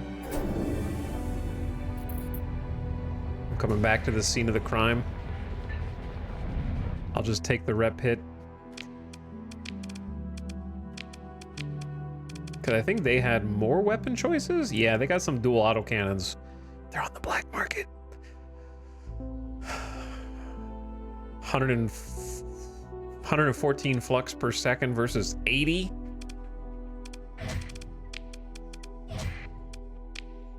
And then the small missile hardpoint. Man, nobody is selling the good missiles here. Annihilators are so rough. In my opinion. But if that's what you got, then that's what you got. And then they do have light machine guns here for point defense. This is going to need max capacitor, max vent. It's a pretty cheap build with the Annihilator rocket pods. What are you throwing on here in terms of hull mods?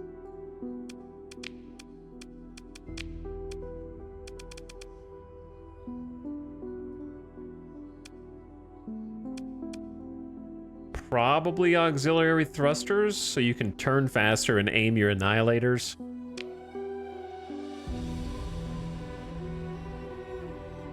And then what?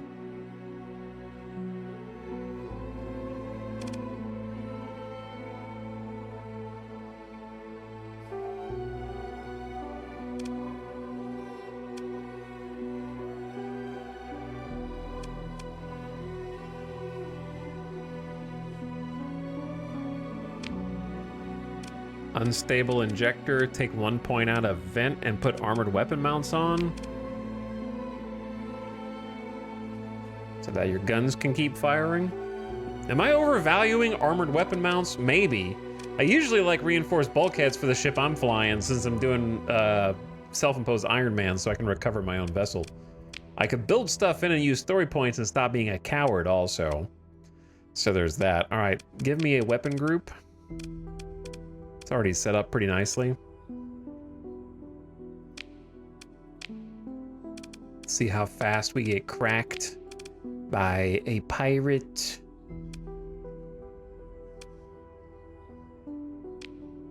Cerberus. Doo-doo.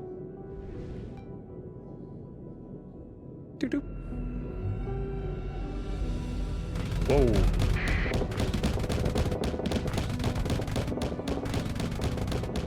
Putting the pressure on me, big dog.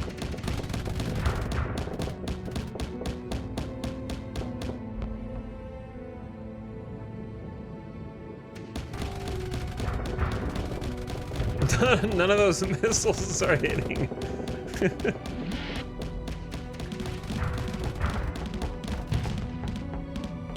What's wrong? Your gun not working? Why are these missiles going crazy?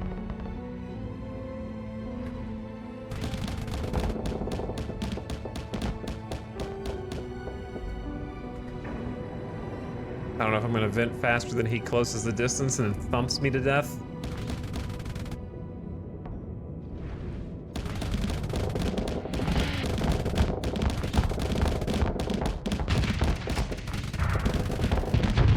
Ooh. What's wrong, big dog? Imagine hitting your shots.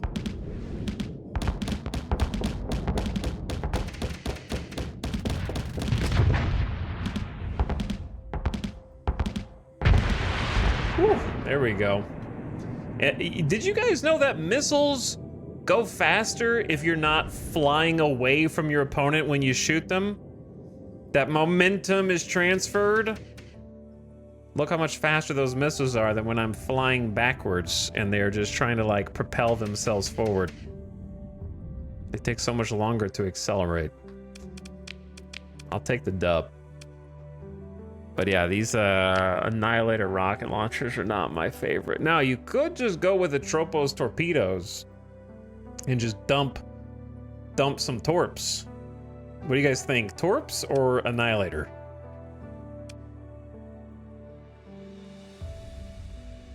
Also, ads starting right now. Turn your volume down, add watchers.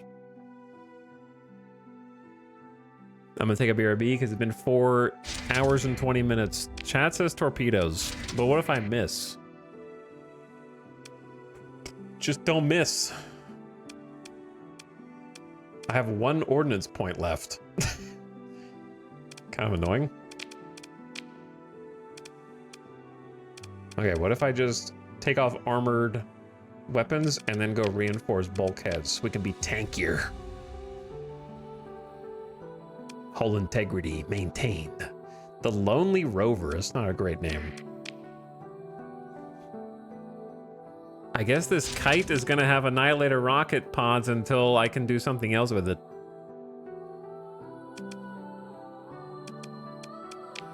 Because I think something is better than nothing.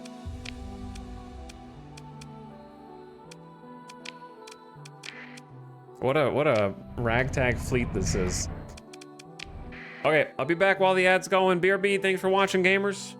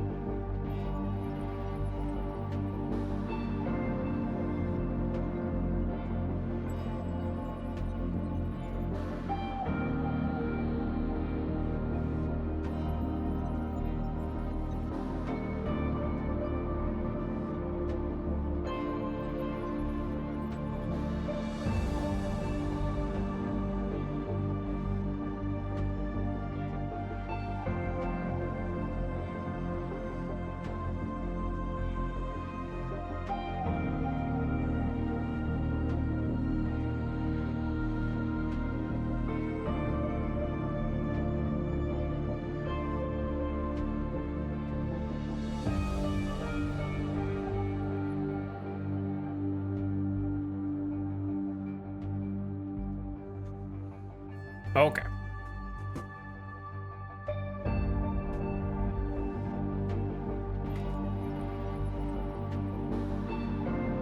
And we're back.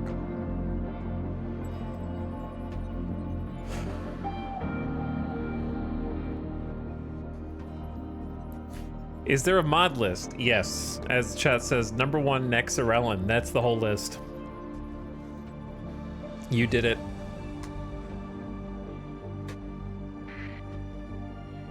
That's why I put it in the title. Welcome back, everyone. What am I doing?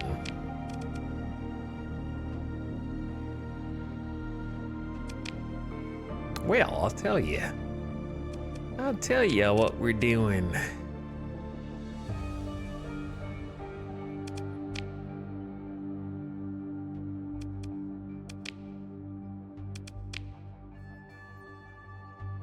We're doing a couple things. We actually do have enough fuel to get here. We're doing a couple things.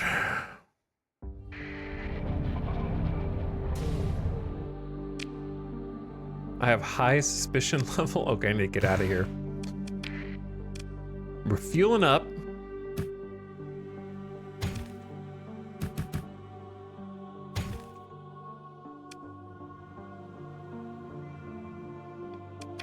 Why do I need so many supplies? It's because I need to repair my ships after making some modifications to them. Okay, we're about to go on a little adventure to go deliver some goods. I'm debating whether it's worth buying a dram or maybe I'll just find one that I can take just to have a fuel carrier. Or maybe what I got right now is fine. We got 5 ships, which is a far cry from how I started with no combat ship. We got debt that needs to be paid. No, it can never actually be paid. That's just the start that I chose. It's just like a permanent debuff. All right, so our first stop is Gingolks, because I still have a mission to deliver. And you know what? I could abandon this mission and say it's not worth it, but I'm gonna follow through on what I started. Okay, I told them I would deliver this food, so by golly, I'm gonna deliver this food. Turn off my transponder and let's hit the hyperspace. Watch out for ghosts in the machine. Like the one that's escorting us right now. That's not a ghost. They're delivering some kind of recreational drugs. Dodge the hyperstorms. Go a little slower through these so that you don't proc the storms. I don't feel like spending extra on repairs right now. Well, the food delivery failed. It took too long to do it. Well, timing, I was on my way to do it right now, so I guess I'm going here instead. My Uber Eats, no!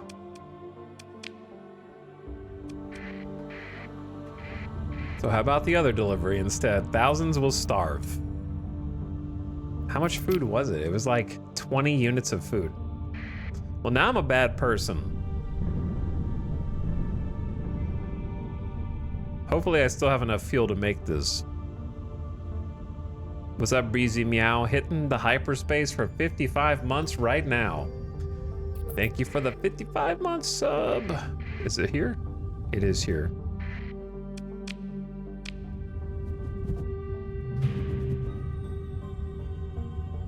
Okay, we're in system. So this is technically a smuggling op. There are pirates. Oh, there's a Cantus Den here. The Ludic Church and the Sindrian Dicta. Ooh, this is a good place to smuggle, man. We got a cloud right here. Why are they looking for why is the Ludic Church Watchers looking? Isn't Ludic Church chill? Are they about to, they about to proposition me to join their holy order? Charge me a little tax? So if I go dark right here, And we just sneak on in. Your fleet goes into orbit around Idon, ignoring requests from the Ludic Church to identify yourself. No patrols seem aware of you just yet, and you have a window for doing business with parties untroubled by your lack of docking clearance. You order the cargo of luxury goods dropped off in an abandoned space dock far from prying eyes. Your flagship soon gets acknowledgement of the delivery. 100 luxury goods for 43,000 credits. Smuggling luxury goods complete. Relationship up with the pirates. Job well done. All right, we got one of the deliveries. But thanks, Monster Go Home, for 20 months as well as Breezy Meow. Golden Fishies is 97 months floating in the great expanse. What's up, Golden Fishy? Speaking of the expanse, Alice got me the complete series of the expanse, the Blu-rays. So now, whenever Amazon decides to randomly delete them from their video archive, I have them forever. But howdy, Golden Fishy. Welcome back, Monster Go Home. And thanks, Breezy Meow, for popping in.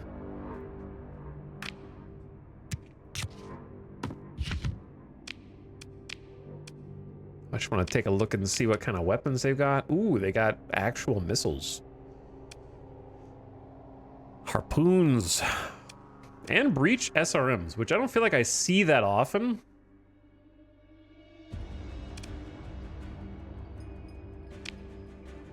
I was hoping for salamanders. They have a double sabo, which is not really what I want.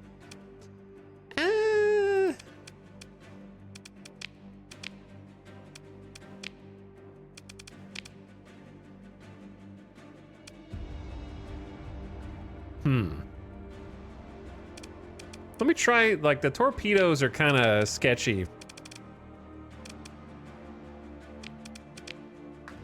They're probably good against the Cerberus right here, but that's probably it.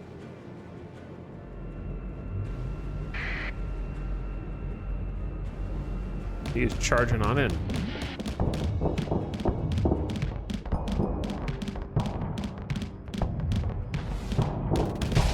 There it is. Bonk.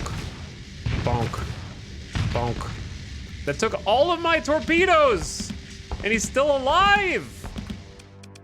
This is why I don't like torpedoes. Okay, so let me try. You just tanked 3 out of 4. Like it was nothing. Like if you do the same thing with harpoons, I guess you need fewer vents.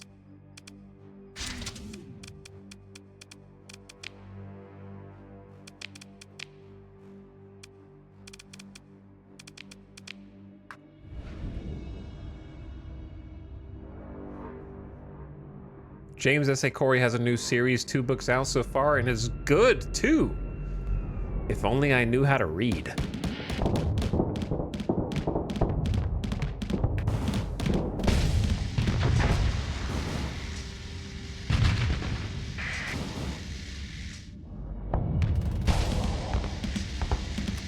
All right, well, harpoons kind of have the same problem.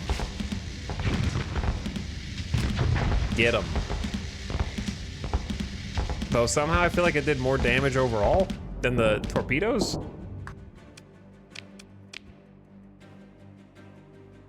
Hi, Italics and friendly chat people. They're so... You guys are friendly, right? Right?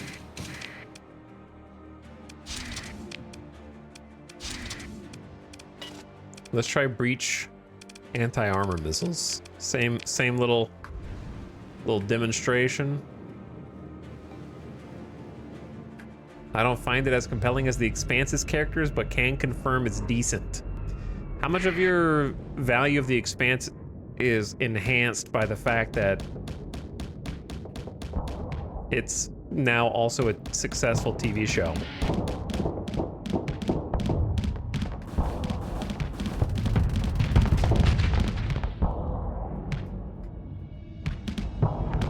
So Breach SRM's problem is they just take a while to kind of come back.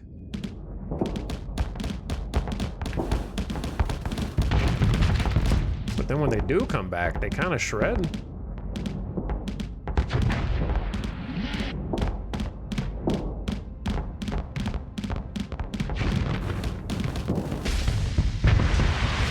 And there's still 6 more left? I don't know. It seems like the Breach SRM is the way to go, in my opinion. Like, there's so many extra missiles, and they travel pretty fast. They come in little clusters. We're going to try those out.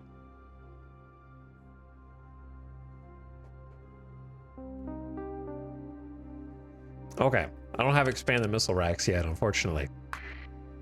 Oh, wait.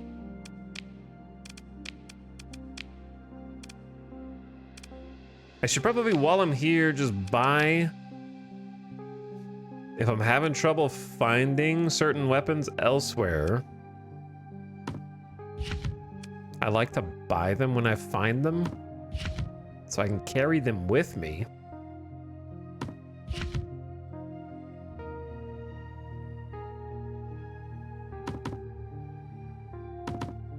Even if I end up finding a bunch later. Thumper's not that hard to find.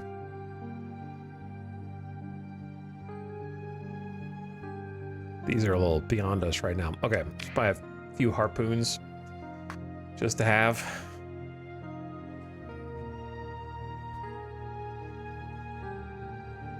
I honestly didn't enjoy the TV show nearly as much as the books. Chat, get that guy.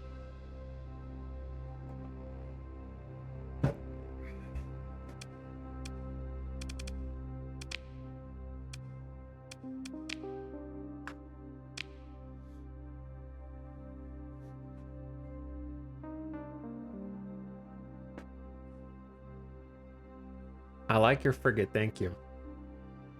I just got it, it's brand new.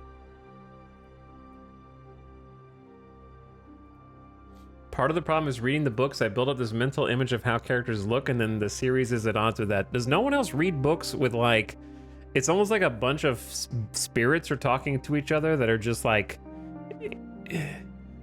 in your mind, they're just a bunch of like amorphous glowing blobs in your head when characters are communicating?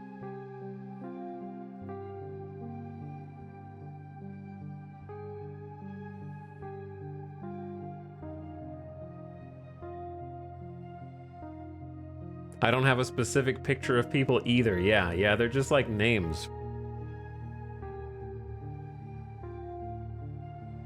Chad doesn't know what aphantasia is either.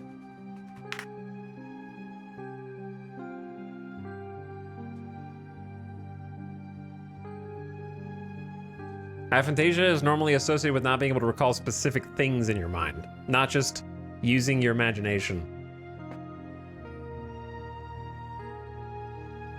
Holden in my head was Cosmo Jarvis. Do the Apple test. Yeah, but made up characters who are merely described by words in a book is different from an apple, which is something you hold and eat and have seen before in person. There's a difference in recalling what something looks like and constructing it from like whole cloth in your mind.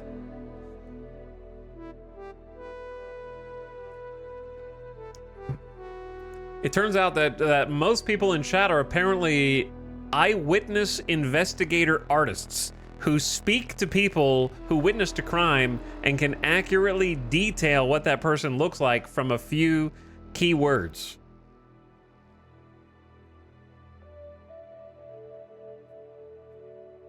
You rang? Oh, are you actually like a crime scene sketch artist?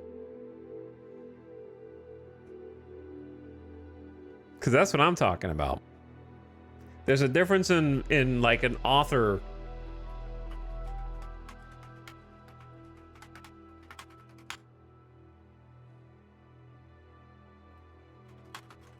Let's see.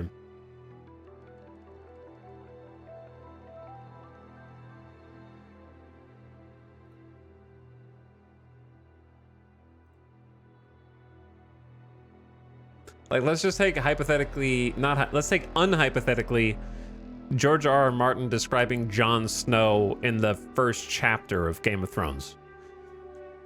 Jon has a lean build, dark brown hair, and gray eyes so dark they border on black. He is graceful and quick.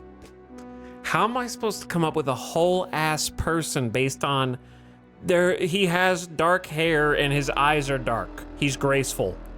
That's not like, you guys are lying if you're like, I can read that and yeah, I've conceptualized who Jon Snow is in my head, and if I see someone on screen, it's going to clash with that. You're like overactive imagination.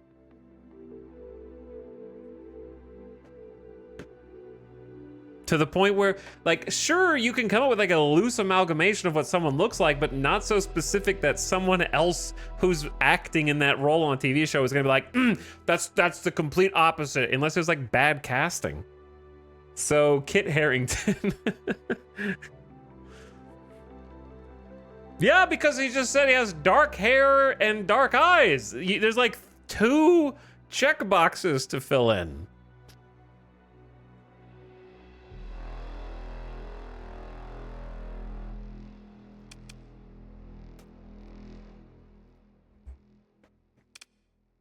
Anyway.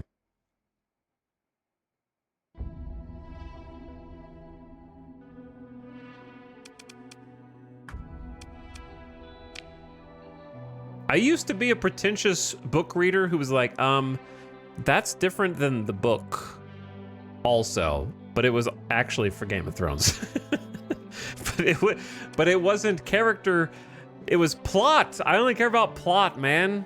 You could change the way that different characters look for the most part, as long as it's not directly relevant. Like if the Lannisters are supposed to be blonde, not realizing that that's the point, that their hair color changes over the course of the show. But like plot stuff is way more important than like, they don't look like my headcanon.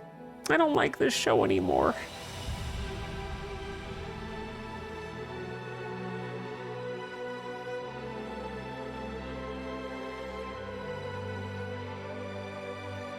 I'm just saying. Man, I thought Lord of the Rings was gonna be cool, but Peter Jackson, how dare he cast everybody but not Tom Bombadil.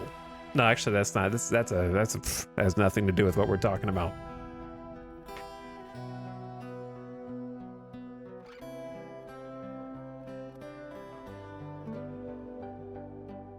No, but for real, why no Tom Bombadil? Because he sucks. That's why. And they knew it and did the right thing. Completely ruins the flow of the entire book when he just comes skipping out of nowhere to be like, hee, I'm a god figure. You can't possibly understand me. And then he just runs away.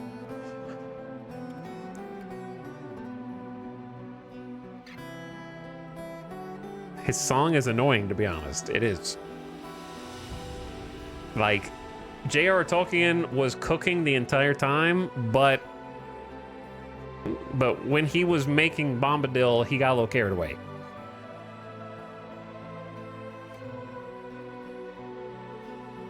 He's a weird chungus.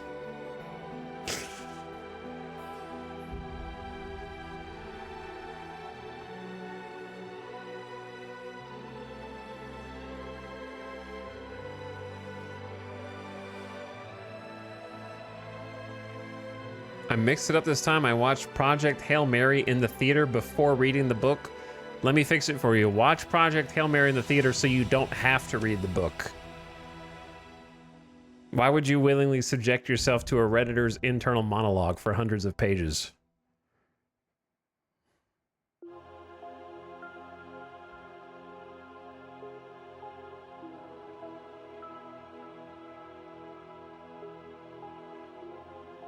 See, that's what I mean. People are all pretentious about how they cast their headcanon character, and then their point of reference is like Andy Weir.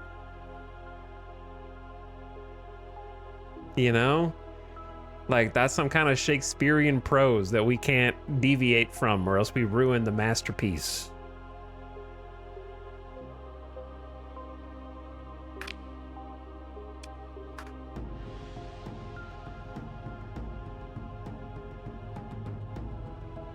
I'm getting a little sidetracked, sorry. When am I not? Where am I? Oh, I just completed a quest and got paid 40K.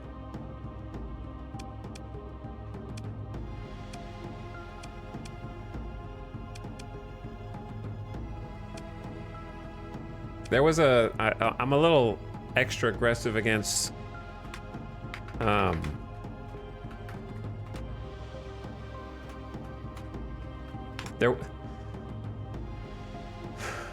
there was a post. Here it is.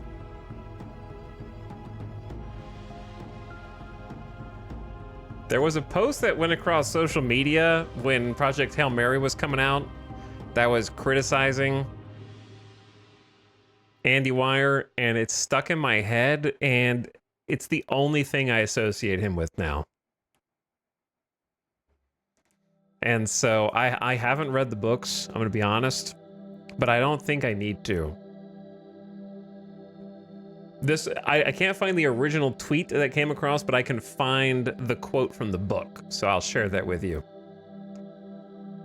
This is from Project Hail Mary. It's not formatted like it is in the book because it's just on Goodreads. But here you go. Flashbang incoming. Big white screen. Close your eyes. Wear your sunglasses. Whatever.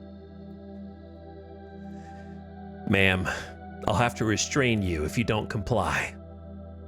You and what army? Strat asked. 5 armed men in military fatigues entered the courtroom and took up station around her. Because I have the U.S. Army, she said, and that's a damn fine army. The end. That's the end of Project Hail Mary, probably. And that's all I needed to read to know that I could never read that book, ever.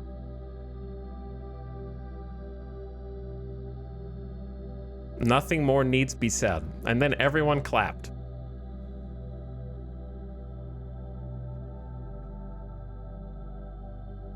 I love it when he armied all over.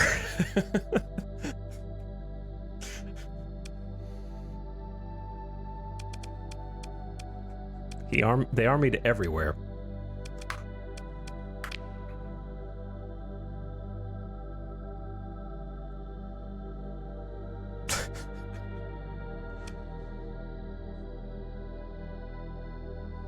How do you play this game? What should I do? What am I here for? I need fuel. Yeah, I need fuel. Gonna fill up on fuel. We have plenty of supplies.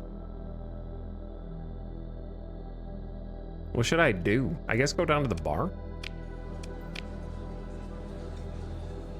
I can supply custom construction up to 300,000 credits worth of rare ships at a very reasonable 200% of base costs. What? Oh, he just... Why are you, bro, walking around selling hounds and wolves like you're doing us a service? I've got a Gemini class freighter. What size is that? Is that destroyer or is that a cruiser?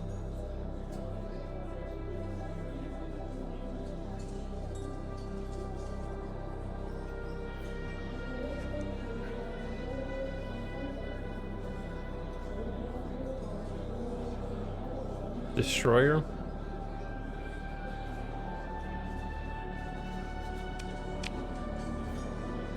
Oh, I can just buy it.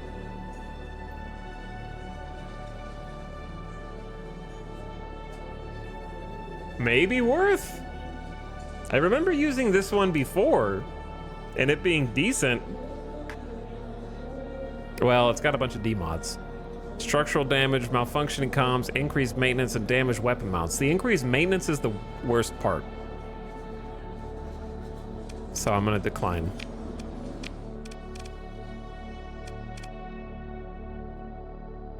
Chat, I don't know what this music is from.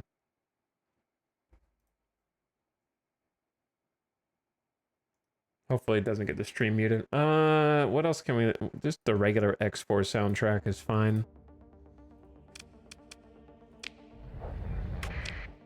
So there is a pirate den here. We could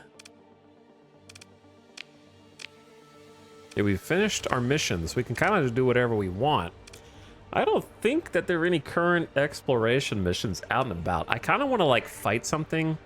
So let's just go with our transponder on. Uh-oh. I forgot the Watchers were chasing me. I'm gonna get caught. No, I'm not.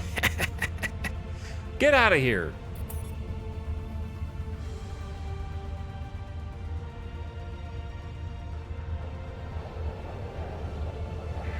Get out of the asteroid field or we're gonna bonk it. I'm just gonna fly around until we find the pirates and try to find a couple little pirate fleets so we can get some target practice on.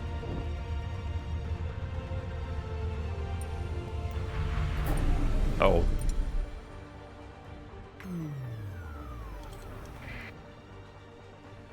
Oh. They may be blowing it up right now. In fact. Of course, I find a Luddic Lasher out here. Peak performance minus 72. Generally not profitable. Oops, I didn't mean to sensor burst. That was a mistake. That's called fat fingering the sensor button.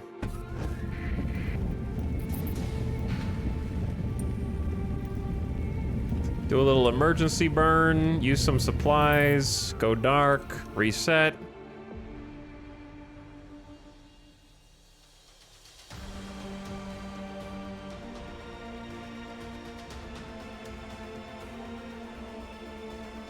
Now all of Merkheim knows you're here.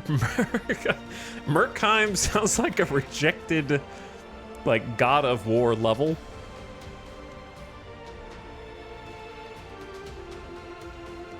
That was cut content.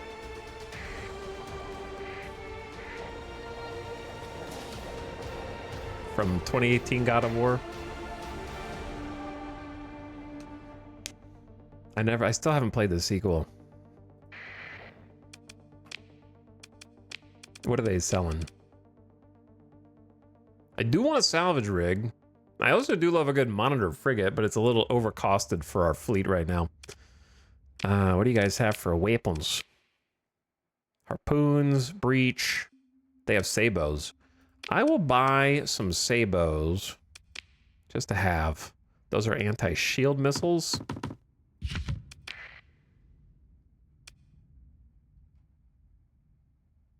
That's all they got, really.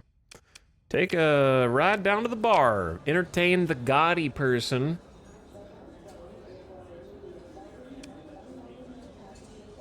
I'm a ship collector? Wait.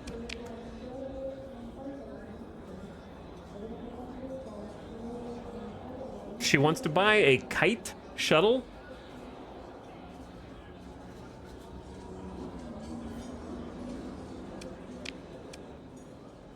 I don't know what happens if I give this ship up. 13,000 credits. Oh, so they pretty much like are just gonna give me some decent money. It's fine, but I'm just not looking to... It's a good deal, I guess, to get rid of a kite and get a little money back, but I kind of need all the help I can get right now, unfortunately. I'm trying to sneak over here and get some salvage from these big battles. Ooh. Ooh, a condor. Degraded life support and a defective manufactory. Well, a condor is a carrier, and defective manufactory means it can't make fighters very well, so I can just salvage it. Break it down for parts. Get a little fuel. Actually, we got too much fuel. A derelict Venture-class cruiser just hanging out over here, too. With degraded engines, so its sensor profile is going to be massive. I'm just going to scrap it, too.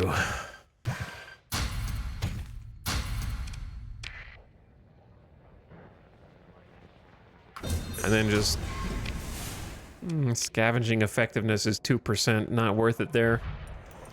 What you guys doing?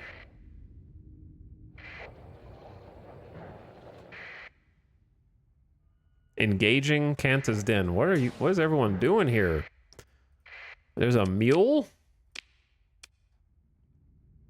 Compromised armor and degraded engines. Well, as long as it's not in combat, it's probably fine.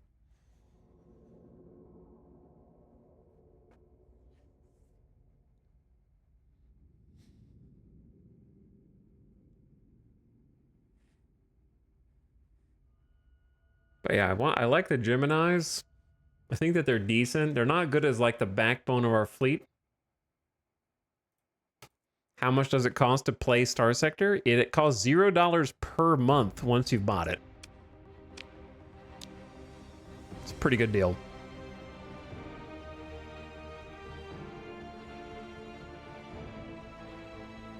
Life, it will consume your life. Oh, it cost me everything! I think there's a world in which we do want a mule, but not right now. There's a bounty hunter here.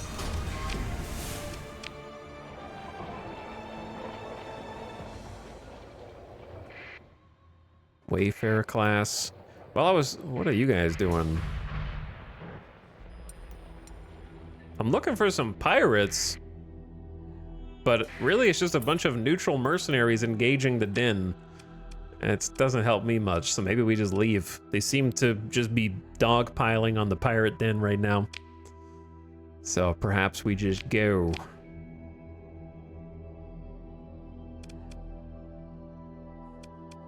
If we want to fight some pathers, we can try going over here and get some combat.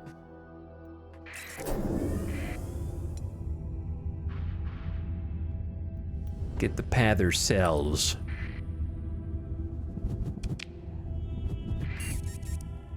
Who is this? Smuggler? Luddic Path Watchers? Ooh, there we go. Now we're talking. Get them! No, I don't want to fight them. Wait. Okay. I don't want to fight them with help. Accept the comm request. Submit and repent. Your use of sinful technology could be forgiven for a tithe of 3,800 credits. Resist and only God's holy vacuum will show you mercy. Kill these guys. Deploy everyone. Finally, a little fleet battle. What's up, Omega Draken? How's it going? So, we just want to make sure the drone tender is safe.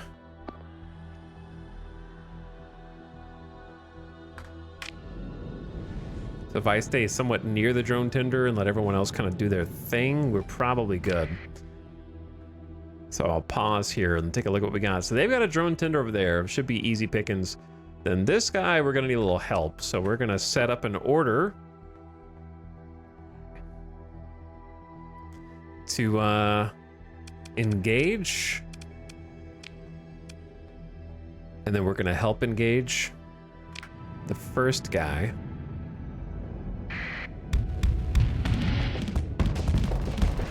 Watch out for friendly fire. Look at those drones. Get them, boys.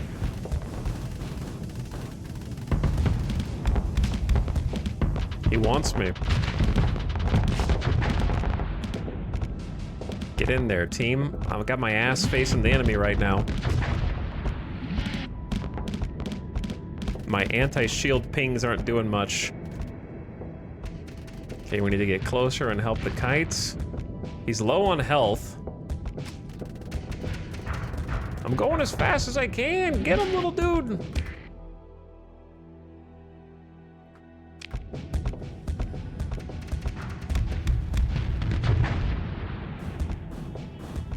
Send a few missiles to keep him busy.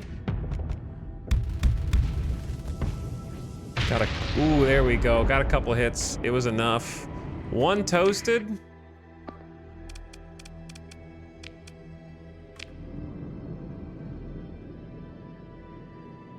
Hopefully our hound up here is okay. With the drones that are on the hound might be a problem.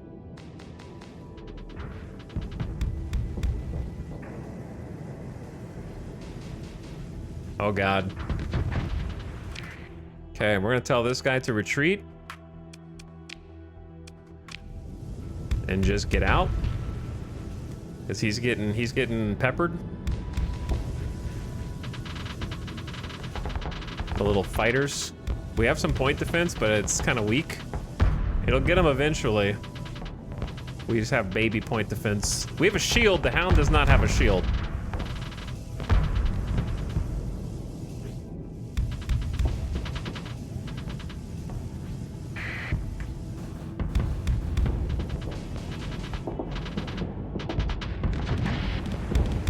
And then time to put some pressure on you.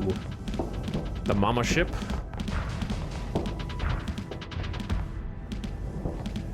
Drone ship versus a lasher is kind of a no problem. Where are the rest of my ships?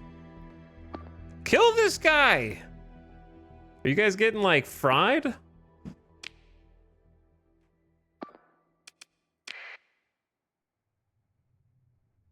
don't know what your problem is. Kill him, eliminate him. Dive, dive, dive. Wait, I accidentally just like pressed X, which is the hotkey to send your command pod over to the other ship. Whoops. So I'm having an out-of-body experience right here. It's fine, we won. Wrong button. And we didn't lose any of our ships. We lost some combat readiness, but we're otherwise okay. First confirmed kills. We lost one crew in the engagement. Some bad ships to recover with a lot of damaged mods. They're, you know, we exploded them. I'll take it.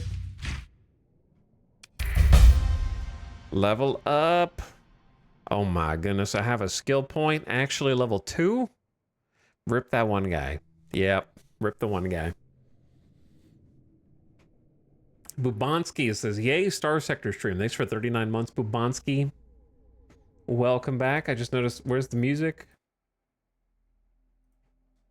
I think there's a section of the X4 soundtrack that's just very quiet.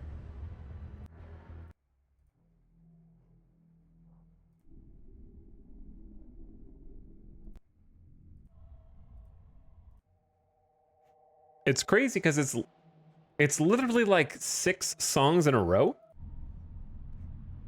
And if I'm at 100% volume. Can you guys hear anything?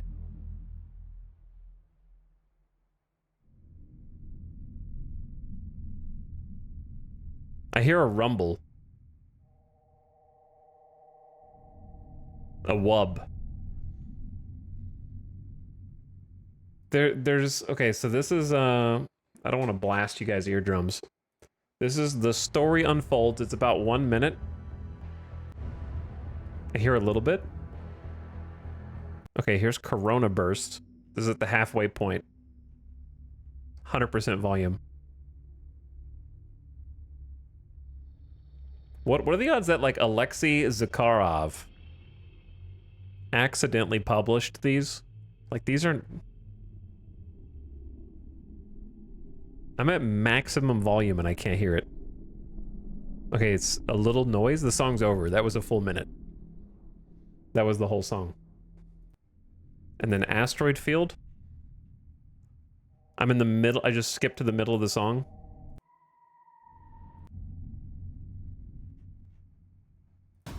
Okay, now I can hear something.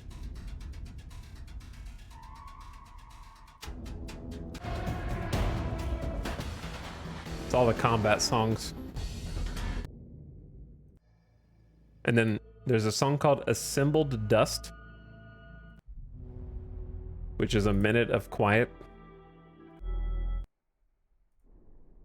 This one's called The Scattering. It's also, I just skipped to the middle of the track. I'm at 100% volume.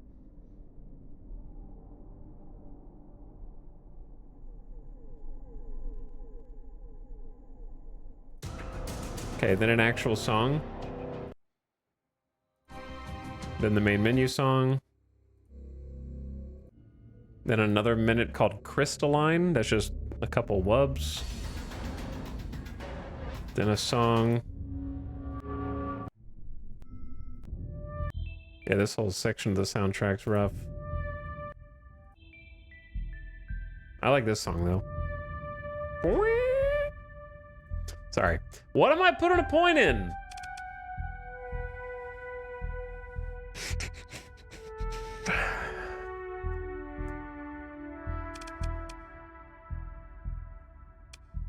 I don't have to pick right now till I decide what I want.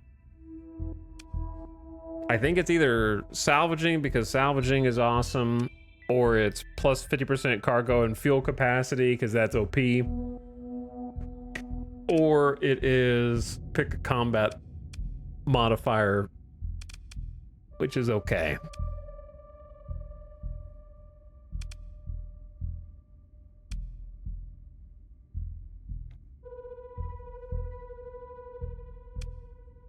Wolfpack tactics, divide and conquer. Carrier group, fighter uplink. Let's be honest. Does anyone not pick bulk transport when playing Starsector?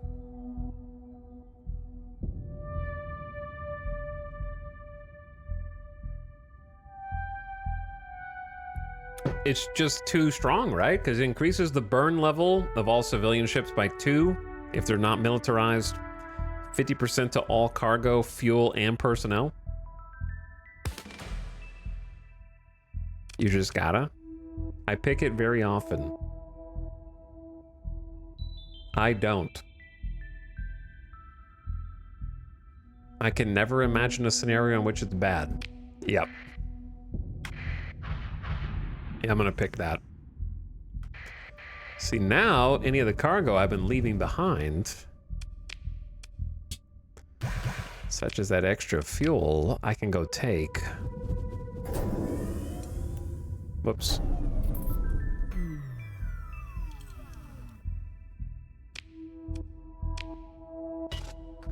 Wait, I'm in hyperspace. I forgot where I was.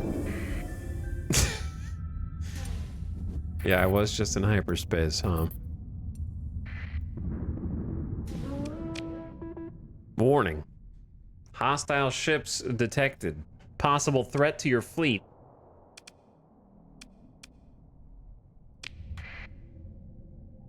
It's gotta be the Luddic path right there, I guess. This is a dangerous system. Beware. Holy, at each jump? Okay, let's go to the further jump point. What? At every single point?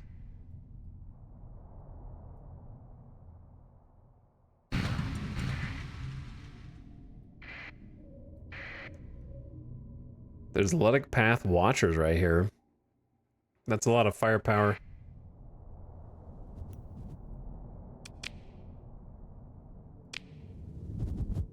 I'm scared. I'm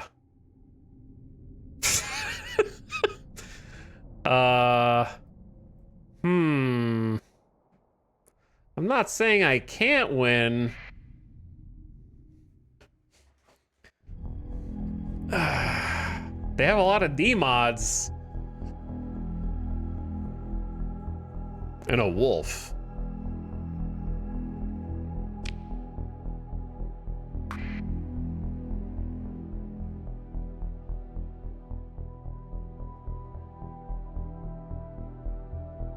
The 2 kites.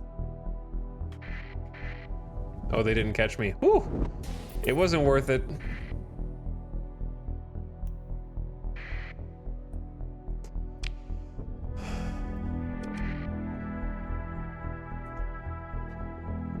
Where the heck am I? I had to go to the ass end of the solar system.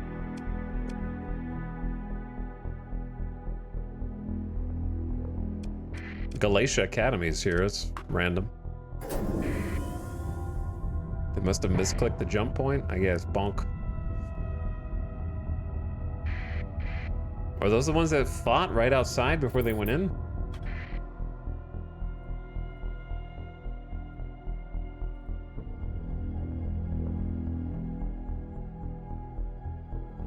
Now you guys can see the marker a little better. I mean the scopes, as it were.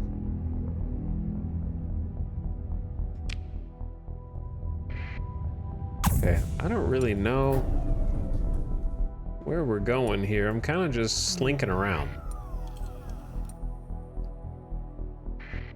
Getting some pings. Mule class combat freighter, just derelictory here. 3D mods. I'm gonna start salvaging.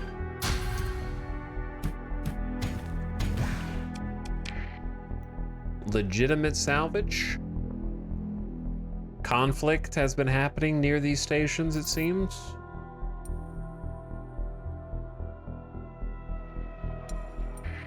So all of these Lytic Path Watchers. Chat, I thought the path was hostile. Are they neutral to me?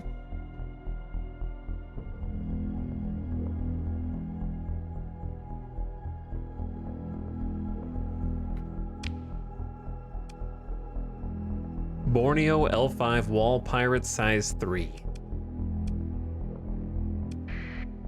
So there's a small pirate station up there. We have a pretty small profile. Just sneaking on in. Seeing what ships they got.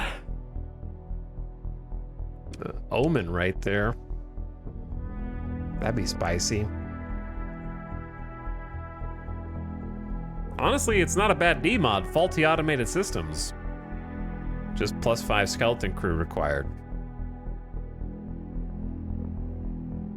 Omen class custom frigate can do some damage. It's probably worth. Does anyone else wish that Starsector was easier to not buy ships during? I feel like if sometimes you do find a god tier derelict, but I always feel dirty buying the ships to add to my fleet somehow, because it's just so much easier than like waiting until something good drops. Unless you're exploring. If you're exploring and you're like out in unexplored systems, then you'll get them pretty often, but otherwise, I don't know, I want to like get them as loot drops.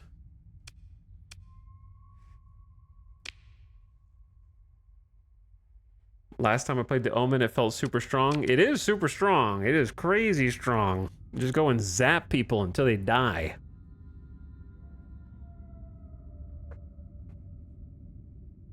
It does feel like that, and of course there's a mod that tightens up the markets. Which one is that called?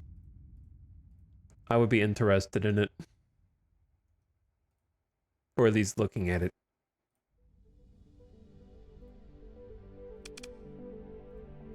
I think in general, ships are just too cheap on the market relative to how much time you have to invest in getting money. Like, after just a little bit of trading, I can afford a Colossus Mark III straight away. You know what I mean? I like the randomness of having to work with what I get from combat, but I can't force myself to do it because it takes forever. Are ships too cheap or drugs too profitable? Yes.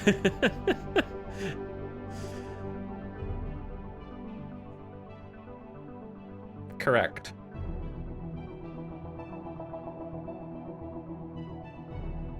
I think it's one of those things where the game is more fine-tuned, in my opinion, for new players. Once you get the hang of going dark and avoiding patrols, it's sort of like a skill you can't unlearn. I also wish ship restoration was a decent way to make money. Yeah, that'd be fun. Where you like can make money by that's honestly something that I've wanted for a long time.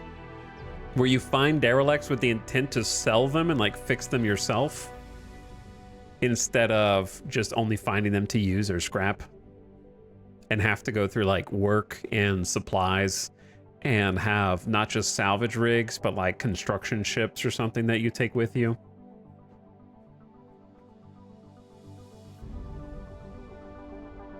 That would be cool. Anyway, I'm buying an Omen. because it's just too good to pass up. We need at least 94 Skelly Crew. These are not too expensive. So if we need 94, I'd like to have like 25 more than that, at least. Okay, we're having to pay more supplies per day, and the money is going to be running out. Let's take a look at Yield Omen. They have no weapons for energy weapons. Oof. Well. Gotta run the Swarmer, though. Omen with a Swarmer for anti-fighters is really good. Set that to auto-fire.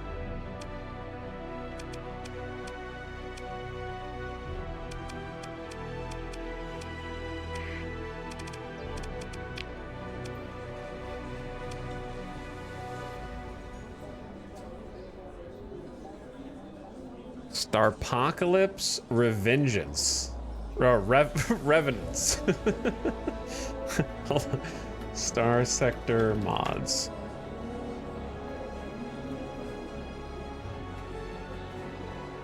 Starpocalypse.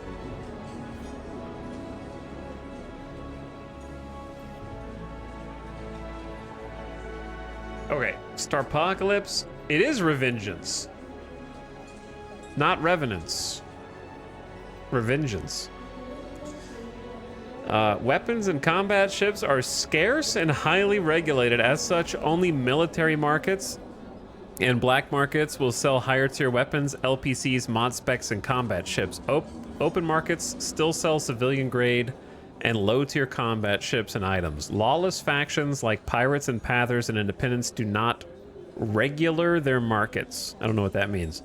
You can still find high tier weapons and combat ships at their bases. Contraband can happen, and when stability is low, some weapons and ships from military market can become legal. Conversely, when stability is high, higher value ships and weapons become too hot to trade on the black market. There are no pristine ships. Everything is demodded, including your starting fleet. That's a pretty harsh one. Access to most black markets is impossible while legally docked at the station. Additionally, you'll need to pay bribes to transact your business in lieu of tariffs. So making black market have tax, basically. Factions are armed to the teeth. All core markets have ground defense and patrol HQ. Your actions have consequences. When defeating a fleet, your reputation will change. Enemies of your enemies start to like you, while their friends less. Blueprint packages are no longer lootable. You will have to collect blueprints one by one. Fair. Baseline salvage is reduced, and all ship recoveries cost a story point. All ship recoveries? Okay, I was with you until that. Actually, I like most of the things except for that one. Like, if I want to get a 3D mod, ad starting soon, right now. Ad starting right now. It's been 5 hours and change. Let's turn your volume down, and watchers. 3-minute mid-roll real quick. But yeah, like, demodded ships cost a story point? It seems like the black market is largely unchanged, so you just turn off your transponder, pay a bribe, and still get a ship on the black market though, right? Baseline salvage is reduced, and all... Yeah, the baseline salvage reduce is harsh as well. A skill is needed to use S-mods at all. The mod can be configured. Yeah, but then I have to explain how I configured it to everyone in chat. It's interesting. It's interesting. Starpocalypse Revengeance. Chat, what are you guys playing tonight? What are you gaming on? Bubonsky, thank you for 39 months. Starsector stream. Hello, Bubomsky. Thanks for a lot of subs. Pathologic 2. Man, I really tried Pathologic and just was too stupid for it. Windrose, Mortal Online 2. Oh god. Suffering. This, of course, the Star Citizen players playing Mortal Online 2. Space Log, World of Warcraft, Gray Zone Warfare, Ultima 9, Kerbal Space Program, Crime Scene Cleaner, Syntopia, Spell Brigade, Astronauts, X4, Xenonaut 2, Vamp Crawlers. Vamp Crawlers is a very different thing from Vampire Crawlers, I think. Microsoft Flight Sim 2024. You got me wanting to play Stellaris again. I would do no such thing. Dying in Astronauts, Victoria 3, Sovel. I don't know what that is. I'm in Tokyo. That's not a game, Lazaric. Crimson Desert. Finally left Hernand. I will never leave Hernand. Ever again. Still painting miniatures, Stalker 2, Battle Brothers, Valheim, Songs of Six, Cole LLC. Don't know what that is either. Cobalt Cord. That's a good soundtrack. Menace. What are you doing in Menace? Did you just buy it? Or are you just still playing it?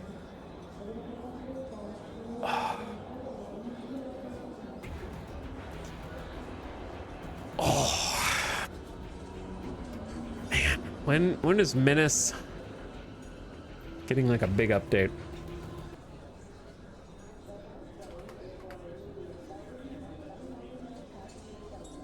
The problem, one of the problems with Menace is, to be honest, it's really not a $40 game yet.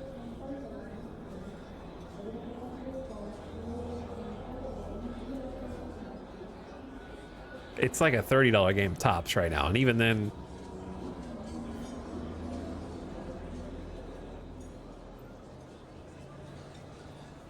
Started a challenging campaign this week. It's fun so far, but I can see it running out of stuff in a bit. Yeah...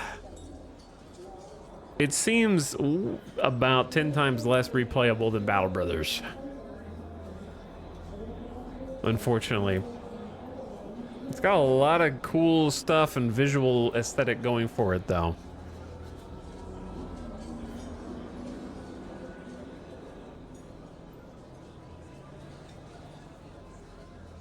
Welcome back from the ad.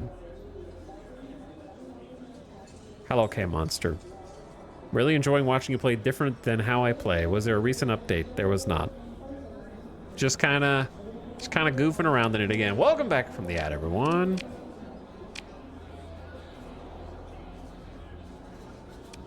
I'm just striking up conversations with the people at the bar. And then kind of just looking for stuff to do.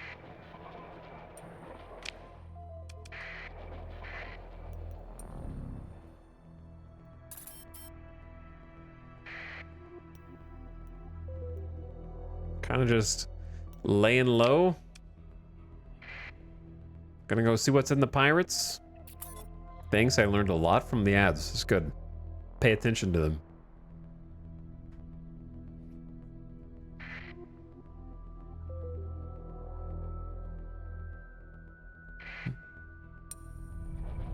Maybe we find a couple little pirate groups here. Raiding the star system. See, that's maybe a little more than we could handle. If I could get some guns on the Omen, then we might be cooking. All they have is point defense lasers. The Omen is still a force to be reckoned with without guns, though. The crazy thing about the Omen is it has a special built-in high-tech system called an EMP emitter that just wreaks havoc. So to be honest, it's not uncommon to do a design like this where you just have like point defense. That's pretty normal. So I guess this is fine. 2 point defense lasers and a swarmer. Set them up on different weapon groups here. Automate them. And then we want to add in unstable injector because we got to go fast. Got to go real fast.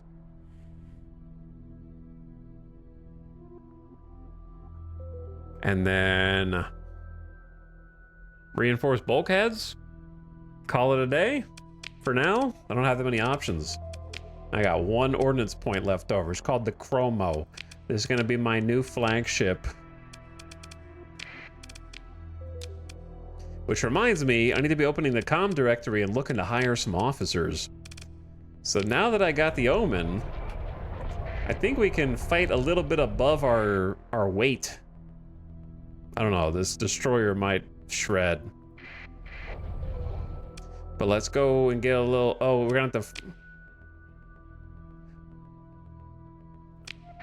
I just realized I'm gonna have to fight the station if I do this.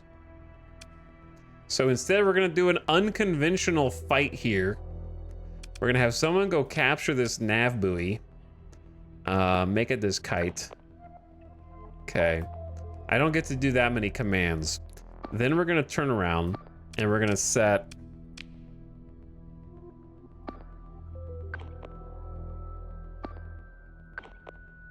all of you nerds to turn around and murk this guy.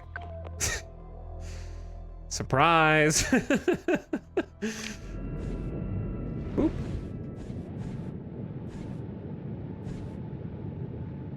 So my goal is to get in real close to their ship, where they can't really hit me. Okay, I need the Hound to not be up there, but it's probably fine. All right, where are the rest of my ships? Because as soon as they do get close, I go zap, zap, zap, zap, zap, zap, zap, zap, zap, zap, zap, zap, zap, zap, zap, zap, zap. And then they EMP all their subsystems. And then I go zap, zap, zap, zap, zap, zap, zap, zap, and then they die. If they're small. So that's my special ability. And then I go zap, zap, zap, zap, zap, zap.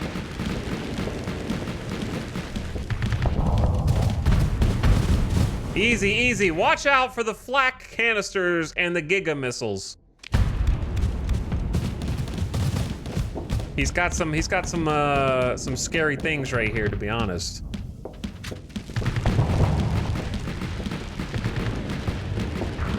But he's also almost overloaded. Get him in the butt. Right there. Nice, nice.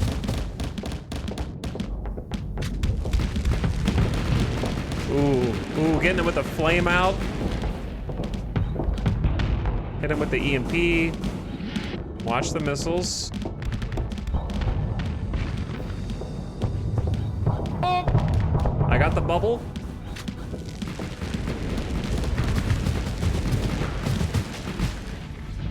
Now we just gotta stay close and keep harassing.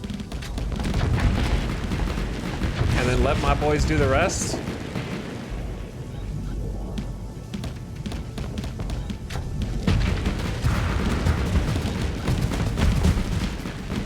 Where are the other ships? Have I lost a ship, chat? Did I lose the kite? All right, we don't need that right now. You can come down here, leave the nav buoy.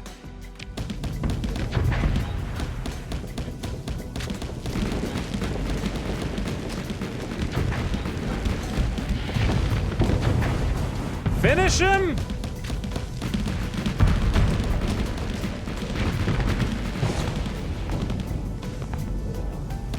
He's almost dead!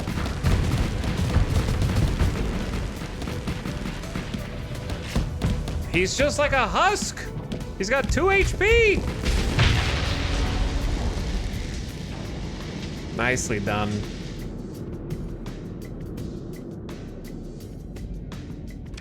Okay, then we got this nerd. Eliminate him. You thought that this was us escaping? We're just turning the tables on you.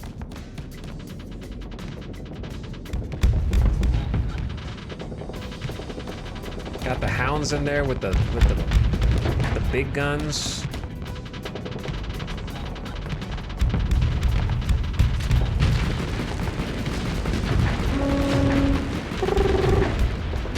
The problem with the Omen, it probably needs hardened subsystems so we can last a little bit longer in combat, because I'm already starting to suffer from extended deployment.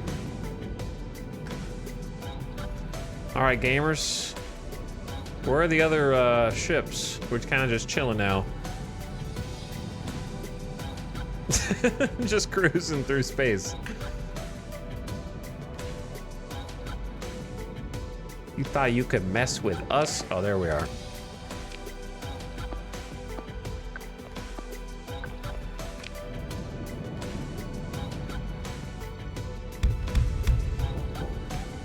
Look at the hounds dividing up to the undefended tail section right there.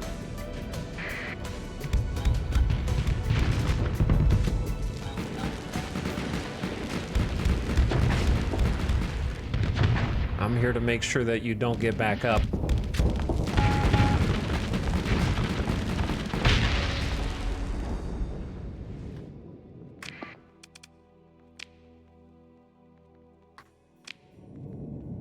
Kill them all.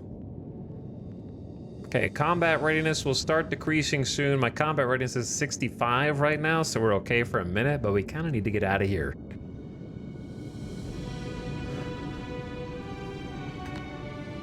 All right, maybe we don't chase. Someone go cap that nav buoy. What music is this? It's the HQ reveal. The reveal. What does it mean?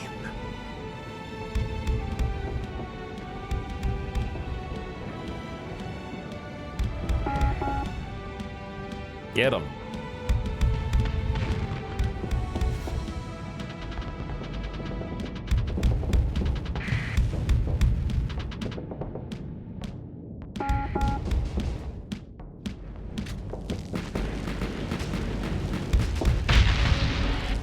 EMP OP. I think that's it.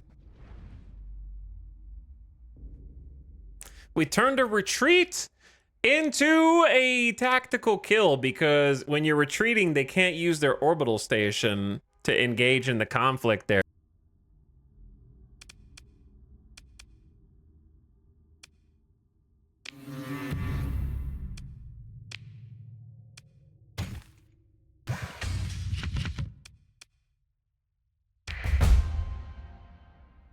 Oh yeah. I have 8 story points to spend. I'm saving them up right now. Okay. Well, that was a good fight.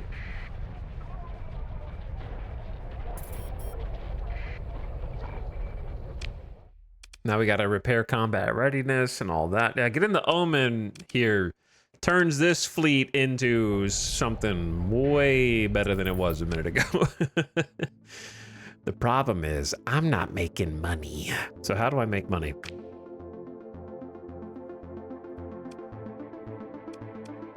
Do we have any... There's some exploration missions.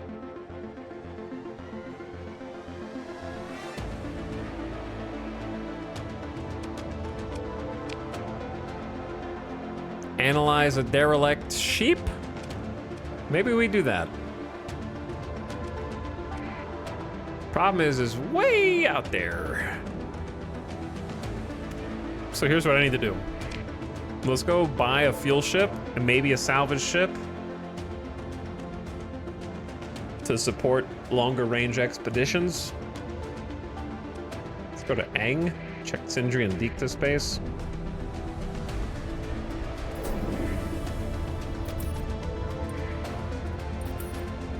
What is all this? Tarsus class freighter. Degraded field drive, increased maintenance. Yeah.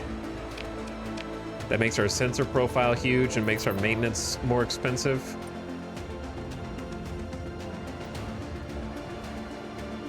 Who is this?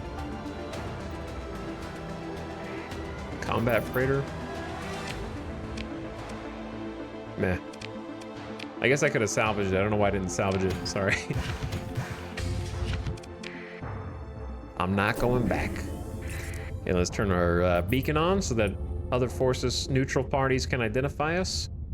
A Phalon class tanker? What are its demods? Erratic fuel? Ooh, the sensors from the degraded drive field are rough.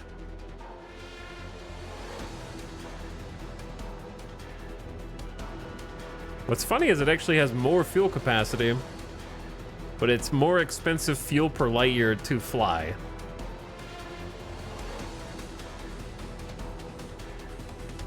Friends or all enemies? It's mostly friends, actually. But But also your relationship can change to different factions, good or bad. So it changes over time. Man, this would be actually possibly really good. I just hate having that high of a sensor profile when I do a lot of sneaking. So I'm gonna break it down.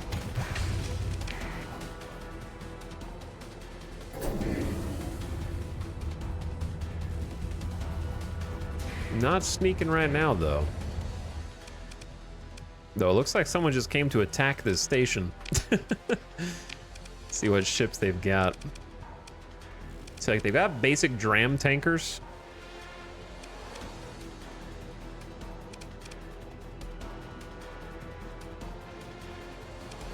Kind of wish I had bought a salvage rig when I had the chance to buy a pristine.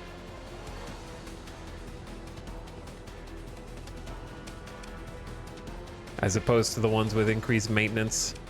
I hate increased maintenance. It really does add up, and you end up having to spend so much extra money on extra credits on just getting supplies all the time.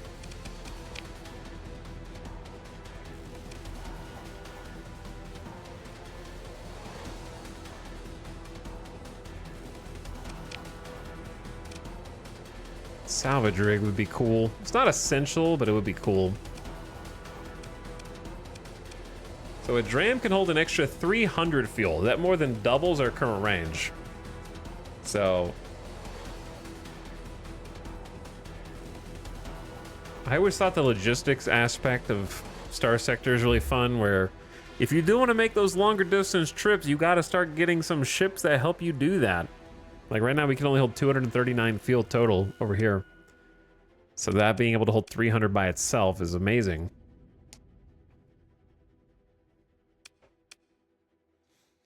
Now, it's usually pretty easy to salvage one of these and save yourself some money. That's the reason I'm hesitant right now.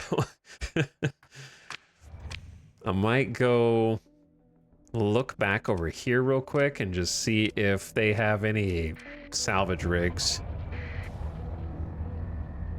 before I buy something.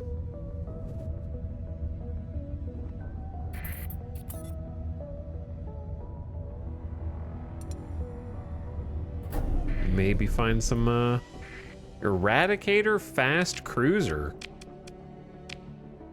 4D mods. Let's scrap that.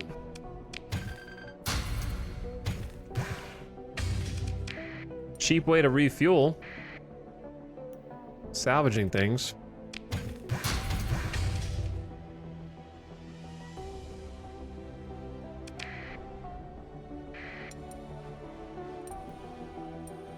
Little salvage field right here. 1% scavenging effectiveness. That means someone's gonna die in an explosion. Man, they've been duking it out over here because there's just like salvage ship after salvage ship. Buffalo Mark II.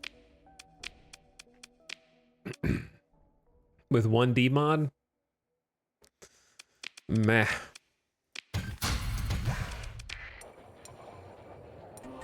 A wolf?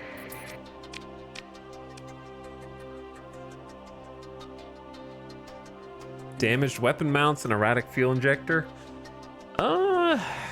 It's okay. I just don't want to have that many frigates. We kind of need a destroyer at some point. I don't feel like scrapping all these. I'm too lazy. Battleground over there at the bottom right.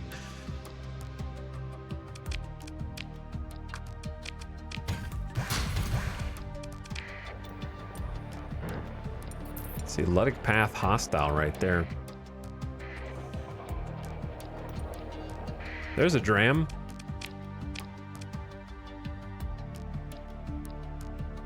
It does have more fuel capacity, but it's always the sensors. Drop me a harpoon MRM though.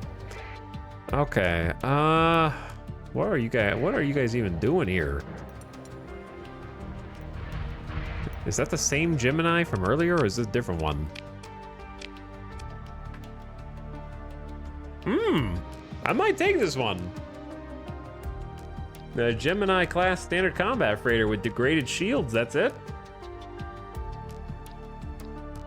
I don't hate it. This thing's got a fighter bay in it, so we can have some more fighters supporting our frigates. 1 medium missile mount, 2 medium ballistic mounts. His shields are terrible, but it needs a story point to recover. I'm down. Spend that story point. And then we're gonna mothball this, because right now we don't have enough crew. We need 150 crew-ish. So if we mothball it, we just kind of take it behind us and pay fuel if we need to. All right, that seems like a decent pickup. I like it. Now let's go down here and see. Crew is... it's reasonable. So let's hire up to like 30 more crew than we actually need. Unmothball the ship. Go back and do a repair. It's gonna cost 61 supplies to fix it up. Ooh, but it's fixed. Comes the flak cannon. I do like flak cannons. I wish we had bought another one earlier.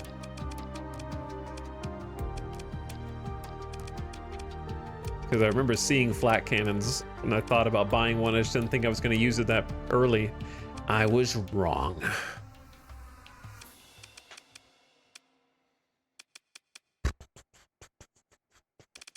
Well,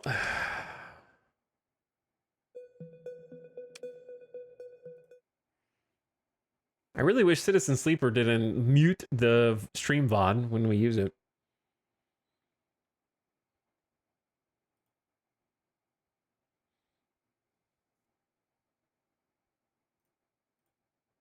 Where are the rest of the X4 soundtracks?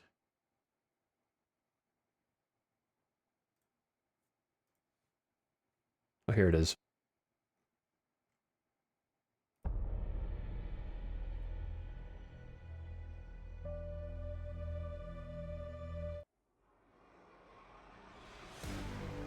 I think Tides of Avarice is more action-y. I don't think we've listened to the Terrans one. Cradle of Humanity. That one's a good one. For a civilian ship, it's actually great. Yeah, it's pretty great. I think I'm just going to use a light dual machine gun on the left side because we just don't have anything. Not my favorite option. And then for medium missile, Pelham, I guess. Jackhammer. The Pelham is it's here. It's either that or the Salamander dual launcher, which I never find. I feel like that's kind of rare for some reason. This is a long-range support missile. They're super slow moving, but if they hit you, they do decent damage. The main attraction is the fighter bay, and I could either go look around for fighters, or I could just buy what's here. I don't hate the broadswords. I think that they're pretty reasonable.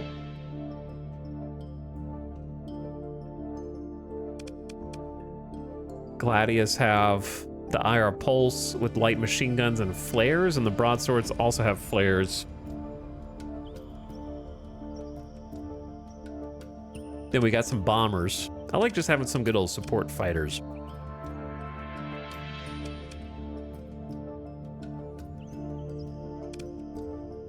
So the Gladius Heavy Interceptors are just faster. 300 top speed, but they have 500 hull integrity, 75 armor. I think I'd rather have these bad boys. It's 8,500 credits, but you gotta have fighters on your carrier. I guess we're just gonna start with the broadswords and roll with that. Can we hire somebody here? That'd be sick.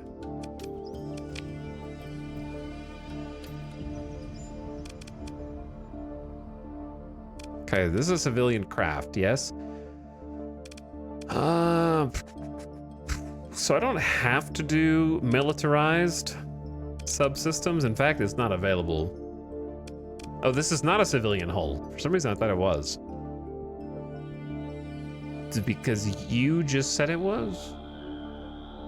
Or are they normally a civilian and this one's special?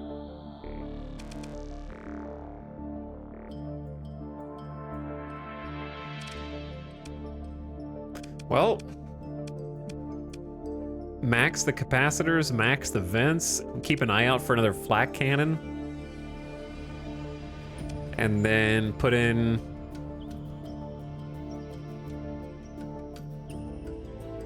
We don't really have that many good choices, do we? I guess reinforce bulkheads and just make it tanky. Maybe give it sensors? A ship with high-res sensors increase fleet sensor range depending on its hull size. It should be like 75 because it's a destroyer.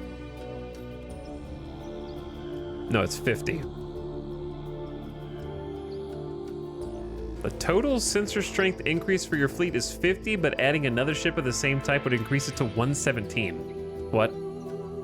Do those numbers not add up, or am I crazy?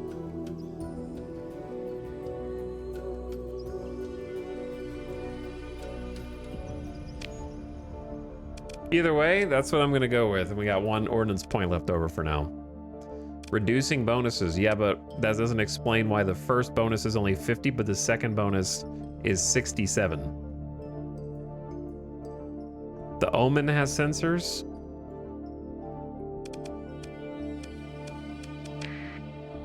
Oh, it has high resolution sensors built in. But why does the Omen... Isn't this a destroyer?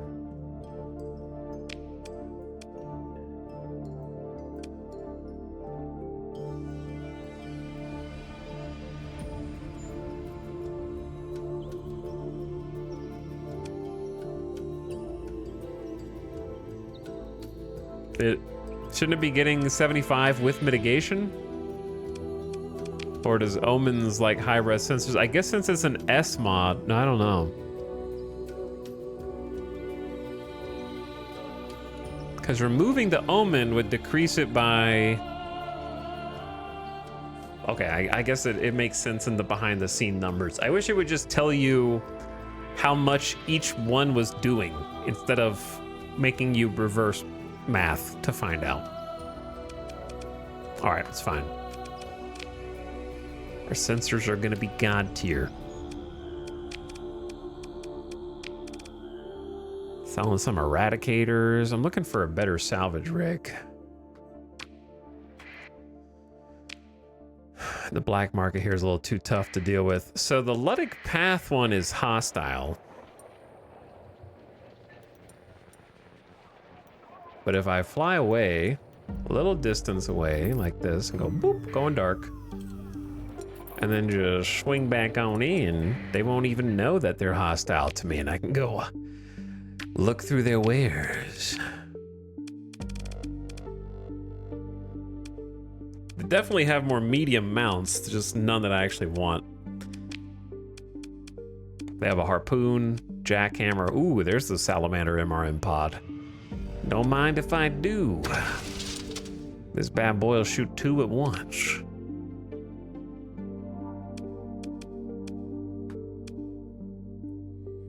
Okay, so we just really need that flak cannon, which I don't know how we're gonna find it.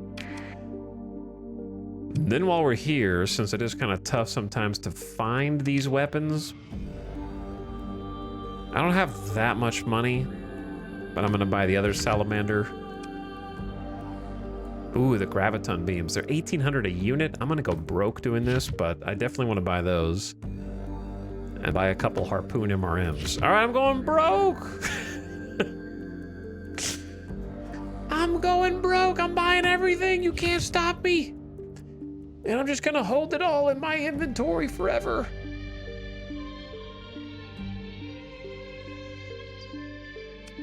$12K just to hold some stuff, just in case. Normal things I do.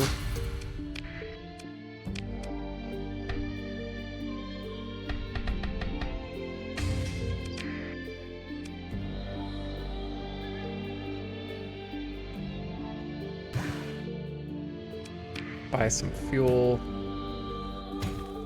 Buy some supplies. There's another station up here. No, that's Galatia. No, there is another planet.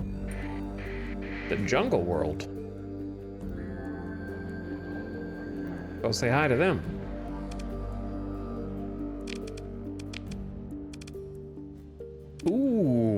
Ooh, a salvage rig, pristine. I buy, I go broke. I lose all my money.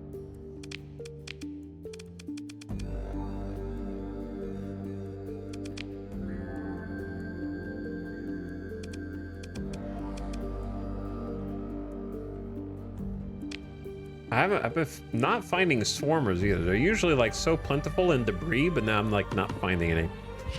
Okay. So, for this dude, salvage gantry. So this is a civilian craft that gives us increased gains from salvage. So this should be 25% more salvage. Only affects the recovery of common resources like fuel and supplies. That's fine, that's what I want it for. And you get some extra post-battle salvage as well. So it'll be at 34% total. These things are baller. So we're gonna add militarized subsystems to it. We don't need to, right? Because we've already got the civilian hull speed buff from our character sheet, I think.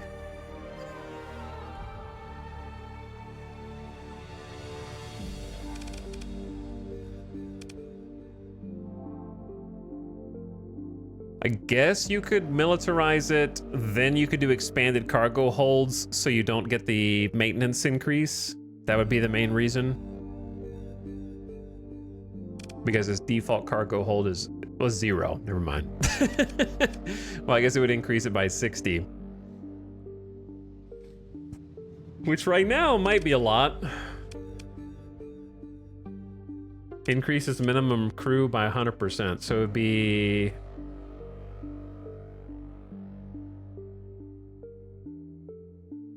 Can anyone explain why skeleton crew required is 20, but maximum crew is 3? What?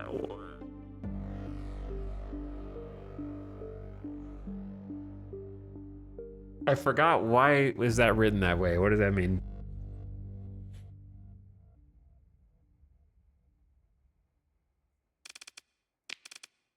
But yeah, I would take 40 skeleton crew. That is a lot of crew. Probably not worth it for us yet. I'm just gonna leave it as is.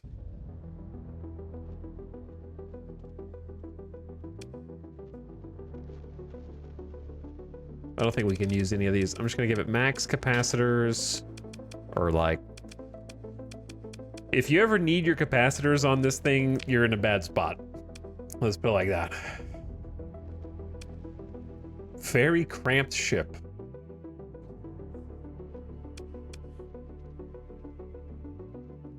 It needs other ships to house its crew. Only work on it when salvaging, I suppose.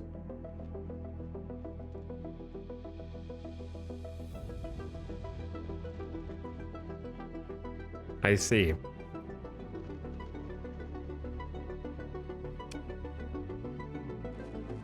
The Tir Nanog. What a interesting name. I haven't been naming these at all. The ISS Solo. It's kind of ironic for a carrier to be named as the Solo. The Puka. The Puka is my favorite one.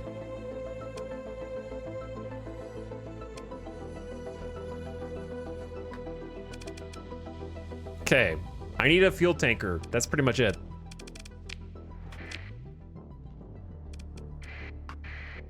And then we can go on our little excursion.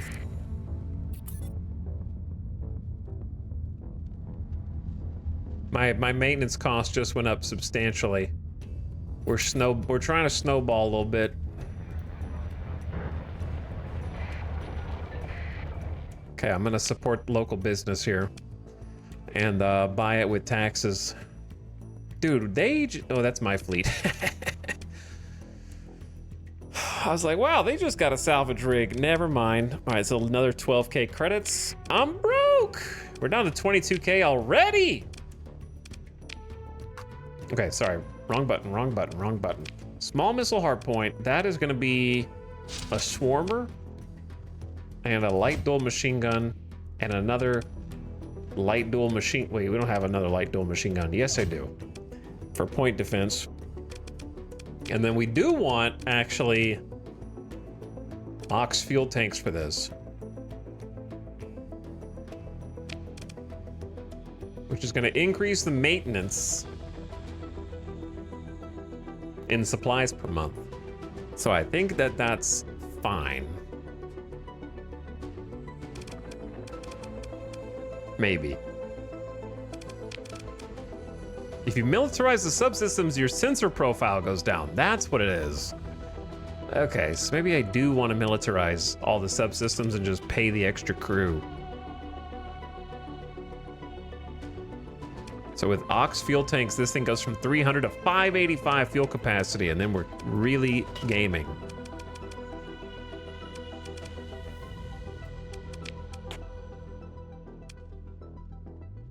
I think if your dram is out here, you're probably dead. Just put regular light machine guns.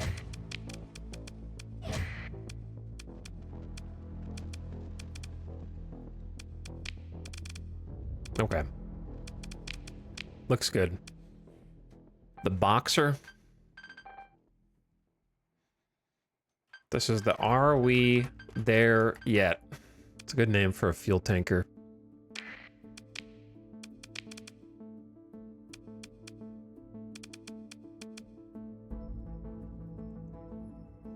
What am I forgetting? I'm forgetting to check for officers at each of these comm directories. That's the thing I'm forgetting. Oh well. Less overhead that I have to pay. That, and we need to maybe buy some fuel here. Ooh, it's expensive. It is very expensive. Not really anywhere cheap to buy. Might be able to salvage some. I'm just gonna buy like 50. Okay. It's kind of funny going and buying a fuel tanker and then not refueling. So I did all this to try to figure out if I can go to Mazu. There's a derelict ship there. We can get paid 50K if we go scan it, and it should be within our range. In fact, it's almost within our range to go there and then back. So we are off on an adventure now.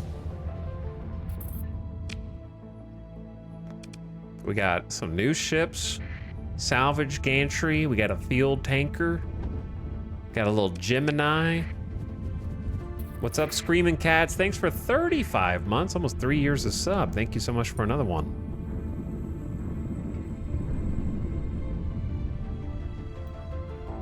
How's it going? It's Wednesday. Oh man, I got clipped. The Tyr Naog suffers storm damage. Look at that slipstream. I'm taking kind of a funky route. So hopefully we're not... Monthly expenses, 5,500. I'm having to pay my crew so much money.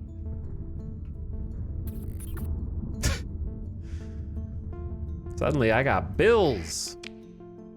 Oh, my obligation's up to 4K, that's why. Okay, wasn't it like 1,800 a second ago? That ramps up hella fast.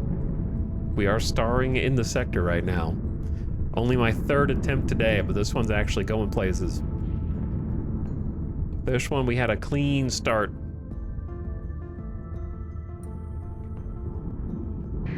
No, I definitely was going slow, but it's fine. Okay, here's our intended target. The Mazu storm system, oh God. Hi! What are you guys doing here? Nope. Try again, nerds. You ain't gonna get me that easy. Why am I here again? There's a derelict ship that we need to scan. All right, I'm going dark. Was my transponder on that whole time?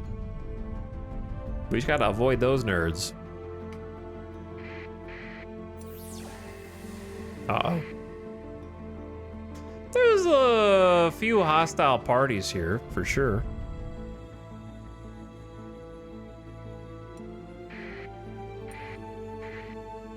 Just a handful scattered around. Well, well, well, if it isn't a derelict Medusa-class destroyer floating adrift with a pod. 21 crew were in that pod. It has 2 D-mods, degraded engines, and compromised hull. A Medusa with lower top speed is a bit rough. And minus 900 hull integrity. It's a really good ship.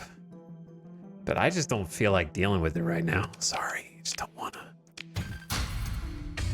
Scrap it for parts. I swear there was another something floating around. Ooh. What are you guys investigating? You guys stay out of this. That's a prospector. What's up, boys? We chilling? Ooh. Orbital habitat.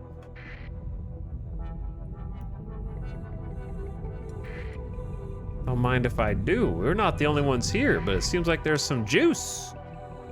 An abandoned orbital habitat. A cursory scan indicates it's been cold and dead for tens of cycles, at least, maybe hundreds. While making an assessment, your crew reports occupied sleeper pods. 123 crew. Okay, well, let's salvage what's left of this orbital after we saved these crew left in cryosleep. This is where we could get some big money. Organs. Food. And a Luddic Church blueprint package for a Buffalo Lasher and Hound Church variant. I'll take the 93 supplies all day. And the fuel. And the machinery, and the heavy armaments. I suppose the organs while we're at it. And then between these are kind of just taking up space for now, I guess. Now, don't forget that once you break open a place like this, to pause and then salvage it, hit them with the double back-to-back scavenge. Hit that scavenge button and go back for seconds. Even if you lose 4 heavy machinery in the process, because you get more. It's free money.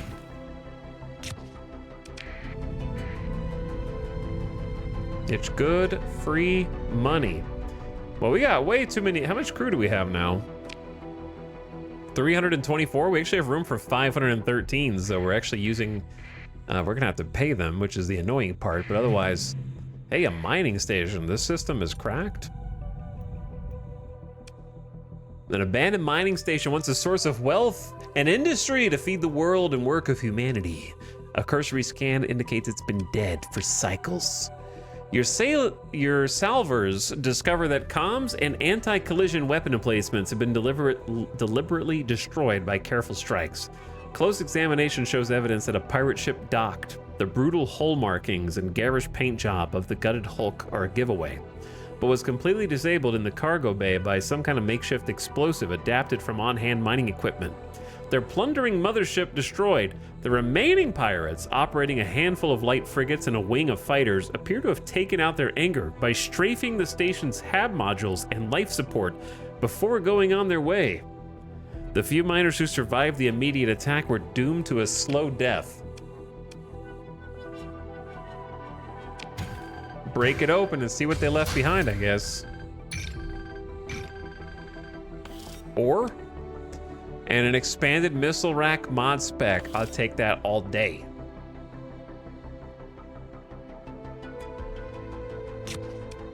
And then we want the transphotonics, the supplies, the fuel, the machinery, and then fill the rest with food, I guess. All right, salvage it again. Wrong button. See what else is there, man. Our gantry, salvage gantry is already coming in hot. Look at us self-sustaining out and about.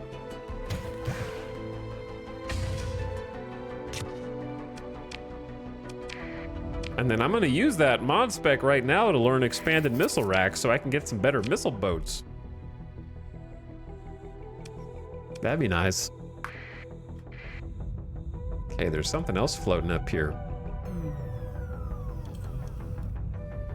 The reason I can tell is because I'm in the middle of this scope right here.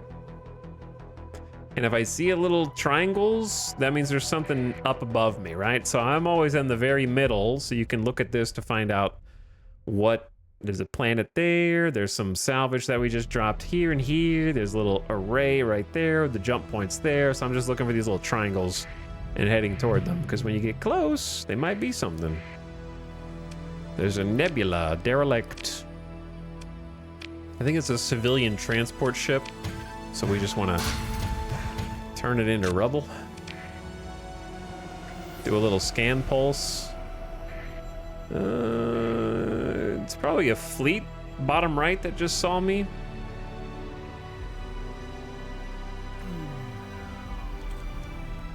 Something else bottom left. Might be the prospector.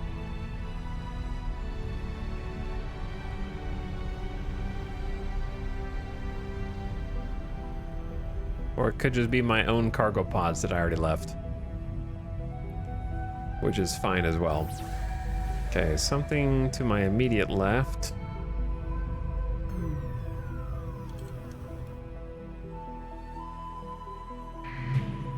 Monitor class frigate. With 2 D mods, increase maintenance and compromise hull. I do love me a good monitor, but not for 8 supplies a month, sorry. You think I'm made of supplies? I am made of skill points. Well, that's nice. I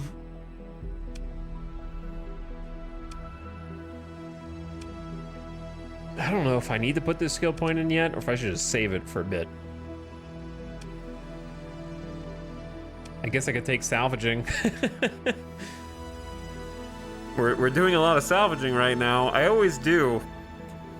The yellow bar, industry bar, is just too much fun to pass up, unfortunately.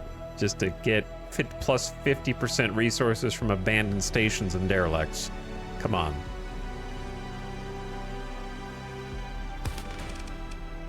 Just lock it in. You know you're going to. May as well do it now. We're salvagers. Okay, lots of markers. Some of them might not be friendly. Though if they're not friendly, I can take them.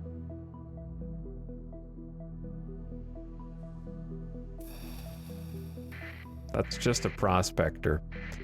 What did you guys find down here? An abandoned research station built either to study some interesting phenomenon or to study that best kept far, far away from inhabited worlds. It's been cold and dead for tens of cycles until I find it and scrap it. A transmitter inside the station sends an encrypted broadwave signal. Whatever destination it's meant for, it has to be nearby. We need to get out of here after this. But I'm gonna break it open first. With our new salvage tech. Dunk, dunk, dunk, dunk, dunk, dunk, dunk. Oh, we got some juice! I mean, it's a Manticore Destroyer BP, but it's worth 42k. A Sarisa Wing Blueprint. Worth 15k. Accelerated Shield Mod Spec is decent. Advanced Turret Gyros, okay. Hardened Shields. Some 3 good mod specs I'm about to use right now. High intensity laser, Hydra MDM launcher, Mjolnir cannon, a storm needler, some large weapons, some kind of interesting ones.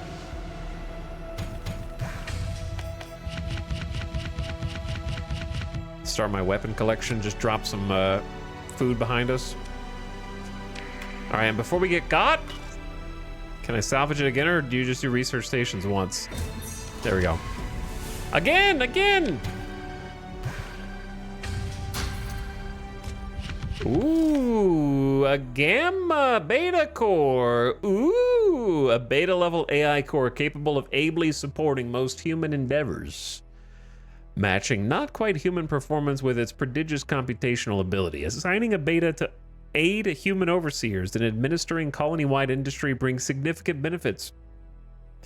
Selling AI cores on the open market is prohibited by most factions. However, higher-up faction reps are often willing to exchange these for large sums of money. Money, and we got a Harbinger class phase destroyer blueprint worth 80k. A makeshift shield generator so we can make our own shield gen. Let me learn these mod specs first. The Harbinger is pretty cracked. I'm just gonna learn makeshift shield, accelerated shields, turret gyros, and hardened shields. We got some juice out here. We need to get out of here though, like right now.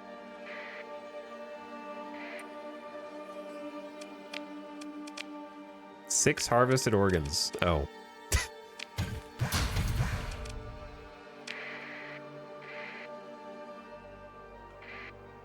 Uh-oh. You're gonna have to try harder, big dog.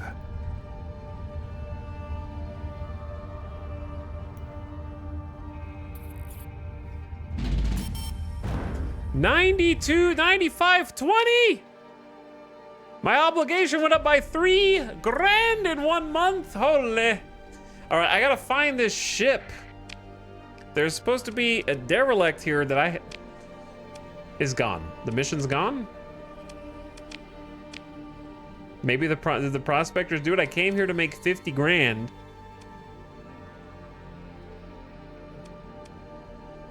And now the mission's gone. So I guess I made more in loot.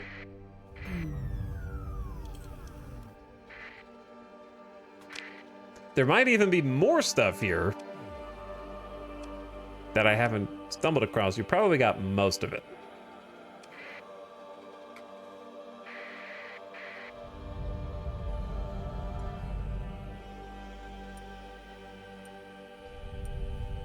There are some nasty fleets.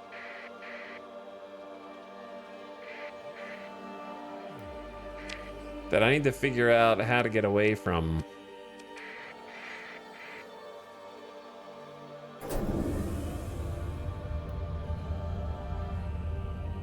And then we need to go back to civilized space. Phaeton class tanker. Compromise storage, increase maintenance. Just break it up.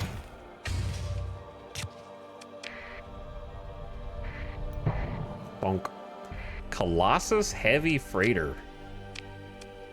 With 3D mods. Can't afford that.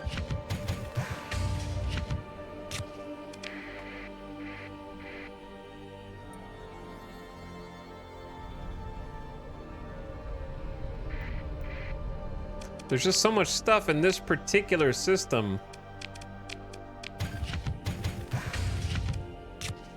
that, like, finding the derelict I was supposed to find.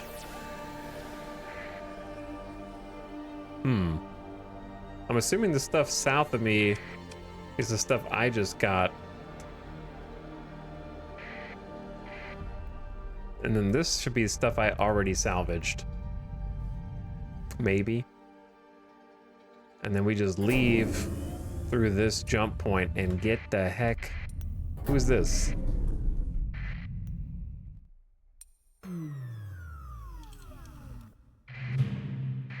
Equipment cache?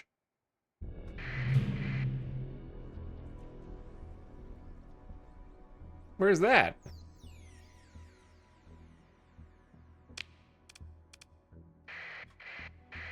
Oh, right here. There's so much, man. What's in here? Escort package mod spec. This is for escort ships. We got another Luddic Church blueprint. That's weird.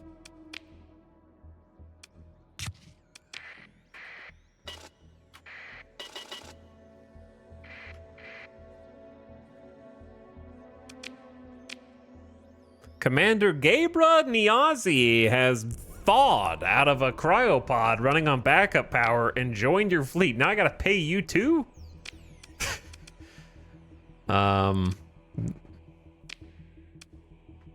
There's a mule combat freighter here with just some structural damage, which I guess is not great on a mule, but this whole thing is kind of having armor and hull integrity, but otherwise it's okay.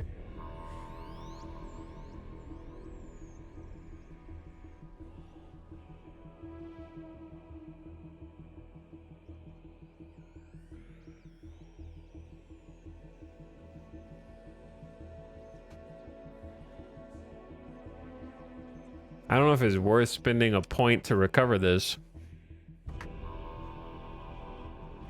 I feel like we're already stretched a little thin right now monetarily. Like, it's a decent ship, right? But it just seems like I'm maybe building too much up. So I'm gonna salvage it.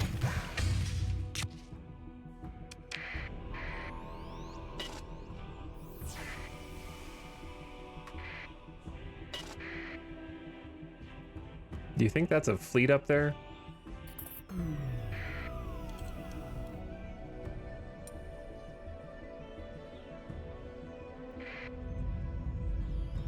It's a tug. Just randomly up there. We got like way too many supplies.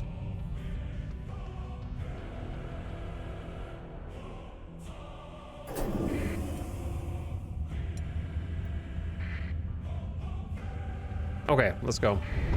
There might be more stuff here, but it's hard to say. We need to go back, sell some stuff before I go into debt and all my crew abandons me.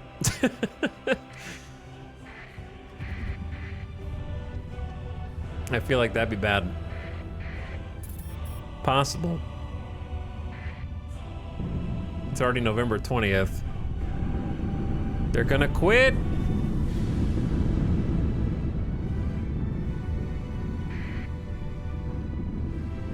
Who do we want to win this campaign? Let's, you know what? Century and Dicta is way cooler than Persian League, right?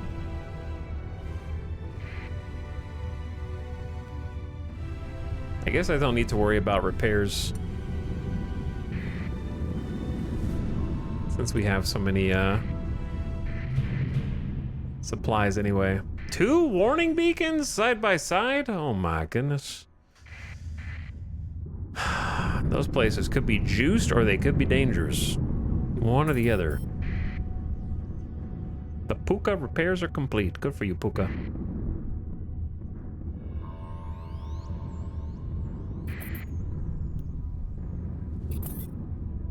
Okay, we're back in somewhat civilized space.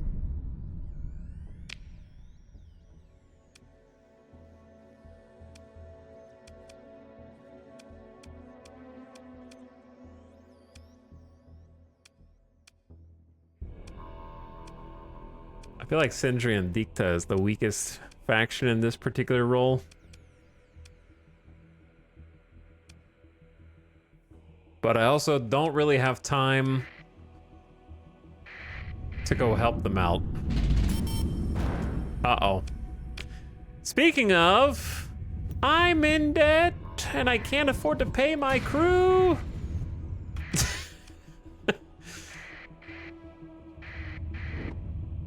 11 grand. If we can't afford to pay the crew, they're gonna leave us. Okay. So I have a beta core. Who pays the most? Let's go say hi. They have an officer too. Station commander. I may or may not have an AI core.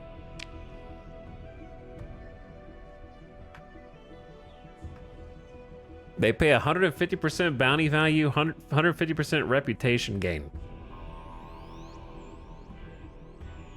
I forget how much everyone pays for it. I wish it would just tell you here, but I also don't think I can afford to just like fly around with it. They're gonna pay me 45K. Jeff time. I wish that you couldn't Jeff this, and I wish that the rate changed depending on the campaign, but that's okay. Or that you could randomize it a little bit. Or that they had an actual economic need for it, just like anything else. And the more you find for one faction, the less they pay. And the less one faction gets, the more they pay.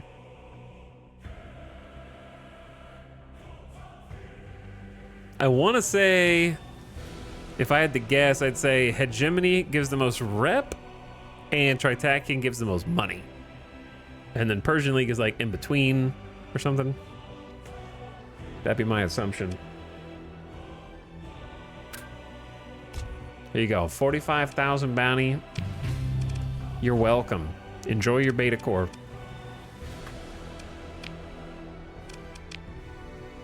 No questions asked. I'm also gonna like probably hire missile specialization steady. Hello, welcome aboard, Lieutenant. 900 credits per month. Psh. You know how much I'm already paying per month? Okay, so what I can do now is put we have this level 5 that we just sprung from a cryopod. Gabra Nionzi. They have helmsmanship, combat endurance. They're a good choice to just put in the Omen, to be honest.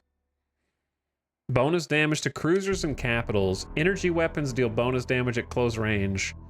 And then plus flux dissipation.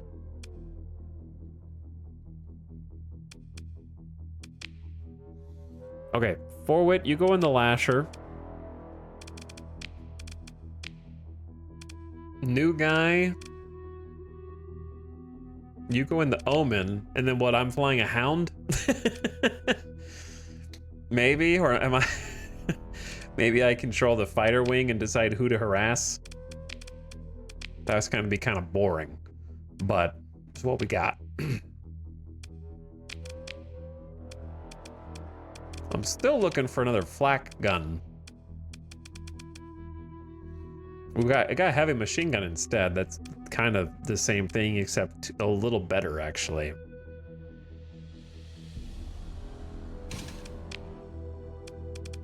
Cost more ordnance points.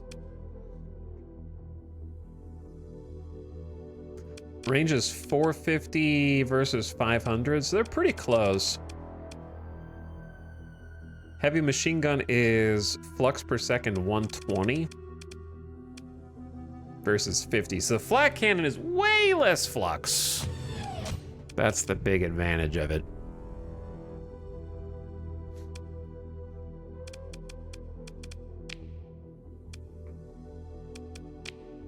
Oh yeah, hold on. We could actually do some changes here because we got the breach SRMs, which I think are fine, but didn't I just get expanded missile rack?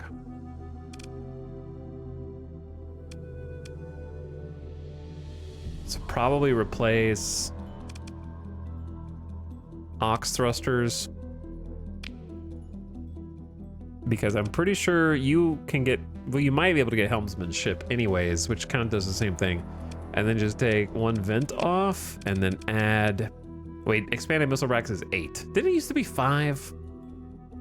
They're just too OP.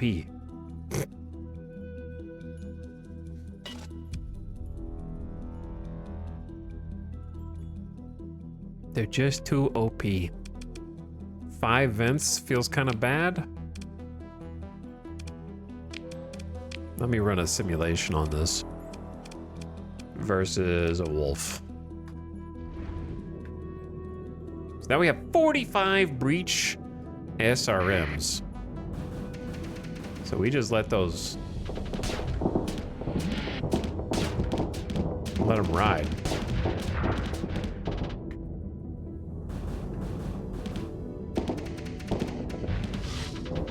Nice little teleport, you big nerd. Ooh, still got you, didn't I?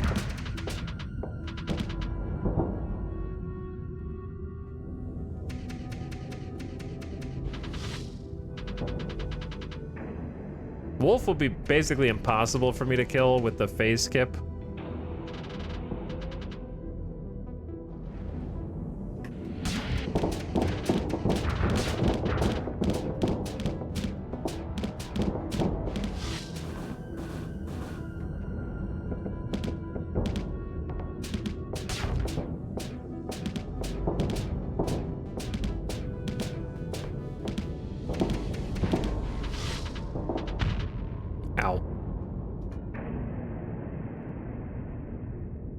I'll catch you.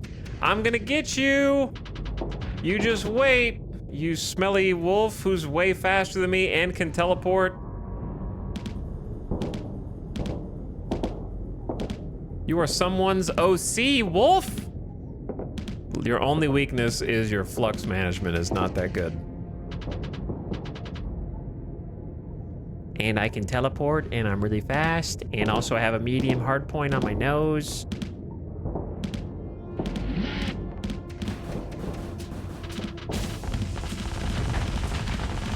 Found the edge of the map. You didn't realize space had a border all around it, did you? That you can't go outside? It's just one big two-dimensional square, you idiot. And I backed you into a corner. Okay. Honestly, I don't think I need expanded missile racks with the breach. Maybe if I wanted to throw harpoons on instead. The harpoon. I just don't think I need it. I'd rather have like the max vents and maybe either AI make really good use of accelerated shields. Even if it's just to pop them up and pop them down really fast, even if it's just a frontal shield. But advanced turret gyros, armored weapon mounts do give you extra armor. I guess I'll just go with that, it's fine.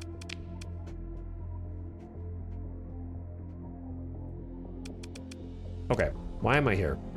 Please repair my ships. Why does the Lasher have an empty weapon slot? To save on ordnance points. I just don't think one extra light machine gun is doing that much for it when it has a frontal nose cone. I don't know. I guess it's better against fighters, but I don't think it's that uncommon to run it without a front. Let these two do side point defense. I don't know. It's okay, but it would basically just be another light machine gun, which I'm kind of neutral on.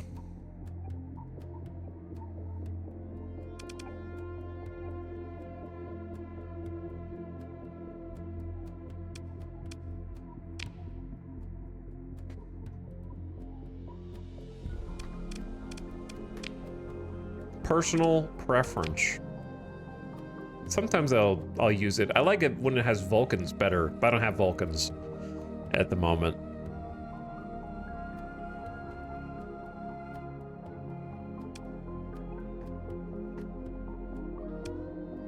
I got too much garbage. Actually, I have one Vulcan. Excuse me.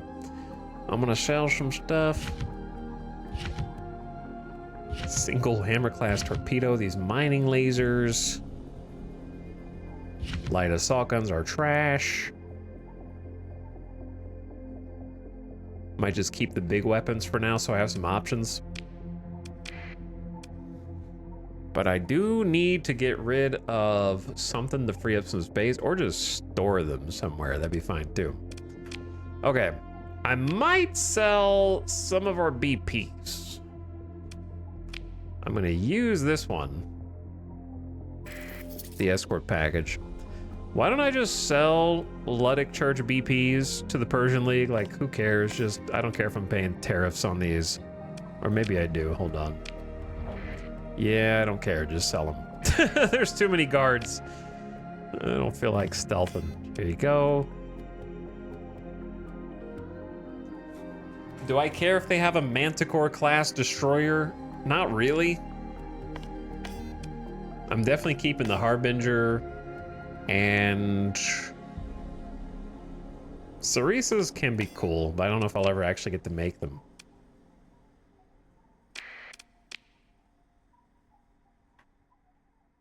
Okay, and we're good. So I'm back to 91K, but I have to find a better way to make money. Analyze a domain era probe. Okay. Yes, I want to try that one, even though it's way the heck over there. And yes, I do actually need to click accept on the missions.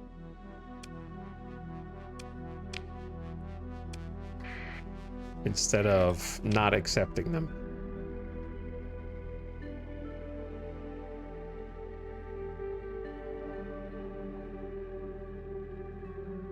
Karkotaka. Karkotaka. let's go to Karkataka.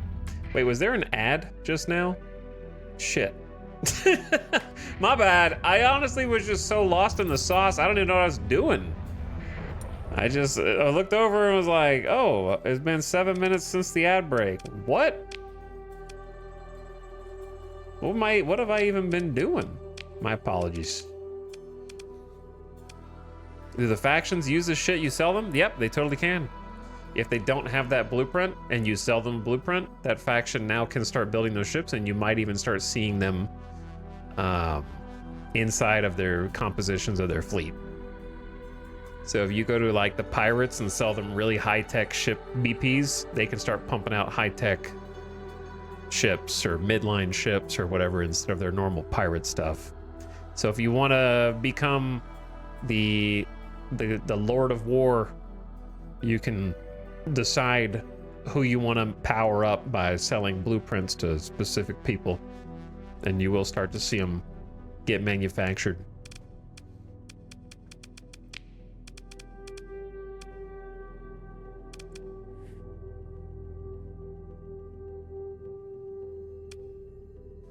So it does matter. Similarly, I think with Nexerelin, if you sell survey data, like if you go survey planets and different systems and then bring and sell the survey data, I think they can actually use that survey data to find planets to settle. And then they will start colonizing places that you surveyed. Now that might just be, listen chat, if that's not true, just let me live in hopium. Okay, because it sounds cooler if it's true. I'm pretty sure it's true. I don't think I can afford these. But the Vigilance is okay, I like it. The Monitor's pretty cool, I like it. The Brawler is decent, I like them. I like the midline ships. Griffin Missile Cruiser's pretty sick.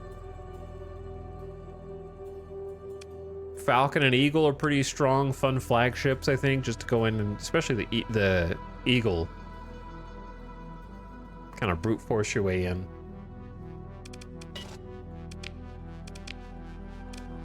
There's an Eagle right there. Okay, what am I doing? I think I'm buying fuel. Okay, we're just gonna go over here, pretend like just I'm an innocent little guy. I'm just a little going and hiding inside of a cloud and then coming back with my transponder off so I can buy fuel in the black market for cheap.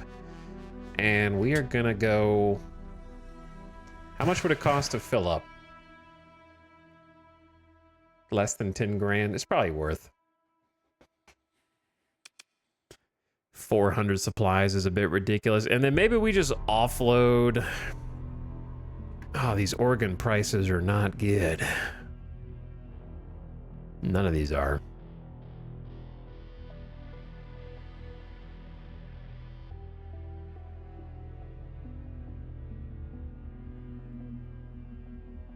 Maybe I just say I don't have enough to care and just sell a bunch of them. I don't know. Maybe it's worth going to Fearsome Engine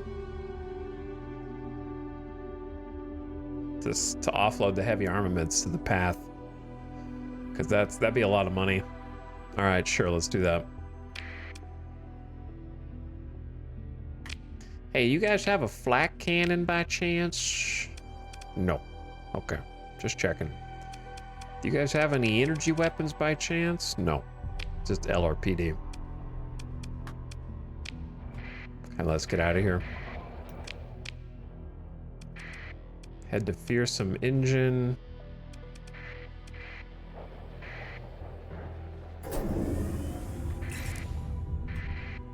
Okay, so I may have screwed myself. Yep.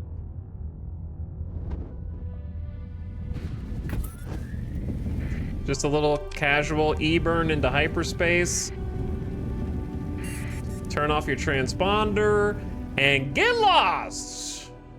Maybe you have to burn a little extra fuel to get away from the system authorities before they scan my cargo hold and find contraband in there. Or I have to pay a story point to get out. Hostile threats to your fleet are on the other side of this jump point. I'm going in. Next door. I'm gonna swing over here, go dark. Get sneaky with it. Stop by this Colossus derelict. Scrap it for parts. Okay. There was a battlefield here. There is combat happening. How do I get over there quietly? All right, mercenaries, you guys are chill. What is going on here, boys? All right, the Sindrian Dicta's engaged in battle. Don't let them see you. Just go on in while they're busy fighting. Sneak on down in the midst of combat, and we drop off some heavy armaments to the opposition for a cool 36K. I'm just gonna ditch all the other stuff. I don't feel like carrying it around with me.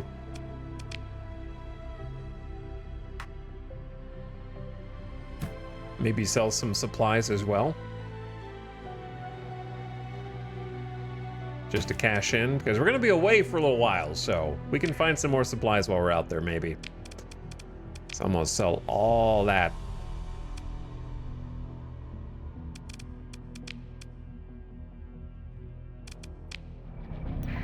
And then pretend like I was never there. Just got out in time. Just in time. Turn the transponder on, like ding, ding, ding, ding. Surface battle, Ludic Church, Sindrian Dicta. Market captured by the Ludic Church. The first territories have changed hands in this campaign. All right. No one's gonna get me right here, it's fine. So we are full on fuel. We're heading to Jotunheim. Okay. Off we go. On a galactic adventure through hyperspace to the edge of the known galaxy.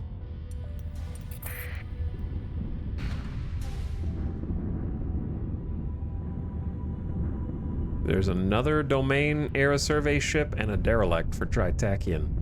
I'm gonna do the one I already accepted first. How about that? Why would you worry about being scanned? Are you doing something illegal? Listen, chat, if you're not doing anything wrong, then you're not gonna have any problem with me inspecting your chat history.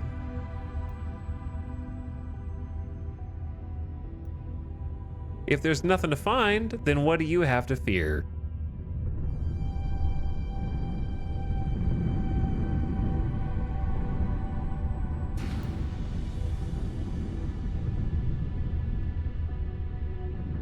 This is a gigastorm. My monthly expenses are 20K.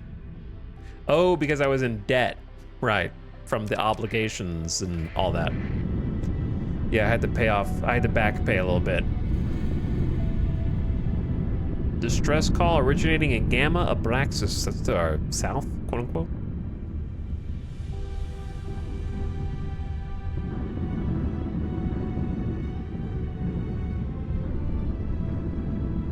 Okay.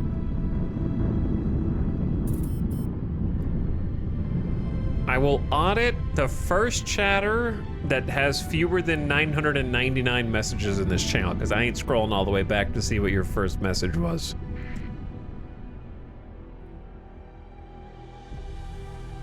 So some of you guys yap as much as I do.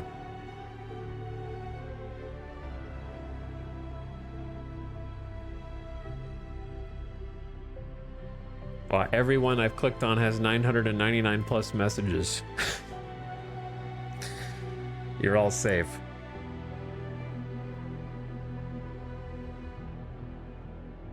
Ain't no way I have 999 plus. That's true, Jackal. You have 345. Let's see what your first message was. Bye. Good night. That's what you wrote. Are you happy? January 6, 2023. Bye with 2 E's and then GN.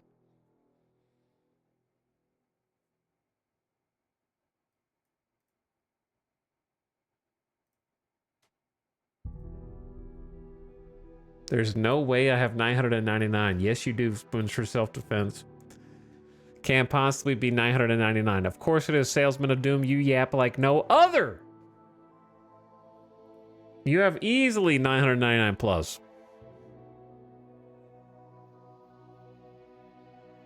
You guys have low estimates of yourselves. Golden Rupee, you have 529.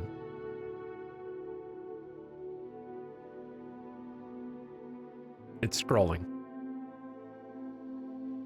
All the way back. Still going. November 18th, 2022, you wrote, Stone Spike Traps? Question mark. Rimworld chatter found him.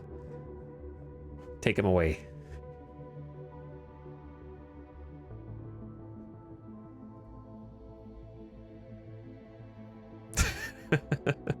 Are you running any mods? Yeah, just Nexerelin. Just Nexerelin.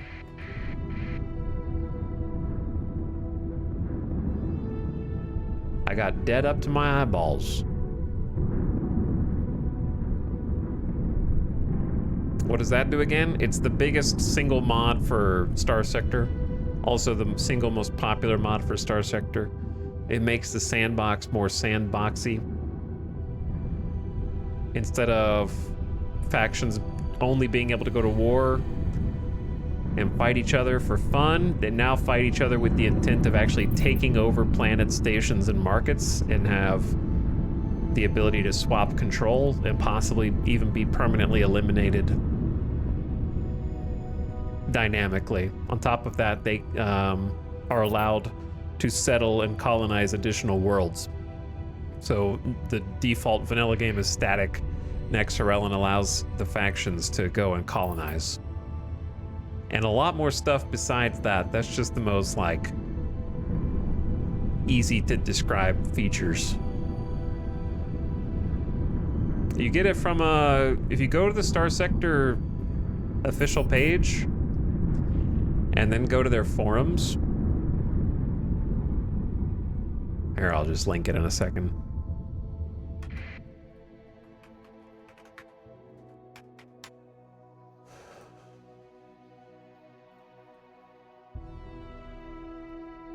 This is what you want. I just posted it in chat. All right, flashbang incoming. Turn on, put on your sunglasses, people in dark room. Pew. So in the forums, in the mod section, there's an index. And the index, these are all of the, like, logged mods that have been put in at the request of the respective mod author. And you can kind of just go through all these and see what sounds interesting. So they're kind of separated by, like, overhauls, dramatic changes and stuff, mega mods, of which Nexerelin is one, but there's more. It's just the most popular one. Content expansions. The ones you're probably going to be most interested in are the faction mods. So those are pretty cool because you can go in. Some of these are OP as hell, but you'll have fun with them. Like, you could just go in and download, and suddenly you've got access to all these new ships. Frequently they'll have a bunch of new weapons with new animations. Like Diablo, I think, has flyable, pilotable mechs. So you can become like Gundams that fly around and transform. You know, you could click on any of these and they're gonna be sick. Iron shells, different hard points, like kind of unlimited faction content here. It would take you a long time to go through all these. I'm just kind of clicking on random ones. So mod authors and creators just doing their own thing, making a whole bunch of cool stuff.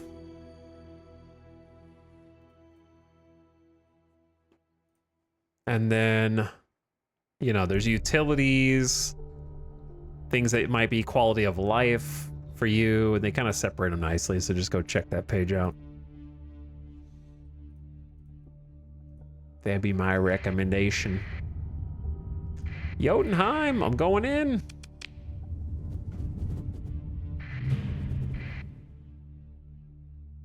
Domain era survey ship right away. Okay, so I want to complete the mission first. We're supposed to be analyzing a domain era probe, which might be right up here. There it is.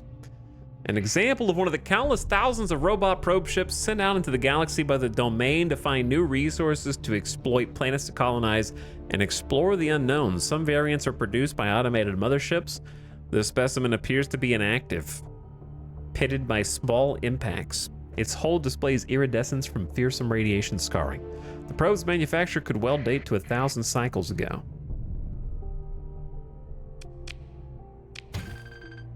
Salvage it. Wait, was I supposed to salvage it, or was I supposed to, Wait, that's not what I was looking for. There must be more than one.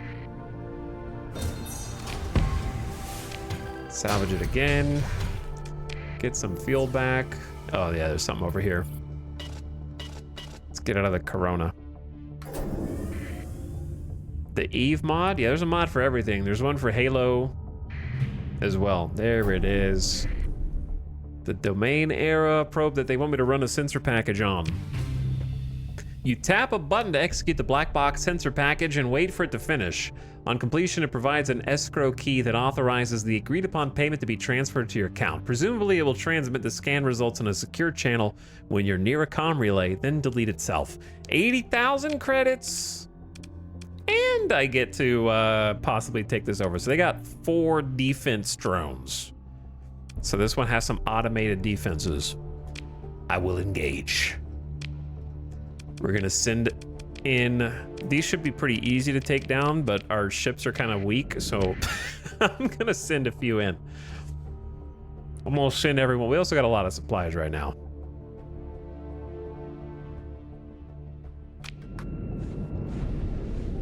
Also, I gotta remember that I am,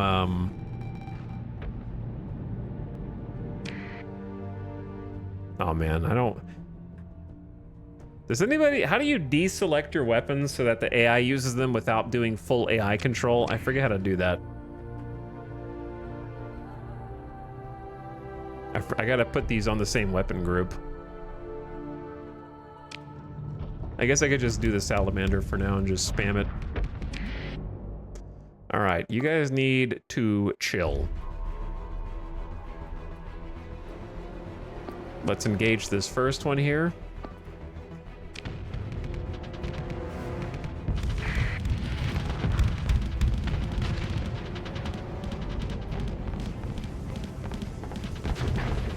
Get them, boys. All right, so I can... Chat, what's the hotkey? Never mind, I'm just gonna look it up. What is the hotkey for fighters?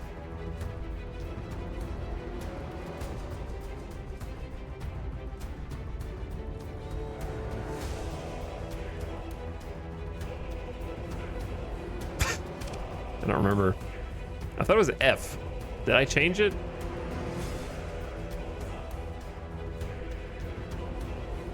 If you mean turning on auto fire, nope, that's not what I mean. There's a way to deselect all weapons so you don't have any weapons selected. I thought I changed this to F.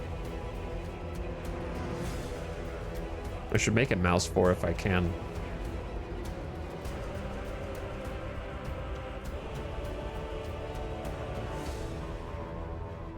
Bro, am I crazy? Where is this?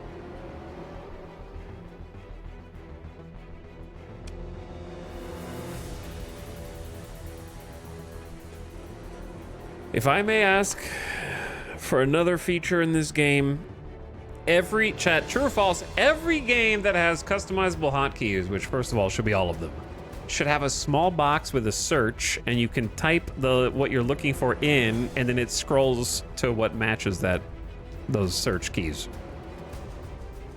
so that you don't have to glaze your eyes over every time looking for what you're looking for. Toggle fighter re-engage. All right. Mouse 3. That's what I want. Go get him, boys.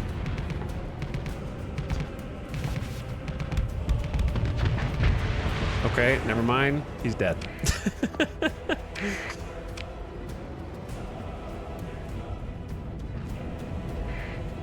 And they're all dead. I wanted to go in with the fighters. They died too quickly.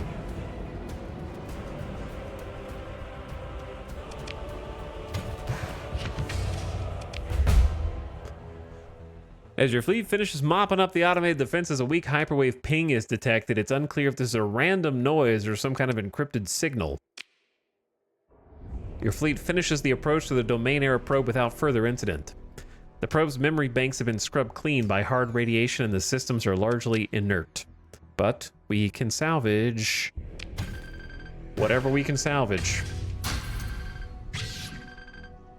A lot of organics, which I am not going to need, but I will take, and then we are going to go back and send the crew and say, look again, but this time look harder. You missed a spot.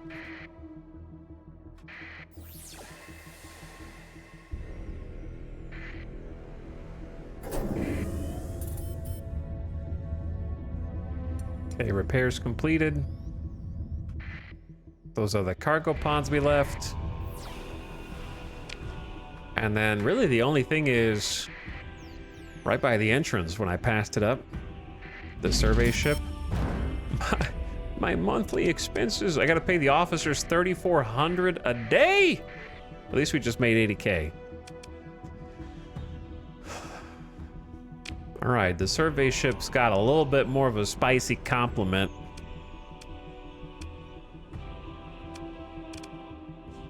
A berserker assault drone and a siege drone. These can be a little tankier and a little scarier. I don't have like such a good fleet. Let me check. We have a lot of, we have like 2 hounds.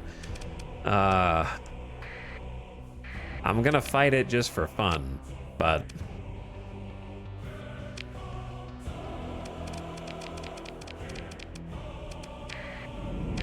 we might want to be a little more organized this time, such as give myself an escort with the Omen and the drone tender.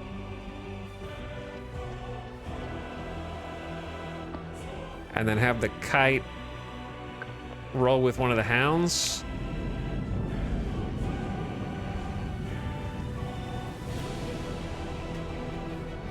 Okay. So how do we want to do this? I think at first just let them clash. We're gonna kind of hang back.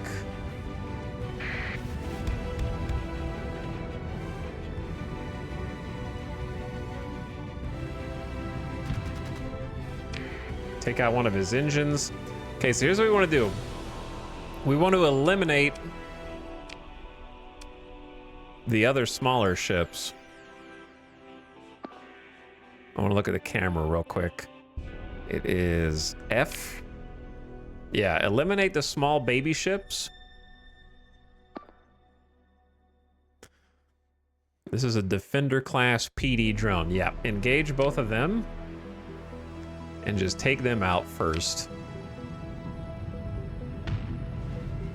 I got them in the tailpipe with the salamanders.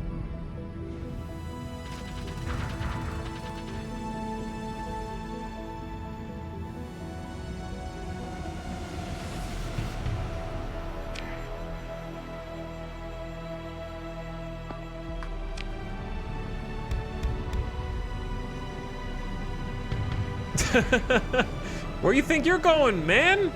Look at these salamanders.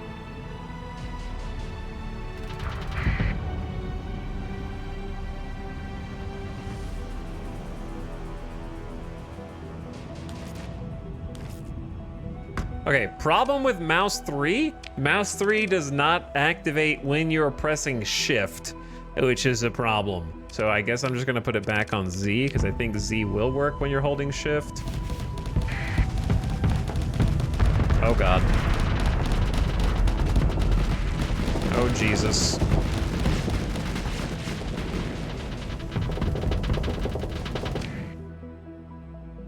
My flak cannon's not on auto fire for some reason. Look at my escort. Holy. Get him! Hell yeah, brother! My fighter's in there.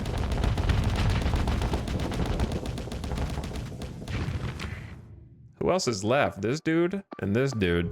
These two are actually holding up okay. We're taking on the big dog right now. Broadsword's in there. Yeah, Z does work.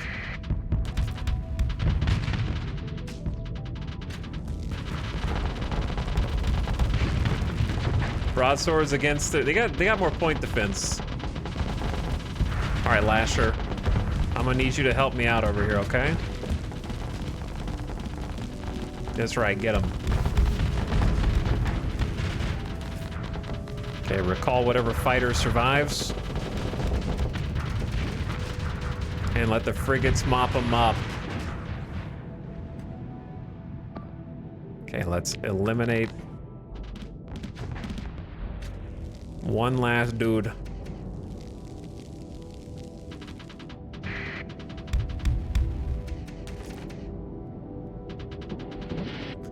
If you can't do it, okay, I was gonna say, my fighters will. That was a nice one, that was fun.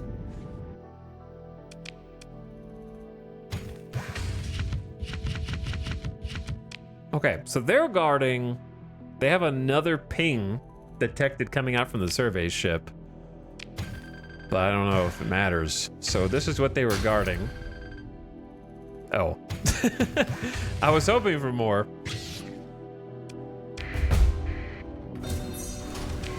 Maybe if I go and try and double dip. One crew just died trying to salvage this again. Tragedy. Okay, so we have too much fuel by a lot. And we have too many supplies. But the penalty for having too many supplies is using more supplies. So it's fine. And then I think we're done here. So we just need to head out. Good fight.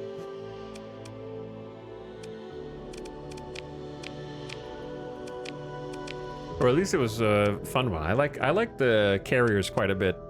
Has anybody ever done like a full set of carriers? Just your entire fleet is carriers? I feel like if you had enough, you would be unstoppable. Like there's only so much point defense can do. If you have enough carriers that are taking down enemy shields and then just torpedo volleys just going in and just do.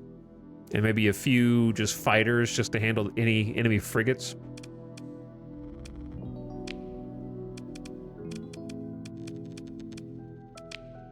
Unfortunately, there's not really any other good missions out here. We're welcome to stay, but since we can't survey, I don't know if I really want to stay.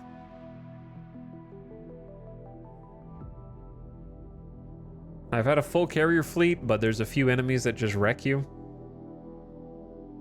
There's critical mass where you have more fighters than PD can handle. That's what I would think.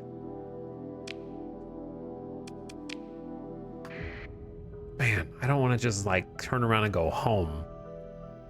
But there's only so much money I can make out here.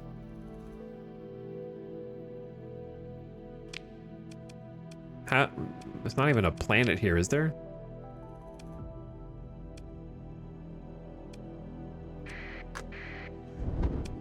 Let's just try going over, because I can still survey, right? I just have to spend a lot of supplies and crew. We have supplies and crew. So maybe I should just try and do some surveys while we're out here. Is there even a planet here?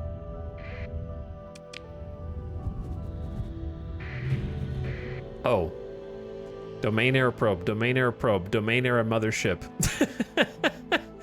One of the legendary survey motherships, the quiet automated workhorse of the domain exploration and colonization effort. This is in essence a von Neumann probe, as the survey motherships contain auto-forge capacity to manufacture a suite of small survey ships and supplies required for its ongoing mission. This specimen is burned and battered by centuries of service to the domain, a drifting, forgotten hulk.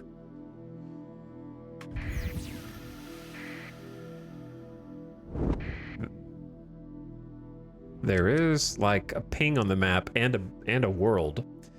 Well,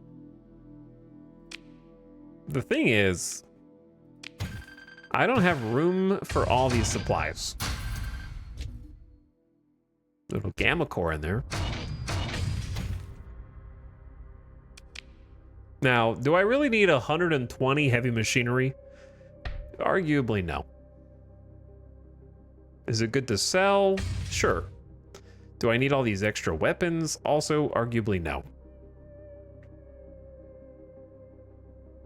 Like 6 light machine guns? Come on, who cares? Get rid of those. Maybe toss the Typhoon and just get one later. I don't remember if I even used a jackhammer before.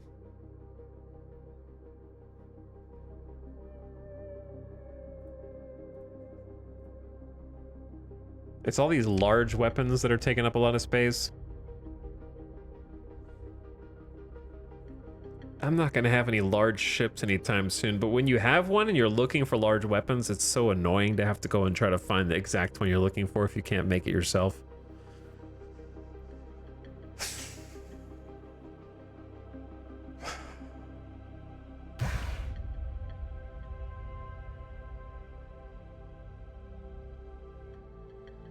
Ugh.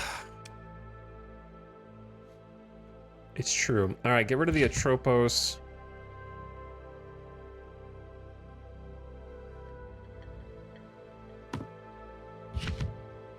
Ditch.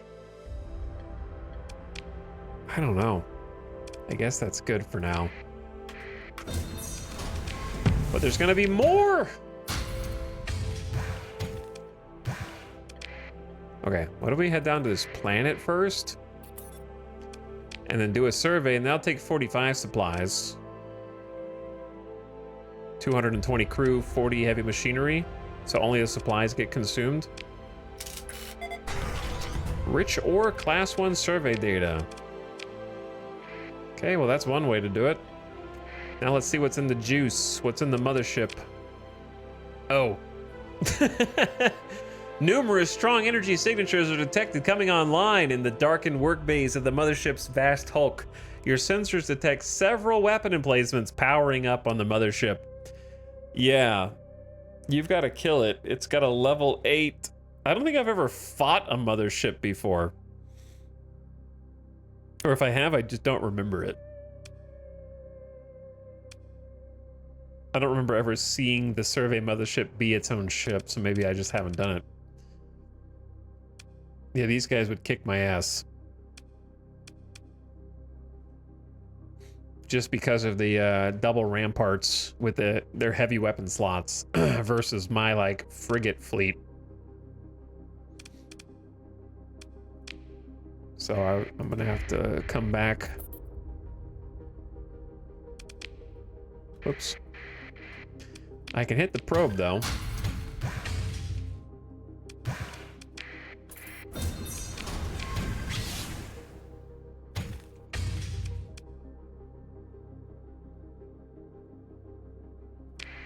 Way too much garbage.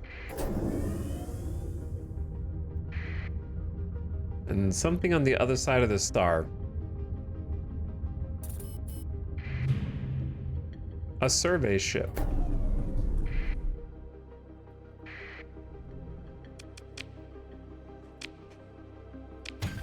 What did you find, little survey ship?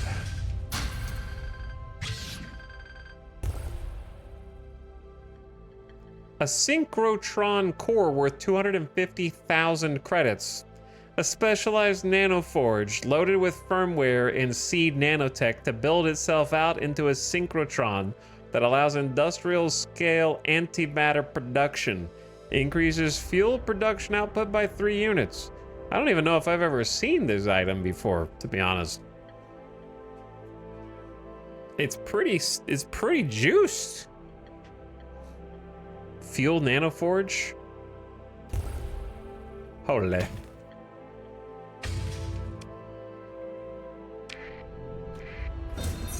That is cracked. Sindri and Dicta would like to know your location. And then a gamma core or beta core? right after that. Yeah, we're a little over capacity right now, but it doesn't really matter. It'll just burn supplies until it gets us back down to where we're supposed to go.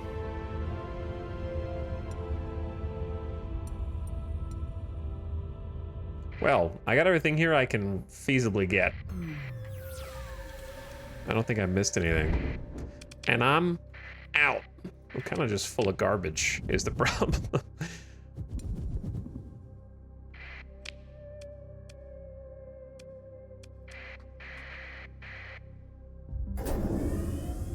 I'd like to go here and just burn some supplies on some surveys.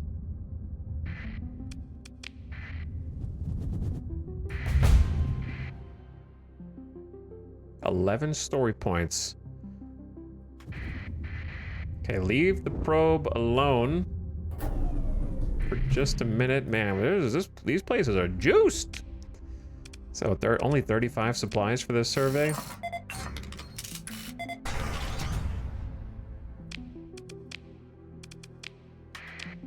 There's only like one planet here. I guess just leave the probes. What if I come back out here for some reason and then I'm like out of supplies? Then I can just get more from the probes. Because there's really nothing else here. Okay. I think it's a good stopping point. Because we're sort of in between jobs. We got some big loot. A couple of battles. Got a little fleet. It ain't much. But it's ours. And so, assuming nothing new comes out tomorrow, we will play this again tomorrow.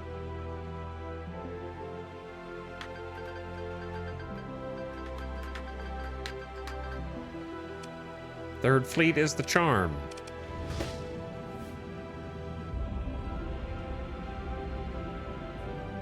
But yeah, assuming there's not like some random new hot game that comes out, then probably just chill in some Starsector and try to build up a stronger fleet, maybe find some cool ships as loot. Like I want to find some derelicts.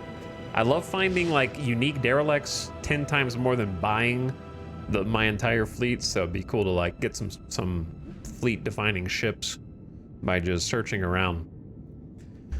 Okay, gamers, thanks for chilling tonight. Hope you had fun today. Thank you for watching. Appreciate everybody. Hope you had a nice Wednesday.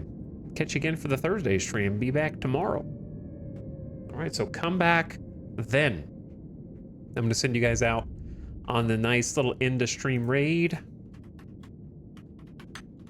Why don't you guys go say what's up to Rule Storage? Playing some The Last Gas Station, which I think just came out.